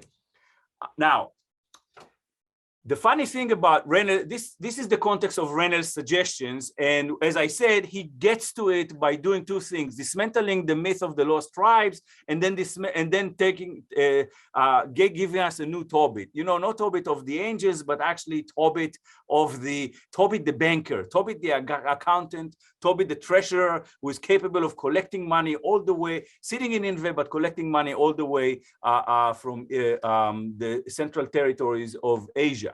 Okay, and he suggests this to the Lord of Admiralty. Now, I do not suggest that anybody took him seriously. At least I did. But fact of the matter is that in 1832, treasurers from Mesopotamia who are Jews, the Sassoons, do arrive in Bombay. Yes, and very, very quickly, under the auspices of the British Empire in Asia, particularly in India, and then later on in the Chinese territories, create a magnificent, one of the first and one of several, business empires of trade that were created, particularly under the British in Asia, in China, but in particular in India and in China, and even elsewhere in these territories. So it is very interesting moment in which, in fact, Tobit has real successors, probably unintended successors in the 19th century who come from the same territory to which he was exiled to. And they're doing exactly what was imagined, 50 years ago or 20, even 30 years ago by several antiquarians and, writers in early modern Europe. Thank you very much.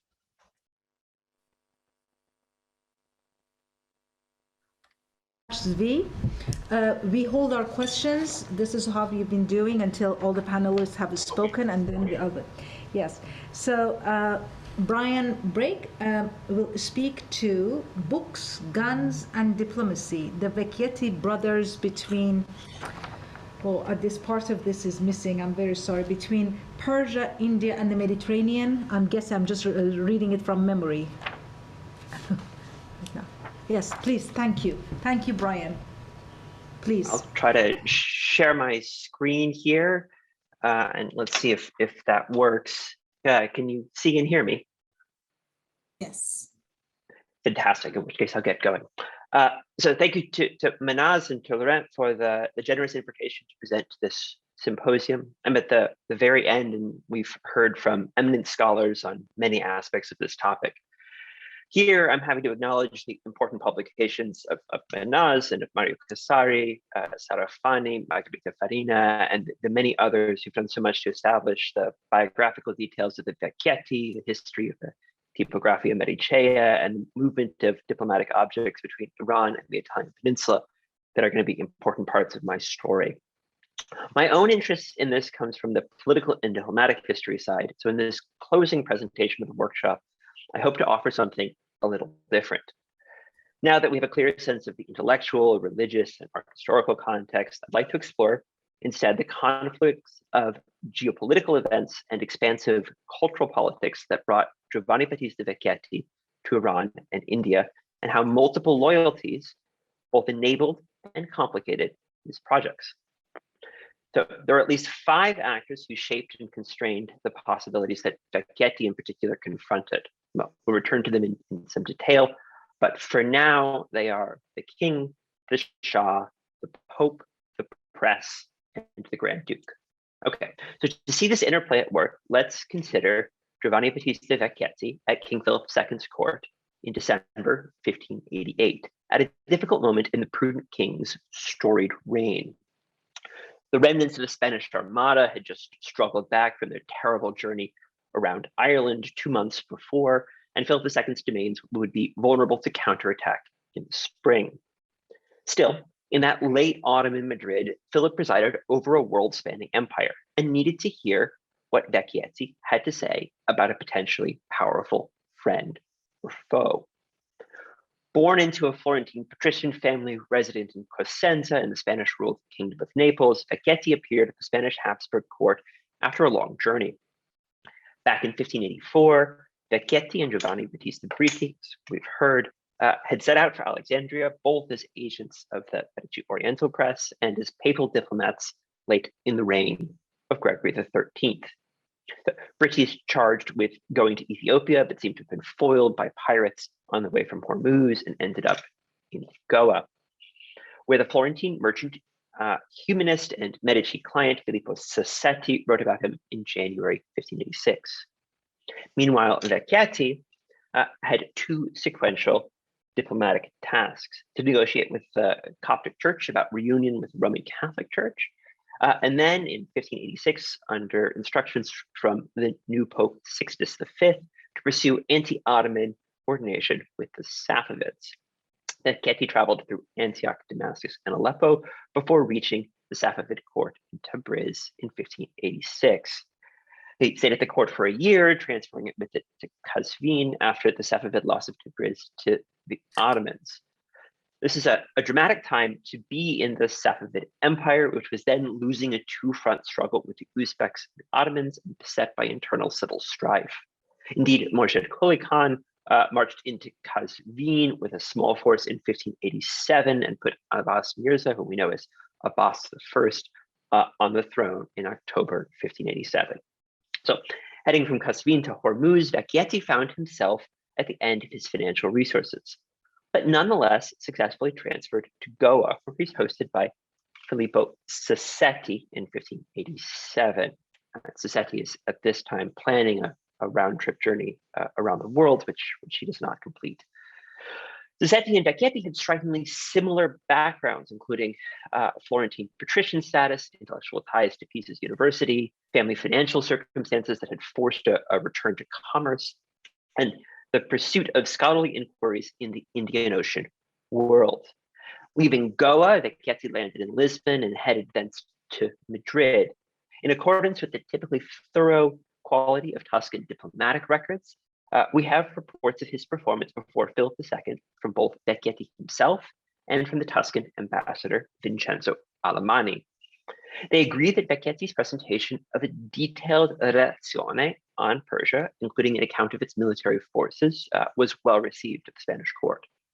Here, I want to highlight Manas's work on Vecchietti's diplomatic work in Spain and connections to subsequent Tuscan Safavid diplomacy and gift giving. So we can talk about that perhaps in the Q&A.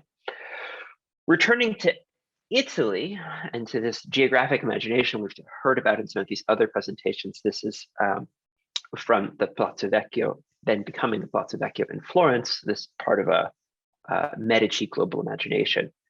Vecchietti had tasks, personal, intellectual, and diplomatic, to attend to. Sassetti had died in Goa in September 1588 after Vecchietti's departure, and Vecchietti gave the funeral oration in Florence to the Accademia Fiorentina in February 1589. In Tuscany, Vecchietti connected with Grand Duke Ferdinando I's administration, on whose behalf he wrote to Ambassador Alemanni, asking if Philip II would object if Tuscany dispatched artillery and fortification experts to Iran via Hormuz. As it happens, Ambassador Alemanni wrote to his government in May of 1589, saying that he rather thought that Philip II would object, and in fact would perhaps take the experts into his own service rather than allowing them to pass on to the Safavids. So in June, Vecchietti presented the Shah's, this is Abbas's predecessor, Muhammad Qutbunda's, and please forgive my pronunciation, reply to the Pope. In a telling indication of the tremendous problems presented by distance, Sixtus V had come to the papal throne while Vecchietti was away and would only be on the throne for a little more than a year more. Abbas I had meanwhile become Safavid Shah, as we've heard, shortly after Vecchietti's departure.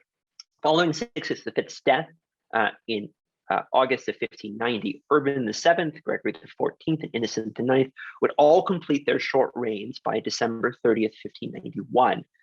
So it would not be until Clement VIII that there was sufficient time for a single pope to complete just one round of correspondence. So, meanwhile, Giovanni Battista Vecchietti headed to Egypt with his brother Girolamo, and before returning to Rome and Spain. So there, he sought to interest Philip II in an invasion of Egypt and in the acquisition of the Oriental Press, but without success. And the indebted press would instead be acquired by Grand Duke Ferdinando in 1596, or the obligations for it. Giovanni Battista ended up going back to Egypt in 1596-97 and returned to Italy with an ultimately unsuccessful project for union with the Coptic churches. And as Mario Casari has stressed, his brother Girolamo is key in this story. So finally, for our purposes, Giovanni Battista Vecchietti traveled in a nominally personal, and we'll return to this nominal point, in manuscript collecting capacity in 1599 to 1600. And we've heard this story, so I'll abbreviate that here. This is the context in which he picks up this manuscript in question in Iran. So the story of the Vecchietti brothers continues, not least their journey to Akbar's storied court in Mughal India, and in ways that intertwine with the Safavid-Ottoman War, with the Ottoman rebellions that made space for Tuscany's and somewhat counterintuitive military and diplomatic adventures in the region, and the continuing role of the papacy and the press. So suffice it to say, perhaps, that Vecchietti, upon returning from India, had been in Isfahan in July of 1606, before passing through what would probably have been Ottoman rebel-held Aleppo, only to be twice captured by corsairs off Alexandretta and Sicily. Heading in the other direction, the escaped Syrian dragoman turned Mantuan knight turned Tuscan diplomat Michelangelo Corai agreed a treaty between Grand Duke Ferdinando I and the rebel Pasha of Aleppo, Ali Pasha, in October 1607, only to see Aleppo fall shortly thereafter to the Ottomans. So undaunted Corai survived torment and great hardship to arrive as the resident Tuscan ambassador in Isfahan in 1608, bearing Ferdinando I's message of shared anti-Ottoman commitment to Shah Abbas, a military alliance. However officially private Vecchietti's activities are supposed to have been during all of this, he's nonetheless available to be asked by Tuscan Secretary Belisario Vinta in Florence in January of 1610 to translate a letter to confirm whether an Armenian traveler was in fact a Safavid envoy or not. That is, Vecchietti's experience and expertise made him always at least a latent player in the world of diplomacy and high politics. In this short, if somewhat intricate summary narrative, we've seen Vecchietti undertake repeated journeys that sought to build on the points of connection that united an expansive vision of counter-Reformation Catholicism with an anti-Ottoman coalition that was supposed to stretch from Iberia to Iran. An anti-Ottoman alliance did briefly emerge, as did some reunions with Rome and impressive additions from the press. But the story I'd like to tell here is mostly one of hopes unrealized. So in the remaining time, I'll very briefly lay out the overlapping interests and structural tensions that made all of these projects and all of this coordination so challenging. First and foremost is the Safavid Empire, which was in the midst of the reforms of Abbas I and in quest of recapturing territory lost early in his reign and extending the realm. So Abbas sought economic and military ties with European powers. Insofar as the Safavids confronted the Ottomans and offered highly valued silk exports, they constituted potentially invaluable allies to Europeans fighting mightily to limit and roll back Ottoman westward expansion. The Safavids, for their part, valued the Europeans' ability to drain Ottoman military resources, their willingness to buy silk for silver, and to supply advanced artillery, fortification, and naval technology. It was in this context that Safavids tolerated the presence of a papal envoy and of Catholic clergy. So Lar is comparatively close to Vecchietti's base of operations in Hormuz, certainly much closer than Isfahan was, which became the Safavid capital in 1598. So from 1507 to 1622, when the Safavids captured Hormuz with the critical assistance of the fledgling English East India Company, the Portuguese Estado de India ruled the island and its city as an important fortified center in the western circuit of their vast trading network stretching from Mozambique to Japan. Hormuz offered the Portuguese their key maritime node in the Gulf to support their trade with the Safavid market, their missionary projects, their overland communications with the Mediterranean, and their often bellicose naval activities. These last involved both numerous conflicts with actors the Portuguese considered local pirates, although having vilified most Muslim trade, this is a pretty expansive category for the Portuguese, and their military struggles with the Ottomans based out of Yemen. So here, the essential point is that the Portuguese had a complex relationship with the Safavids and their clients and affiliates. Insofar as the Estado de India fundamentally depended on commerce, however monopolistic in aspiration and occasionally coercive its tactics, the Portuguese needed a functioning relationship with the Safavid court. Shah Abbas's dynamism presented both an opportunity and a tremendous risk as he restored and expanded central military and economic power against opponents both foreign and domestic. His economic and security policy, concentrated in particular on silk exports, a modernized gunpowder army, and the development of the new capital, Isfahan, was still in its early stages in 1600. But intertwined with the development of a powerful army and reconquests at the expense of the Ottomans, Uzbeks, it also involved the conquest of the silk regions in the Caucasus, the forcible transportation of the Jufal Armenians to form Iran's famous commercial, or Isfahan's famous commercial suburb of New Julfa, and numerous diplomatic negotiations with European powers and Muscovy. So things are changing. Even decades before Hormuz's fall to Abbas I, Portugal's possessions and alliances in the Gulf proved to be a persistent bone of contention for the expansive Shah, especially after his seizure of Bahrain in 1602 and subsequent capture of Cameroon. All this placed Portugal in a pretty delicate position, one that would collapse in the 1620s. But in Giovanni Battista Vecchietti's time, Portugal still held more or less all of the naval cards. As such, it offered more or less the only direct maritime connection between Western Europe and Iran. The other routes involved dangerous and often politically risky journeys across the Ottoman Empire or Muscovy. So this made the Portuguese Carrera de India, the route around the Cape of Good Hope, plied with the monsoons back and forth between Lisbon and Goa, the essential umbilical line for commerce, diplomacy, military action, and missionary activity.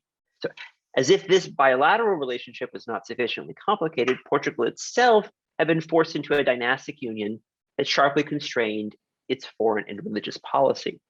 In 1580, following the dynastic crisis that erupted in the wake of Dom Sebastião's death in the spectacular Portuguese defeat at the Battle of Al-Qasad Kabir in Morocco in 1578, Philip II had launched a successful invasion of Portugal to vindicate his dynastic claims. In theory, Philip II was to have governed the Portuguese Empire as a largely separate polity, whose very extensive overseas possessions and commercial interests would be reserved for the Portuguese. In practice, Philip II's expanding series of expensively intractable conflicts with the Dutch, English, and French involved Portugal in his debts and military expeditions, exposing Portugal's overseas empire to the very effective depredations of the English and especially the Dutch. While major Northern European intervention in the Indian Ocean world remained largely in the future in 1600, this geopolitical context rendered Portuguese Hormuz vulnerable, adding a tense edge to Spanish Habsburg Safavid diplomacy that might otherwise have focused on their shared hostility to the Ottoman Empire. This last brings us to an essential feature of Portuguese and Spanish overseas empires, namely extensive royal patronage rights, oversight responsibilities, missionary duties, and general involvement with the Catholic Church, known in the Portuguese context as the Padrado Real. When combined with the extraordinarily extensive entanglements between the Spanish Habsburgs and the Counter-Reformation papacy, so much so that historians speak of Spanish Rome, the Iberian empires were constrained by broader religious commitments. This included expending diplomatic capital in promoting and protecting the small Catholic missions in Iran and the wider region. For instance, a letter from King Philip III to Shah Abbas of 1605-6 includes thanks to the Shah for accepting 3 fires at his court before remonstrating about the need to restore Bahrain.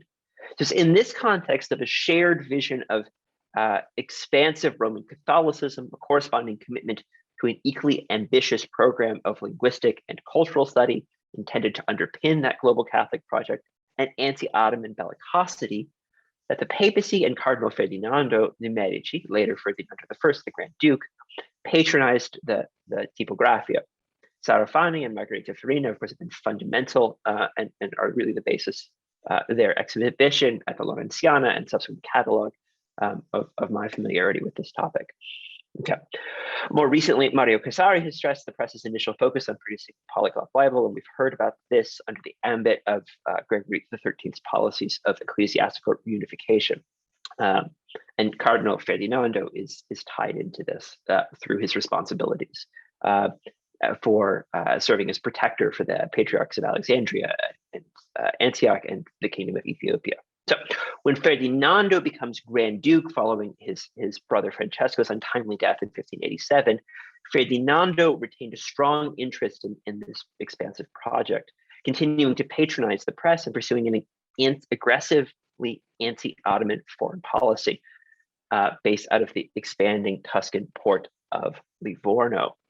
So for all the close cooperation, the culturally important but financially unsound press differed in its needs from those of its patrons.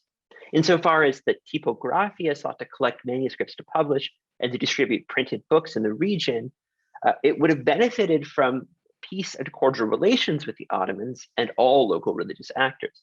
The papacy, however, focused on religious unification, while the Medici Tuscany, though financially supporting the press, pursued an increasingly, indeed quite amazingly, bellicose anti-Ottoman policy that involved more or less continuous warfare and the supply of artillery to the rebel Pasha of Aleppo.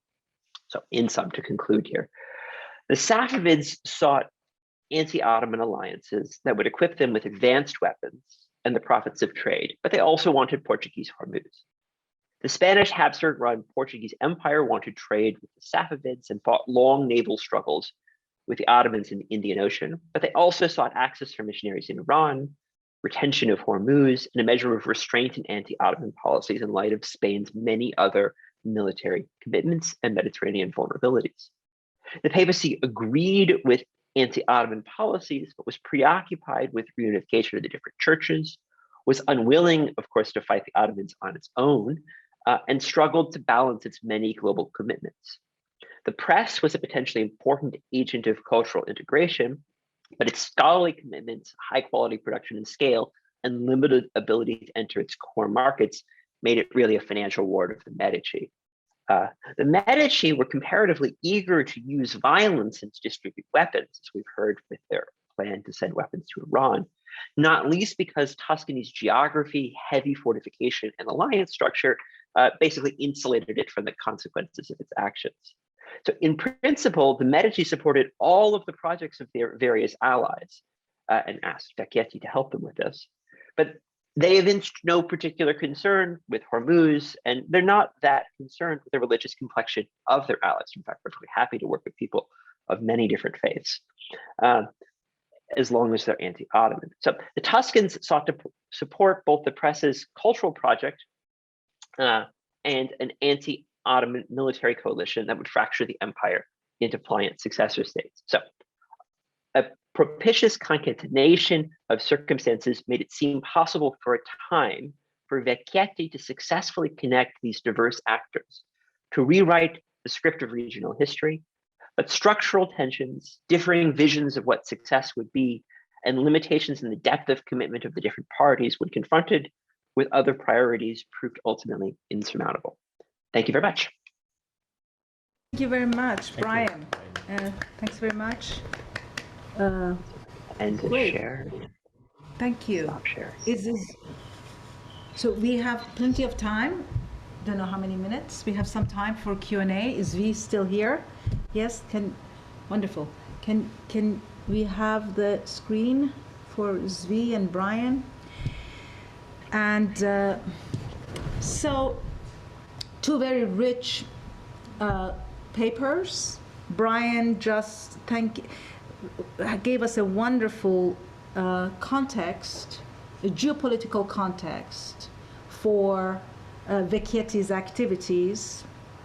And if I may just begin to kind of break the ice and ask some questions and try to link these papers together, this is how I would go to generate a question, is that, Brian, it seems to me at the end you suggest that it was these geopolitical tensions, these structural tensions that caused Vecchietti, or created these limits to Vecchietti's ability to make connections and undertake his enterprise.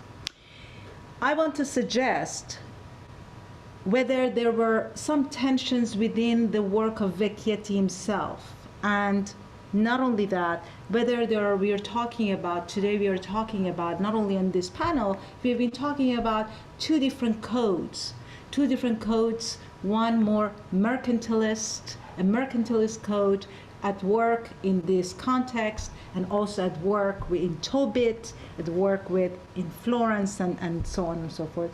And another code that we have named of friendship, companionship, trust, adapt, a kind of a more relational, right? That are also both in both Vecchietti's endeavors, for sure.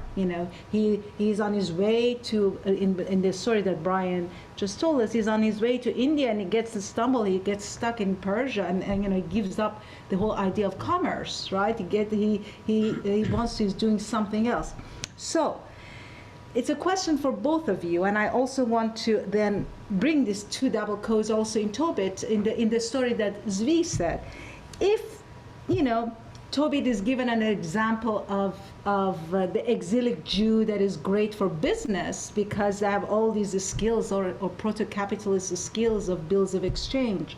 There is also this other code in Tobit that one can say, Tobias comes back, and he wants to give half of his primitive capital accumulation to this messenger, to this contract worker that they have hired. He's hired this guy that they're supposed to pay daily wages, and whoa, I mean, wouldn't it be great that all capitalists would give up half of their primitive accumulation to this excessive generation? So my question is simply this, I want to throw it here, that we might be talking about these two different codes, one mercantilist of exchange, and then this other one of we have named it in different ways, of trust, companionship, and generosity, excess, so on and so forth. That are the two two activities that exile has made possible in the last 2 days. Exile is good for business, exile is good for writing, exile is good for translation, exile is good for transplantation, makes different kinds of possibilities of production and reproduction. So I just want to throw it there. I don't know, it's not a question, I cannot come up with a question right now. This is the end of whether either one of you would like to jump in. I'll let Brian first. Hello, sorry for the camera issues. I'm happy to be back here, and as you can see, I'm in a visually kind of strange space. I guess I would say that this code switching is actually key to this. Can you hear me? Is this yes? Yes. Yes. Yeah. I think this code switching is actually key to the whole Florentine project, and indeed to the Medici ability to leverage all of these people operating at long distance.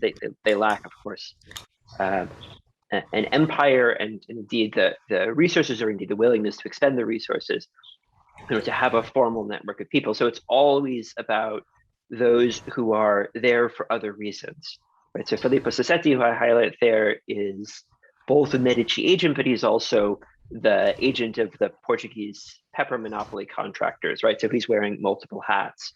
And many of these other figures the Medici rely on are either private merchants or Jesuits, or they have other, and so there's this code switching as to like, what's your priority? And indeed you have these sort of strange circumstances in which, Florentines try to tap their residual Florentineness in order to get advantages at say, the Spanish court. The overall sense I have is that Vecchietti, is happy to work with the Grand Duke, and the Grand Duke's an important patron for him, but that the political projects are, the sense I have is that as his career goes on, that these kind of political projects become less important to him.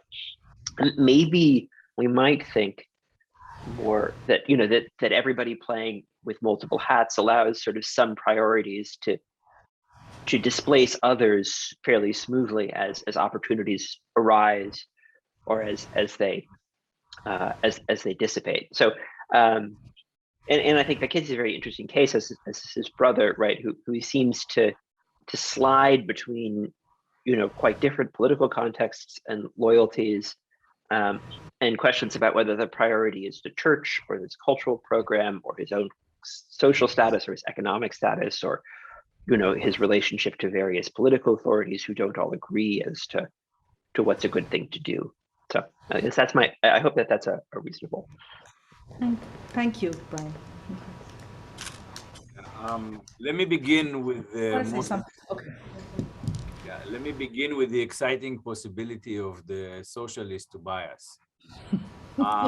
Yeah, well, I would have loved to see a socialist Tobias come out of the English tradition in the 9th century. It would have fit well with, let's say, pre-scientific socialism, pre-Marxist interpretation. I'm still looking. Maybe we will find something. I mean, I even looked at, some of the records of the business empires of Baghdadi Jews. There's no mention on that, although they of course engage in philanthropy for other reasons. Okay, so the socialist Tobias is waiting. Maybe when we will find our way to rethink capitalism in our era, maybe socialist Tobias will emerge. The second issue here, I think that we are dealing with several histories. First of all, there's the history of, and it's always been intriguing to me, of the original anonymous author of Sefer Tuvia. I can understand why he placed the story in Nineveh, and so on. But I'm still interested, like what a wonderful insight that person had, in basically creating this story of an accountant, a treasurer, an agent of imperialization, precisely because he was in exile. Now that goes back to the original moment of writing that story. Okay, and of course the lost tribes, feature in other apocryphal books at the same time as well, Sefer Baruch and all the others, but this is interesting how it picks up on that. Second, we do have a real history here. And what is the real history? Is that different regimes, different imperial regimes did use Jews, you know, exactly for these functions. You know, they didn't read the book of the Book of Tobit, but you know, it was pretty much common sense. The Mongols in Baghdad, after the sacking of Baghdad, they restored the institution of Nasi, and you know, they actually appoint treasurers, Jewish treasurers in Baghdad, which almost tend to be hereditary all the way to the time that the Sassoons and other families rise in the 19th century. And these are people, by the way, who are always in the business of doing loans, you know, between the Mamluk governors of the Vilayet of Baghdad under the Ottoman Empire, who are trying to develop Iraq in the early 19th century, pretty much the way Mehmet Ali did in Egypt, you know, and that involves already dealings with the British. So this is one of the contexts that, you know, they end up in Bombay and create all of these empires. So this is something that is picked up by historians or by writers in Europe who are actually trying to write a more concrete and a more mundane explanation to this connection between Jews and money. You know, it's not about Judas. It's not about the 30 shekels. It's about, you know, real history, and it's about something that we can understand in a certain common sense.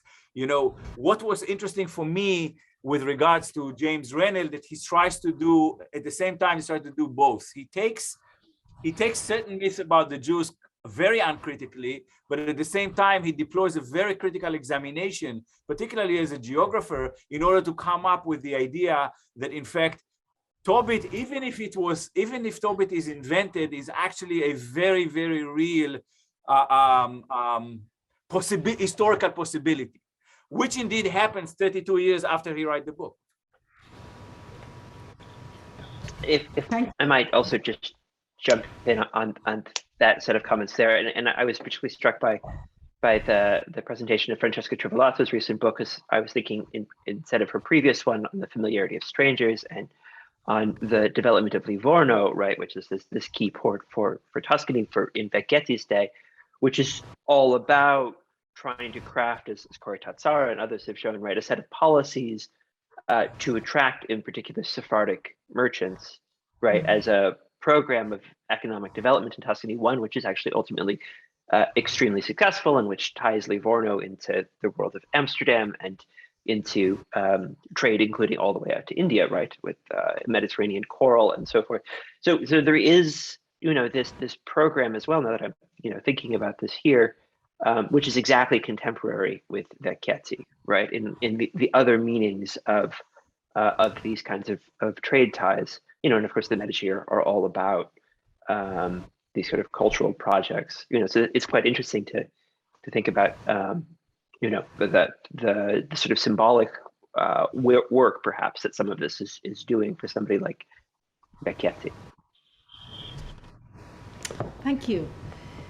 Any other question? Any questions? My Q&A window doesn't work, so. But Larry, Professor Schiffman. Yeah, I wanted to comment about Tzvi's author, Rennell, that he was right about the lack of emptying of the population in the north, as you can actually see if you just read the biblical numbers and some of the Assyrian texts. And the archaeology now completely shows that the place was not denuded. By the way, it wasn't denuded by the Babylonians in the south, and the Romans never denuded the population. This is a kind of a misunderstanding of the history of exile. But I wanted to comment also about this banking business. Now, we have, ironically, for Babylonian exiled Jews, extensive information about this. Originally, there were the Murashu tablets, which were mistaken by some people to be the Jewish bankers, but even though the bankers aren't Jews, Jews are very big customers already, just not that long after they're in Babylonia. And furthermore, we have material now from a place called Al Yahudu, which it's not Arabic Al, it's Akkadian Al, which means the city of the Jews, or as we jokingly call it, Jewtown, where, believe it or not, a whole lot of Jewish exiles were were settled by the Babylonians, and the earliest texts are for 17 years after 586. Somebody can do the math. And these Jews are beginning to get involved in very complex business transactions, which happened immediately, because we should not be surprised that back in Judea, they also had complex business transactions, as people did. Now, I wouldn't go so far as to say that it's testifying, obviously, to Assyria. There are some texts that refer to Jews in Assyria, but you don't have the same kind of stuff. So that's unfortunate. But it's probably the case that one can reason that Jews got into this stuff pretty fast. The one other comment I wanted to make is that we may need some discussion, which we're not going to have here, about Assyria as a symbol for the Seleucid Empire. Because these works like Judith and Tobias, Tobit, no one said anything about it in our whole 2 days here. And maybe that's actually my fault for my presentation. But the reality is that Assyria, for some reason, becomes, well, for some reason, because of the geography, becomes a symbol of the Seleucid Empire. And I think this may have been also something that's worth some discussion at some point. So, and again, thank you both for your presentations. Thank you. Thank you. Yes, Zvi? Yeah, Yes, if I please. may, yeah, I would like to thank Larry for his comments, particularly because, you know, I'm a historian of Asia, particularly of pre-modern Asia, and one of the things that I was very excited about, I had to omit all of that, but it's in the paper, is the fact that indeed the way in which James Renner dismantled the myth of the exile of an entire nation is simply by using geography and reasoning, and plenty of examples of other cases of exiles, you know, particularly during Tamerlane period, and even he goes later on to Peter the Great, and what Peter the Great does with Swedes exiled to Siberia, okay, and develop Siberia. The thing is, and again, this is very exciting, that he does that before the rise, well before the rise of Assyrian archaeology. In other words, Assyrian archaeology much later proved what he was able to show simply by rereading the biblical text and deploying simple common geographical reason into it, to say, like, basically the territory wasn't emptied, you know, only few were exiled. This is way before we found all the stelae of Sargon II, for instance, to basically say, you know, I exiled 27,000 people at some point, you know. No, that's the humorous part of this is if you just read the Bible like a fundamentalist, it says that very few people are exiled. That's the funny part of the whole thing. That's exactly, and I would say, you know, this is a very, very British way to read the Bible. Thank you very much, Zvi. If I yes, could Brian, please. Just to add one quick final point on this one, it seems like if we're talking about commercial exile, etc., and the Iranian context, you know, what would be interesting also is just a few years after this manuscript, right, that the Julfa Armenians are in fact exiled, right? Again, and there's a question about, well, you know, is that an economic project? Is that a strategic project? Why are empires doing this? But it's a very old pattern, and of course they are tremendously successful in the 17th century. And so, you know, do they use, I have no idea with this well beyond my expertise, but is Tobit part of their story or is it not, right? Is that a symbol that's available to be mobilized? So, you know, perhaps other avenues. I mean, the story of Armenians, of exiled Armenians, it would be interesting to consider it through Sepu Aslanian's work, that if we want to model that, he actually thinks that they were so successful in their diaspora, in their networks, global networks, because they had a home in Isfahan. And once that kind of center was dislodged, it was not as successful afterwards. It was the fact that they did have a stable center and home in Isfahan. So it's very interesting to think about this. I want to thank you, the last panelist, for your wonderful presentations, and I want to apologize for not having enough time to discuss other papers today. I really do want to, especially the last one. In terms of closing remarks, Laurent, would you like to say a few words? Would you like to say a few words, or? It's already finished. It's already finished. But then I'll say a few words. I don't want to call it again. Let me say a few words. I want to say that. So the idea for this symposium really was formulated not even a year ago.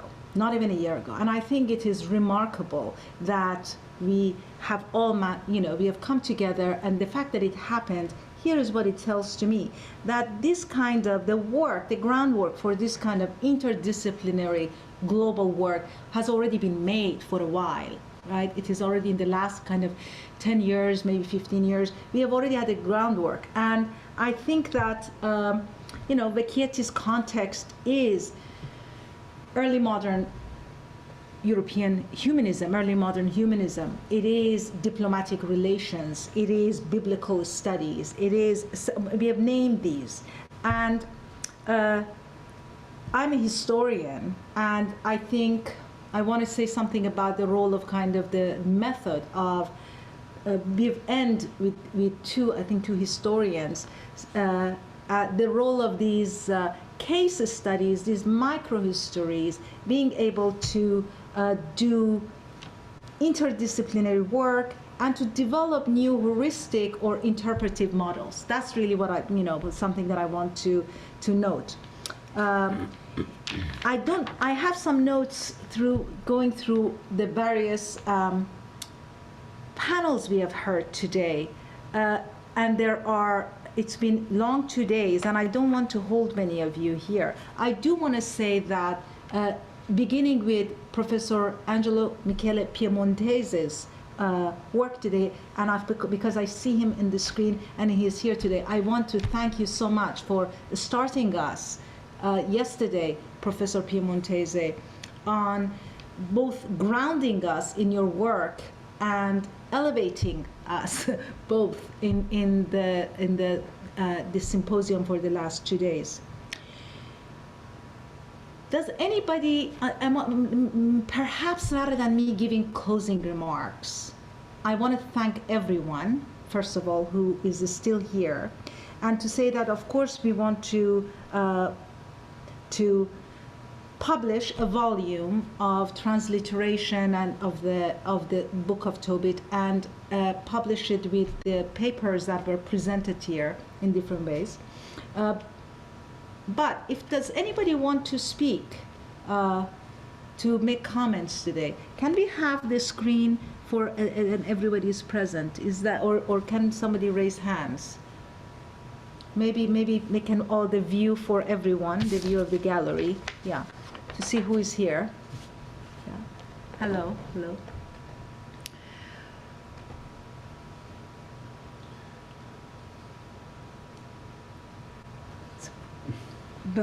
So then let me then summarize some of the topics that I thought that were covered, some of the themes that have emerged in the last 2 days. I thought that one of the first webinars, one of the first panels, when we were the questions of space and theology and production of a space on the one hand, with Joseph Zengler, and also Margarita Farina's ideas about the question of dispersion and dissemination of language, the two models that she didn't have enough time to develop. Those are really fruitful to think through in the context of the actual studies of variations of Book of Tobit, for example, right? The ways in which they were, what Lauren Stockenbrook taught, the variations of the Book of Tobit from Geniza to 1516 and 1519 and the Judeo-Persian, to see how, in fact, what's the logic? Can we figure out the pattern? So what is the logic of these changes of the toponyms and language, for example, or treatment of exile? In the the issue of vernacular and languages was, of course, and translation and writing, it was key, I thought, in the last, in the panels on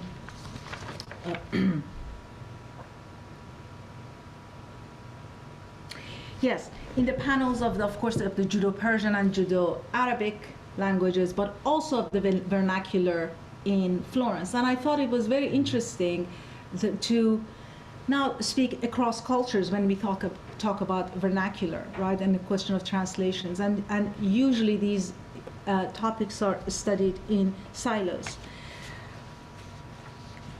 I think what is also very, the Tobit in visual arts and mediating scripture in visual arts, we had various very new very new research presented to us by Tobit, always usually typically being seen as a story about trade and mercantilism and merchants or confraternities. And we heard some stories about women, the role of Tobit for women, both in the Tornabuoni's translation and also in Laura Leuven's thesis of the role of female religious groups on promoting promoting Raphael. Now, these are some of the things that come to mind right now. I have to think about these, go over my notes, right? And I would just want to invite some comments before we finish these 2 days symposium. We have had about 20 papers in the last 2 days.